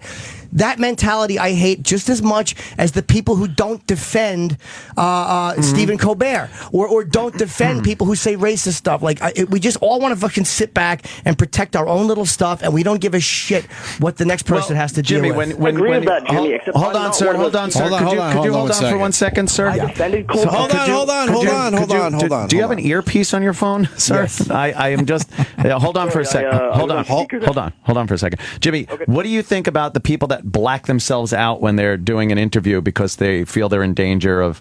Do you feel they're pussies? No, not at all. Now, isn't that very similar? They're afraid of repercussions.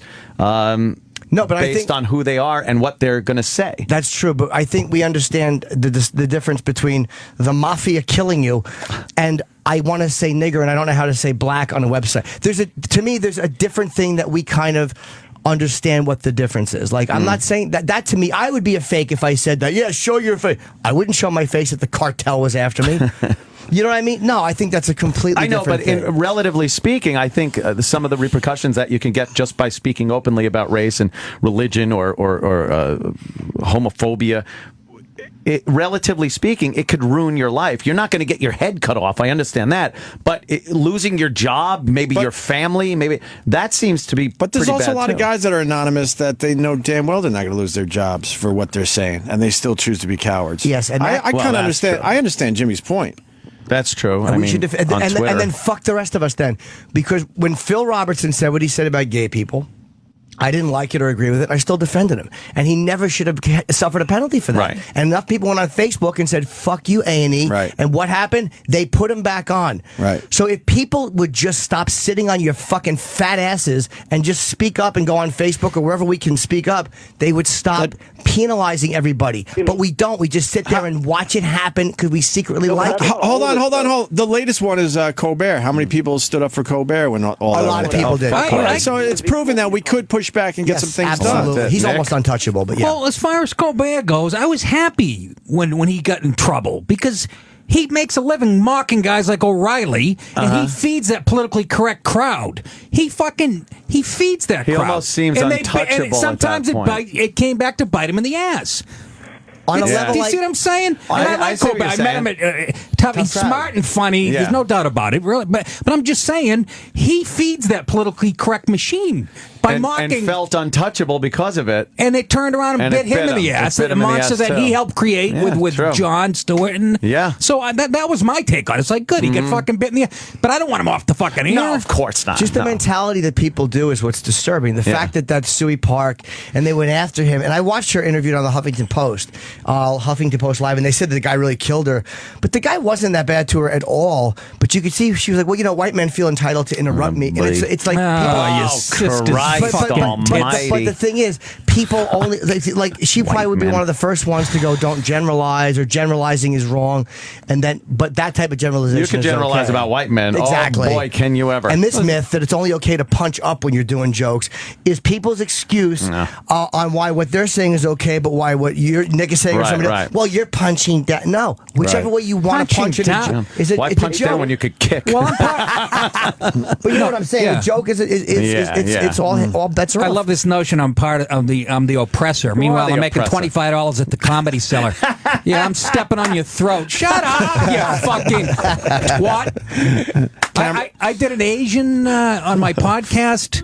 My last podcast was telling a story about me and my wife in a restaurant, and this Asian woman was drunk and like belligerent and fighting with people at her table and in English. And it was bugging me. It was ruining my dinner.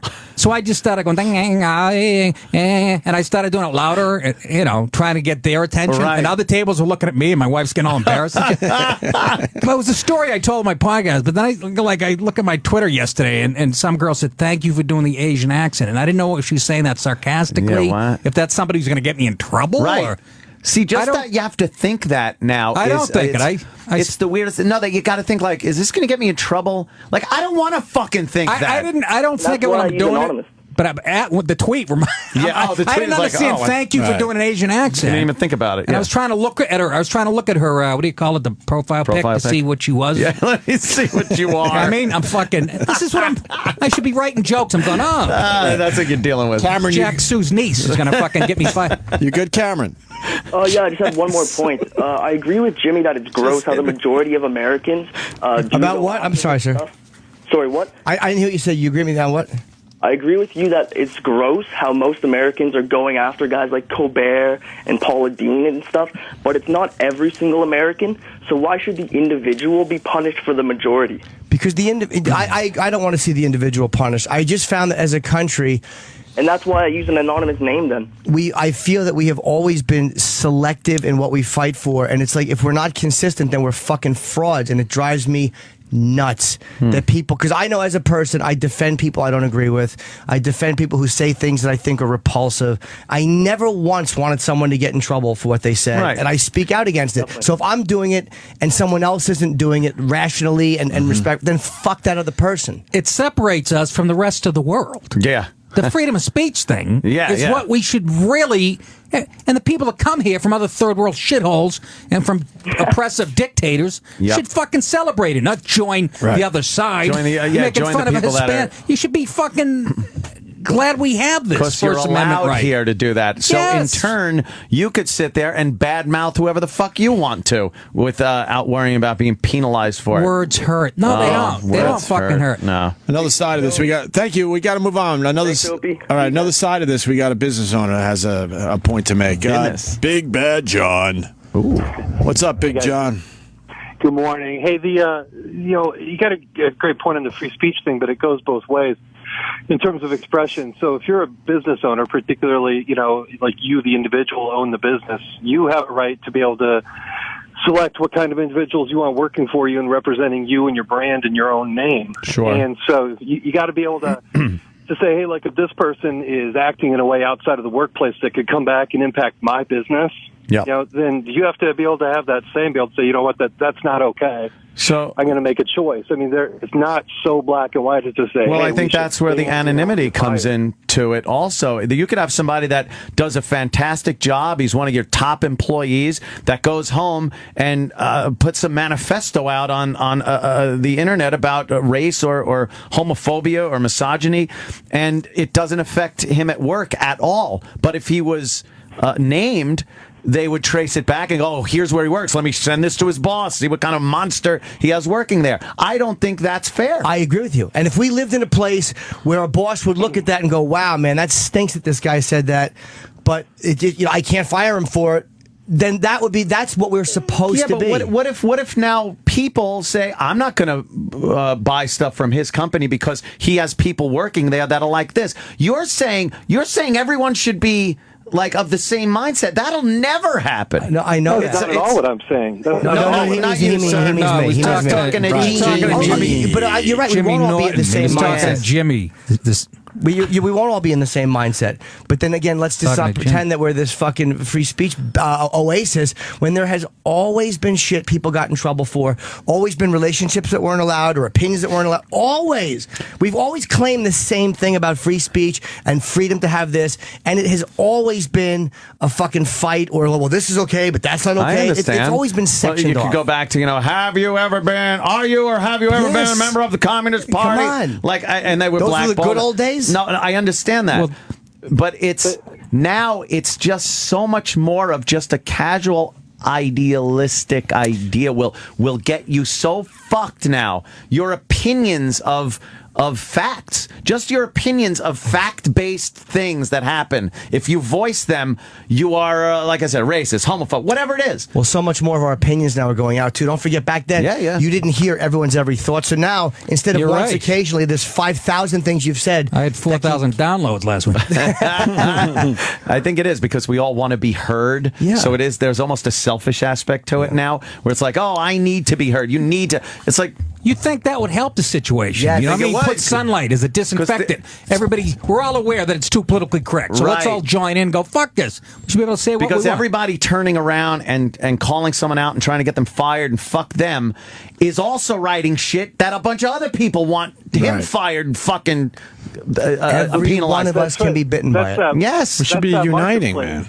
Yeah. That's that marketplace. So if you say something that is purely offensive to one group, it's probably going to be appealing to another group. And if you decide that you as a person want to spend your time or raise your profile to say, hey, I'm going to say things that I know that are controversial, you also have to accept that there's risk in that, and you have choices to make to say, hey, maybe that means that I don't fit into the job or I got to go sit into the cube.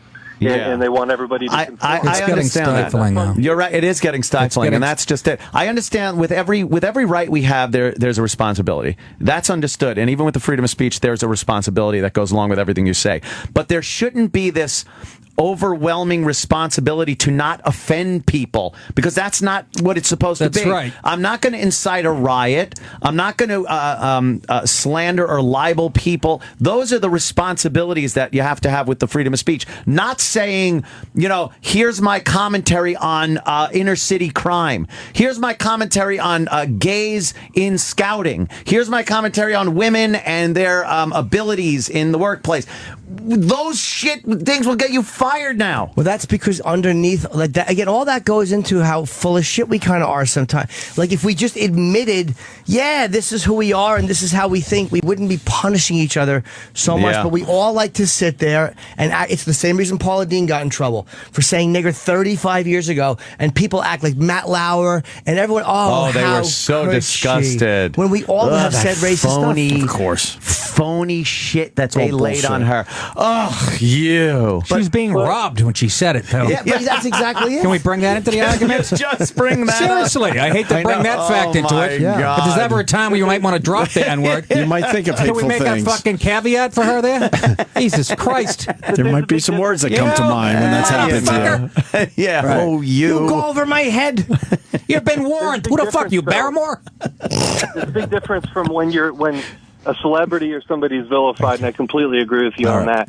But when you think about social media and everything today, I mean, you're choosing to put yourself out there. That's true. That is a good point. I agree with you. You should still. Years ago, you wrote a hateful letter to the editor and signed your name to it. You might cause a problem for yourself. You should still be able to say what you want.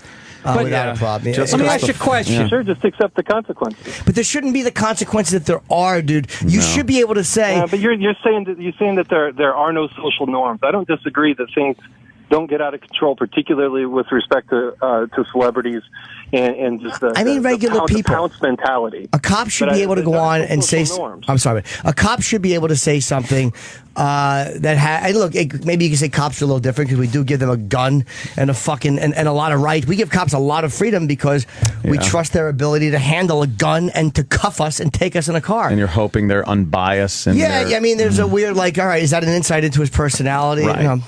Or who he's dealing with on a day-to-day basis. See, that comes into play too. All right. Good job, guys. All right, thanks. Colbert's not going to get in trouble because he's on the right side of politics and show business. He's over how it works. You understand? If that was oh yeah, if anybody he's not gonna, on the right, he's not going to lose his show. No. Will in Ohio. Will. Impervious. Man, Mr. Jim Norton, I am so pissed off because you know why? Why? Because I'm not going to be in Tampa April 11th and 12th at Side Splitters. Oh, no. Oh, man. Oh, no. Edit that from the replay. We don't need that type of talk. Don't you dare edit terrible. that from the replay. Seamless. He's very pissed at you. Thank you. Don't be Absolutely mad at me. seamless. All right. I have a funny joke I'm going to do in Tampa. Yeah. Oh? I'm like, Florida. I wonder why this place looks like a boot. What's it going to look like? I'll work it out. Holy shit! I wish we ended the show cold right there. Yeah, me too. A slow motion car crash. Nah, you know what we need right now? A fire in the door. You want one more? Charlie? All right. Let's go to Charlie or Charlie. It depends where he's from. Charlie, what's up? Yeah, I was just. Why are you guys so worried about being allowed to offend people? That's what I don't understand. Because it's not being allowed to offend people. It's being allowed to voice your opinion. But a lot of times your opinion will offend people regardless. Exactly. I understand that. But, why are you worried? If you're going to say something offensive, you should know that you may catch some shit for it, like losing your job. Let me ask you. He's bought into it. No. But who's judging what's offensive, Are you sir? are you for gay marriage or against gay marriage? I could care less. Okay, all right. Way to take it. But let's just say you're for gay marriage, and I'm for gay marriage. That's a very offensive stance to a lot of people in this country. So, I hate gays is Apparently offensive. not. It's passing in every fucking. But I mean, a lot of people find gay marriage repulsive on a fucking deep religious level. Yeah. So me being for is an extremely offensive opinion to those people. No matter where you stand, you're offending somebody, sir. Yeah, so who's judging what is so offensive that you should lose your job over it? Because what I mean is with that website. What was it called? Young people of color mania. That one. Silly Goose why Mania. should you really be allowed to? I guess you're allowed to put. How could you say why should you be allowed? You should be I've allowed. heard you guys say the N-word 10 times in the show already. But that's So in what context? But you know the context, and you're saying something for that. But no, but people may be offended. They probably But I don't will care. be. They probably will be. But those are people that would be offended regardless of the context of the language. Right, if they're mad at me, instead of being mad at me or Anna, what they should do first is write a letter to Nicki Minaj, who dropped it 40 times in Looking Ass Nigga. Yeah, which, by the way, phenomenal. You like that song, I Jimmy, genuinely now? love that song. Yeah, Fucking non-mogul ass nigga is the best thing ever said in a song. And I stand by that. What's the phrase? Looking at she says, you non-mogul ass nigga. Non-mogul ass nigga. I wish someone would say that about me. Because it's what I am. They do. You're gonna get that on Twitter now. Are you good, Charlie? Yeah, I'll talk to you guys later. Take care, Charlie. Thanks, Charlie. See, he sounds like a young kid who doesn't get what freedom of speech really is. It really is adorable for how often people call up and go, hey, you old fucks, and this, that, the other thing. It really is this thing where you look at the youth of America They've bought and into think it. like, oh, I remember They that. got him, Anthony. The libs won. They beat us. Whether it's dumbing down the education, they have the fucking microphone. Okay. I think it's very hard for somebody who really hasn't been thrown into the actual workplace yet and having a nice little job while you're going to school or your first job out of the gate. It's adorable. It's not the real. You haven't been fucking beaten down yet by the actual economy of how this country works. So you could voice your opinions, obviously, but they're not educated opinions. You're ignorant of what it's like to be thrown into the American workplace. I smoked on stage at Tampa. This is how tightly run the club is. I smoked Thursday night, Friday night, first show Saturday. In between the first, second show, Bobby Giuliano, who's there every night, realized I was smoking on stage for the first time. And I'm not supposed to do it. No. And 6 people walked out because I was smoking. Really? Yes. And they weren't even close to the stage because I would have seen them get up and leave. But can you imagine being that I'm just saying, I'm making a point about self-righteousness. Yes. Leaving a show because I had a cigarette on stage. You had a cigarette. So obviously crazy. They weren't affected by the smoke. They just didn't like that you even had it. That's my point. Right. It's fucking like ideology. Ooh, he's not on our team. We're out of here. This indoctrination going on. It's been going on for years, and it's finally picking up that steam enough where it's affecting you. I'll quit and smoke. affecting people. Yeah. I'll quit smoke when I see this smoke come off my cigarette, go up your nose, and your head explodes. Then I'll believe in secondary smoke. Then you'll put Until it out. then, shut your fucking filthy crack. You know how you know that it's an arrogance against smokers too is because they're going after the e-cigarettes. Yeah. There's a real arrogance. That has nothing to do with the health or anything. Where they're making those illegal in the park. Yeah. Because fuck Yes. that's sickening. That's It's ridiculous. a cottage industry. E-cigarettes. And how are e-cigarettes, which are not? Affecting Yeah, you got to The come on. non-smokers. Yes, It's an arrogance. It's the thought that you That's got right. around our little fucking That's rule. right. We didn't want you smoking. Technology got around it. No, we still don't want you smoking. The commercials, it's a cottage industry. They haven't evolved, the non-smoking. Oh, yeah. See the commercials? Yeah. It's been going on for 10 years now. They're on movie sets. Oh, the truth commercials. That's Showing like- open hearts with pus coming out. And this is you if you have a candy cigarette. Shut the fuck. That's way more offensive, by the way. When What, you're the just actual try- visuals? you mean? Yeah, when you're trying to enjoy a program. They haven't a ball with it, though. They're fine with that, but then if someone does an Asian accent on a TV No, program, they're going to exactly. fire Yeah, them. you're It's like, sunk. did you see the commercial for the fucking the cancer eating away the lungs? Yeah, the lady with no fucking chin in the house. You know, Right, apparently right. you smoke long Fingers enough, cut off. you turn into Popeye. You see, and you get the whole. I get it. It's insane, though. That's dangerous. That's accepted, but language isn't. That's crazy. Yeah, I'm telling you, get it. kids. Nick's going to be smoking at Caroline's won't this be. weekend. I can't do it here. Friday, Saturday, and Sunday. No smoking in the yard. It's nickdip.com. He's got the podcast on Riotcast.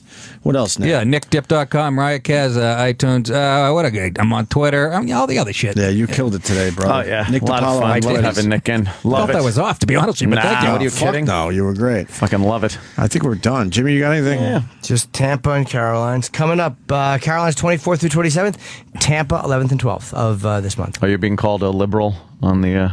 I'm actually not even checking I think it's Twitter. hilarious, by the way. I know, because that's Jim hilarious.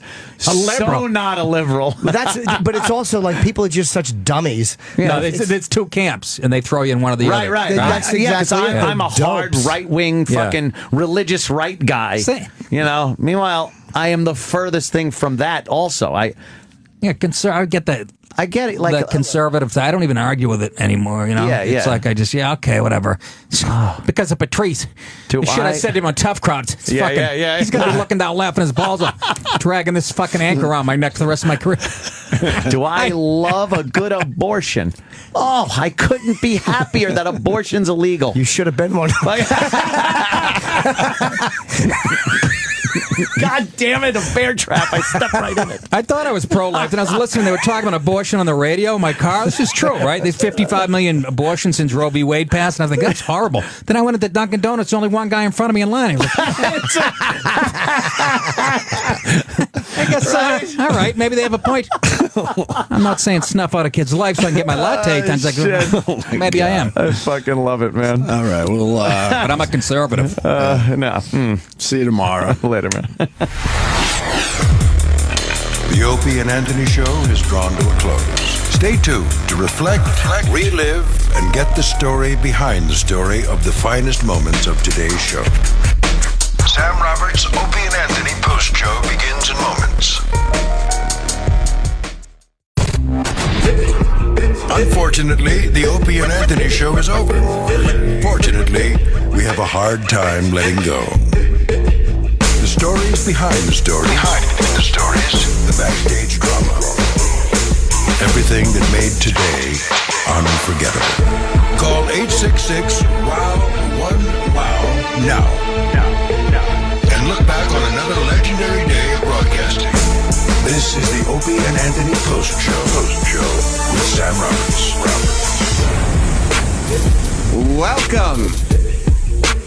Welcome to the Opie and Anthony Post Show. 866-WOW-1-WOW, 866-969-1969 is the phone number if you want to be a part of this. Call up now as we recap everything that happened on today's great Opie and Anthony show. I told you DiPaolo would be good, didn't I? Remember in the pre-show? Remember I told you Nick DiPaolo does not have bad Opie and Anthony appearances? Well, chalk another one up for the good guys. I see Roland outside in the hallway just holding court. Can you see through your window, Sal, how ridiculous this looks? What is it? Let me see. Look out your window, and he's sitting there with all the little talent interns. Some of the guys from Hits One. Not like the mashup people, but like the producers. And he's just like center court of the whole thing. Yeah, I got a good look. This like is, a big giant court jester. He lives for this shit. He absolutely loves it. Just holding court. How many times do you think he said white glove in the past 5 minutes? I've never seen anybody talk so much with so little to say. Just nothing going on. Or actually understood the least. Yeah, no, he's just mumbling. He's just picking up on little segments. I would love to get him to talk about Denny, come down here. I want to hear what was going on behind the scenes with Roland and Denny today. Amp brought it up. Let's go to Lou in Jersey. What's up, Lou? Sammy, what's going on? Hanging. Just wanted to compliment the entire staff on there and Nick DiPaolo for just being brave and speaking everybody's mind. There's 99% of this country that's sick of this bullshit. And I happened to notice that there wasn't a certain caller, that Agatha bitch on Twitter. She didn't really call into the show. Maybe she's on hold now, but she's got about, 20 minutes left? Yeah, I think Jim's right. I think that Agatha is the woman who Ant argues with on Twitter, and Ant was talking about her today. He thinks that she's real. I think that she's not a real black woman, and that she's trolling Ant, or he's trolling Ant, or whoever it is. That's what I think. Sam, can I bring something up that I noticed today? Yeah, please do. Larry called in today, right? And he was talking about the Americans, the American government's involvement in people's personal lives. Yeah. But this is also the guy who's married to a woman who goes around handing out pamphlets about to gay people, telling them that they shouldn't be gay and all that stuff. Yeah, right? yeah, and the guy who meddles with personal lives. And I think Larry's a smart dude, but there's certain hypocrisies when it comes to things like that. When I heard that, I was outraged. It's what the fuck is going on? Yeah, if you don't want the government involved in people's personal lives, religion probably shouldn't either. Yeah, it doesn't make any sense. No, you're right. I agree with you 100%, Sal. Joey in Milwaukee. Hey, can we get an update on Nicole? Did she have her baby yet? Yes, Nicole has not been on the show in several weeks because she had her baby. Dennis, much to your chagrin, it was not stillborn. It's alive and breathing. I was so happy to hear that. Oh, can you would have gotten blamed if there was anything wrong with that baby. I volunteered to DJ the christening. Did they take you up on that? I haven't seen her. She's not back in the office. Yeah, she probably won't be following back up with you on that offer, I wouldn't think. Just want to talk to her about nannies. If she's hiring nannies, make sure she gets some nanny cams in the apartment. Oh, I thought you were going to offer up your services. No, you're just trying to branch out. Yeah. What is Roland doing out there? He's holding court, like you said. He is, isn't he? I heard him mention ribs. Will you do me? Hang on, Sal. Hang on, Sal. Don't do that. Will you do me a favor, Denny? Will you get Roland back? Sure. Will you poke your head out and just say, Roland, shut the fuck up? Well, I'll just say, Roland, by golly, be quiet. Okay, we'll try that. This is getting Roland back for what he did to... Roland! By golly, be quiet out here. Roland look how embarrassed he looks right now. He hates being he hates. I put him in his place. Denny, you're the man today. I'm sorry I gave you shit earlier. Denny, do you see Roland out there is now giving him the slit across the throat action? Yeah. Oh, Denny, you just mushroom stamped him. Oh, did I really? He turned beet red in front of all the girls. Well, no, he's got all the girls around. Look at him. He's got all the girls. Come in here, Roland. Come in here. You're never getting a photo ever again. I'm banning you. He does. Roland takes things very, very seriously. Very, very seriously. He does. He knows I love him, though. Let me go to John in Poughkeepsie. What's up, John? Sammy, leave Roland alone. You know, this is the whole point of this show today was about you guys just letting people live. It's his life. We don't know how long he's got left in life. So you're right. What's your opinion on today's little topic? And how you're behind a microphone broadcasting the millions. Got an opinion? Yeah, of course I do. I mean, I vehemently think that free speech should be allowed. I don't agree with Jim as much about the anonymous stuff. The people being anonymous doesn't bother me because I think it's true that you need, because people who don't work in entertainment don't get the same freedoms that we get in terms of being able to say whatever we want to say. That was my point. I was wondering if the platform has, your platform, the radio platform, the television platform, is a more conducive way of saying what it is that people that don't have it have to say. Right, and I can tweet and talk some shit about somebody or something, and it's okay for me because it's part of my job description is to have an opinion. Nobody here is telling us what opinion to have, but we are kind of required to have an opinion. Whereas most people who are just day-to-day people not only should they not have an opinion, they're asked not to have an opinion. And if they do have an opinion, they're going to get in trouble for it. That's why so many people on their Twitter have to say that I'm not affiliated, my views are my own, and blah, blah, blah. So, yeah, I mean, I think that we should all be fighting to make sure we can still say whatever it is that we want. But could you imagine if everybody at one time had their 15 minutes?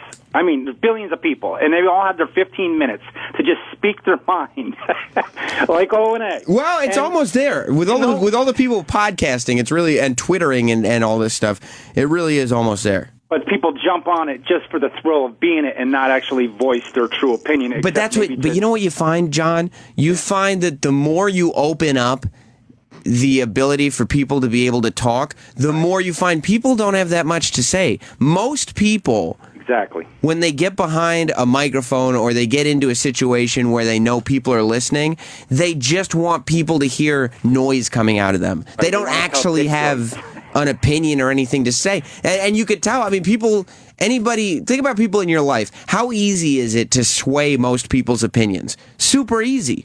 That's how and somebody whose opinion is that easily swayed probably doesn't have that much to say. Which becomes a congressman or somebody else that can put themselves on that podium and speak their mind. That's right. Sammy, keep the good work up. All right. Thanks, John. Peace. Now, Dennis. Yes, sir. We weren't just talking about free speech and everything today. Actually, let's get to the line of the day before it slips between our fingertips. Let's hear what the line of the day was. Here comes the line of the day. Line of the day.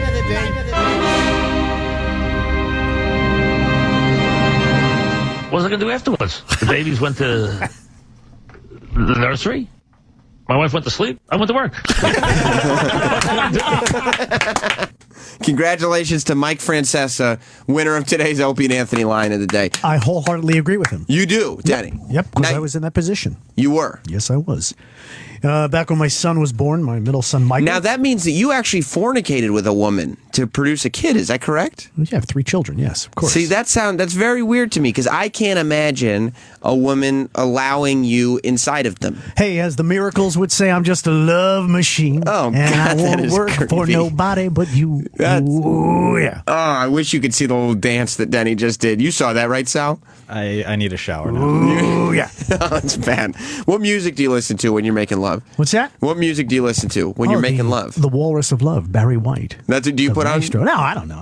Do you put music on when you're? I put radio air checks. You do. You're just like, listen to how great I sound, baby. 1976. I tell you, it didn't get much better than. Yeah, I put little air checks on. No, I don't know. Are they your own air checks? Yeah, of course. You're the radio version of the American Psycho of Patrick Bateman. Instead of flexing in the mirror, you're just listening to your own air check. Oh, I sound great, baby. Shh, shh. Listen to me. I'm hanging on the ceiling. Well, what Mike Francesa was talking about was Daniel Murphy of the Mets, the second baseman. His wife is having a baby. Okay, so he missed opening day.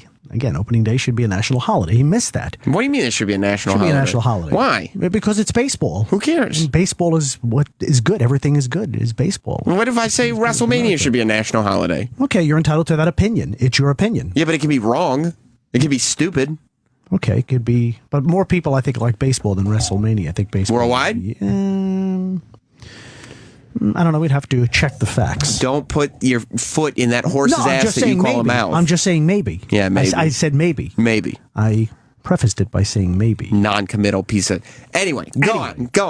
All right, so my wife is going into labor that afternoon, and it was a Saturday, and Saturday is gig night, so I had a gig that night. Saturday night. I had a gig that night, had to do an oldie show, and, all day long I'm calling my friends, other DJs, saying, hey, look, oh, Maestro Barry White, I love it, baby. Now, you tell me, let's flash backwards a little bit. We're getting way off track Let's here. jump in the Wayback Machine about 9 months before that. Do you say to your wife... You're with your wife, correct? I might have a gig 9 months from today. Do you say to your wife, baby, I think it's time you and I... Was it the first time you'd had sex with her? No. No. Do you say... Was it a planned pregnancy? Of course. What do you mean, of course? We want to have children, of course. You say, baby, it's time for me to take this bag off and unleash the white stallion that you married. I like that. You're hitting the post here. Very good. Thank Very you. good. Here it comes now to sing, though. Is that what you said? No, I didn't say it in quite that many words. Did you say, it's time for me to slip this Digilone in raw? Did you ever say something like that? No. You didn't? No. Any sort of meat references? No, there was no meat references. Hey, honey, you're not looking too well.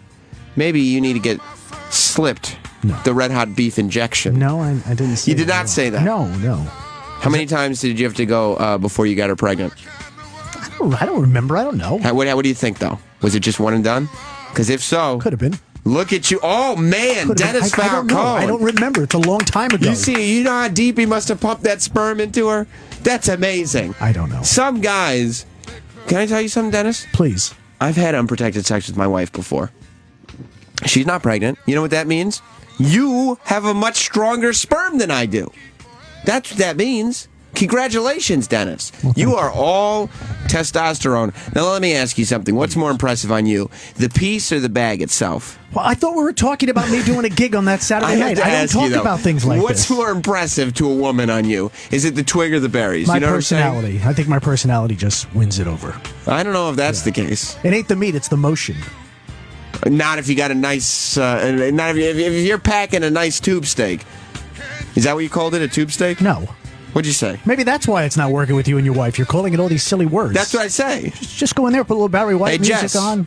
You ready for the Sam lights. Roberts tube steak or what? And she goes, no, I'm certainly not. No. All right. Well, give me the steakums. Maybe she says that. You don't remember what you said to her? No, I didn't say. It was a long time ago. Yeah. Way back. Did you ever slip it into her when she wasn't expecting it? So anyway, I had a gig that night. And it was like 4 o'clock in the afternoon, getting ready for the gig, putting the tuxedo on, getting all ready. And she goes, my water broke. It's time to go. And I said, okay, I'm going to go to the gig. Do you want to drive yourself? All business. Yeah, so she said no. So I'm driving like Starsky and Hutch on the parkway to get to the hospital. And sure enough, the baby is like coming out in the parking lot. We get into the hospital. The baby is delivered. In the meantime, I put the scrubs on over the tuxedo. How long did you last with her? What, in the car? No. I'm talking about producing the child. I don't know. When you were actually conceiving your son, how long do you think you lasted? What's your average time? I don't know what the hell I had for breakfast yesterday. You're asking me how long I conceived? What's the average time for a Dennis Falcone lovemaking sesh? 18 seconds? That's it? Yeah, that's it. Not long. No. Quick and to the point. You wanted to watch TV. Right. I get it. You got to get back before the song ends. I got it. You got these short records. You got to get... whether you're on the radio or whether you're in between the sheets. It's got to be quick. It's got to be punchy. That's right. All right. Get right to it. All right. Do you do any alliterations on the day of the week while you were in there with her? No. 2 for Tuesday, anything like that? No, we didn't do anything like that. Did you ever give her a 2 for Tuesday? Oh, yeah, sure. You pumped it in twice during on a Tuesday? Oh, no. That's what I mean by 2 for Tuesday. Did you know what I meant, Sal? I know what he meant. Of course. Yeah. Just trying to take this right into the gutter all the time. You're right. So you had your tuxedo on. Were you wearing a tuxedo the night you conceived? No. No? No. What were you wearing? Silk pajamas, a la Hugh Hefner. Silk pajamas. Take that smoking jacket off, and boom. Pipe. Yeah, I know that pipe was in there. There you go. I know. She probably had that pipe in her mouth, though. Did she perform oral on you before it's almost time to reset here on the Opie and Anthony active intimacy went down? I don't go there like that. You don't? No. That's what I respect about you. I've always... But was there some oral? What's that? Some oral. Did she have your penis in her mouth at all? I don't discuss things like that. All right. I don't discuss bedroom, activities. But you went right to the gig. Yes, I did. Good for you. The baby was born. Looked at the baby. I said, "Okay, Michael." The name named after Michael Corleone from The Godfather. Made sure it was white. Yes, he was white. He's my boy. He's my boy. But double check that. Told him that there was a baseball. If a little Asian baby comes out, you got some questions to answer before you hit that gig. Got some questions. Right. I told him it was a baseball strike, and hopefully the things will be settled soon. 93? I went 94. Went off to the gig. Came back after the gig at 1 a.m. Good for you. Started wearing the tuxedo and brought some flowers. How long after the baby was born until you got to stick it in one more time? I don't remember. You don't remember? I don't remember. You don't remember that question. Things like that. And then the next day I went to the sporting goods store and bought him back a baseball bat and a baseball glove and a little Mets cap. And very scared of having a gay son was Dennis Falcone. You wanted to make sure you butched that kid up from the get-go. I get it. It's baseball. I understand it. You're like, we like girls, we like baseball in this house, son. He could like whatever he likes.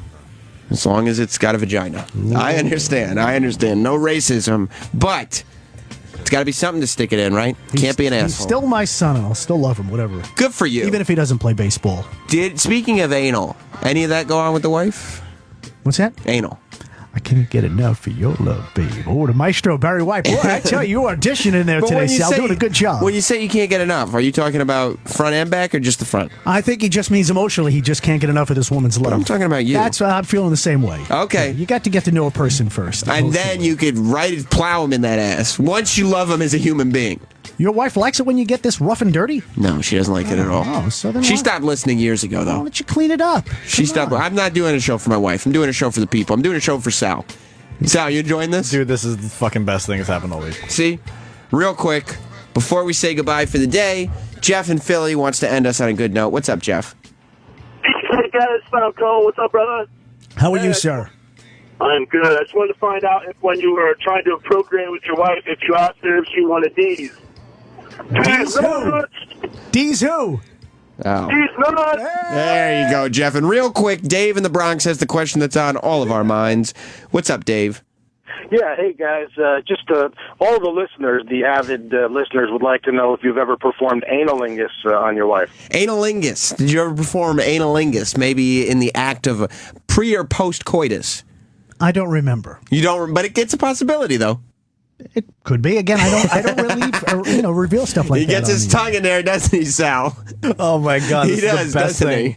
Ever. Oh, well, I'm hard. It's like I'm being cross-examined here. I'm hard, and I'm sure most of you are. Denny, thank you for being so forthright. Hopefully, you find a nice little balloon knot to perform on, and we will talk to you again maybe tomorrow. We'll see you then. Goodbye, everybody. Thanks for listening to Opie and Anthony and the Opie and Anthony Post Show. If you missed a minute, get it later today at SiriusXM.com/on-demand. Or stay tuned. Today's replay starts in minutes. Here on the Opie and Anthony channel. It's real.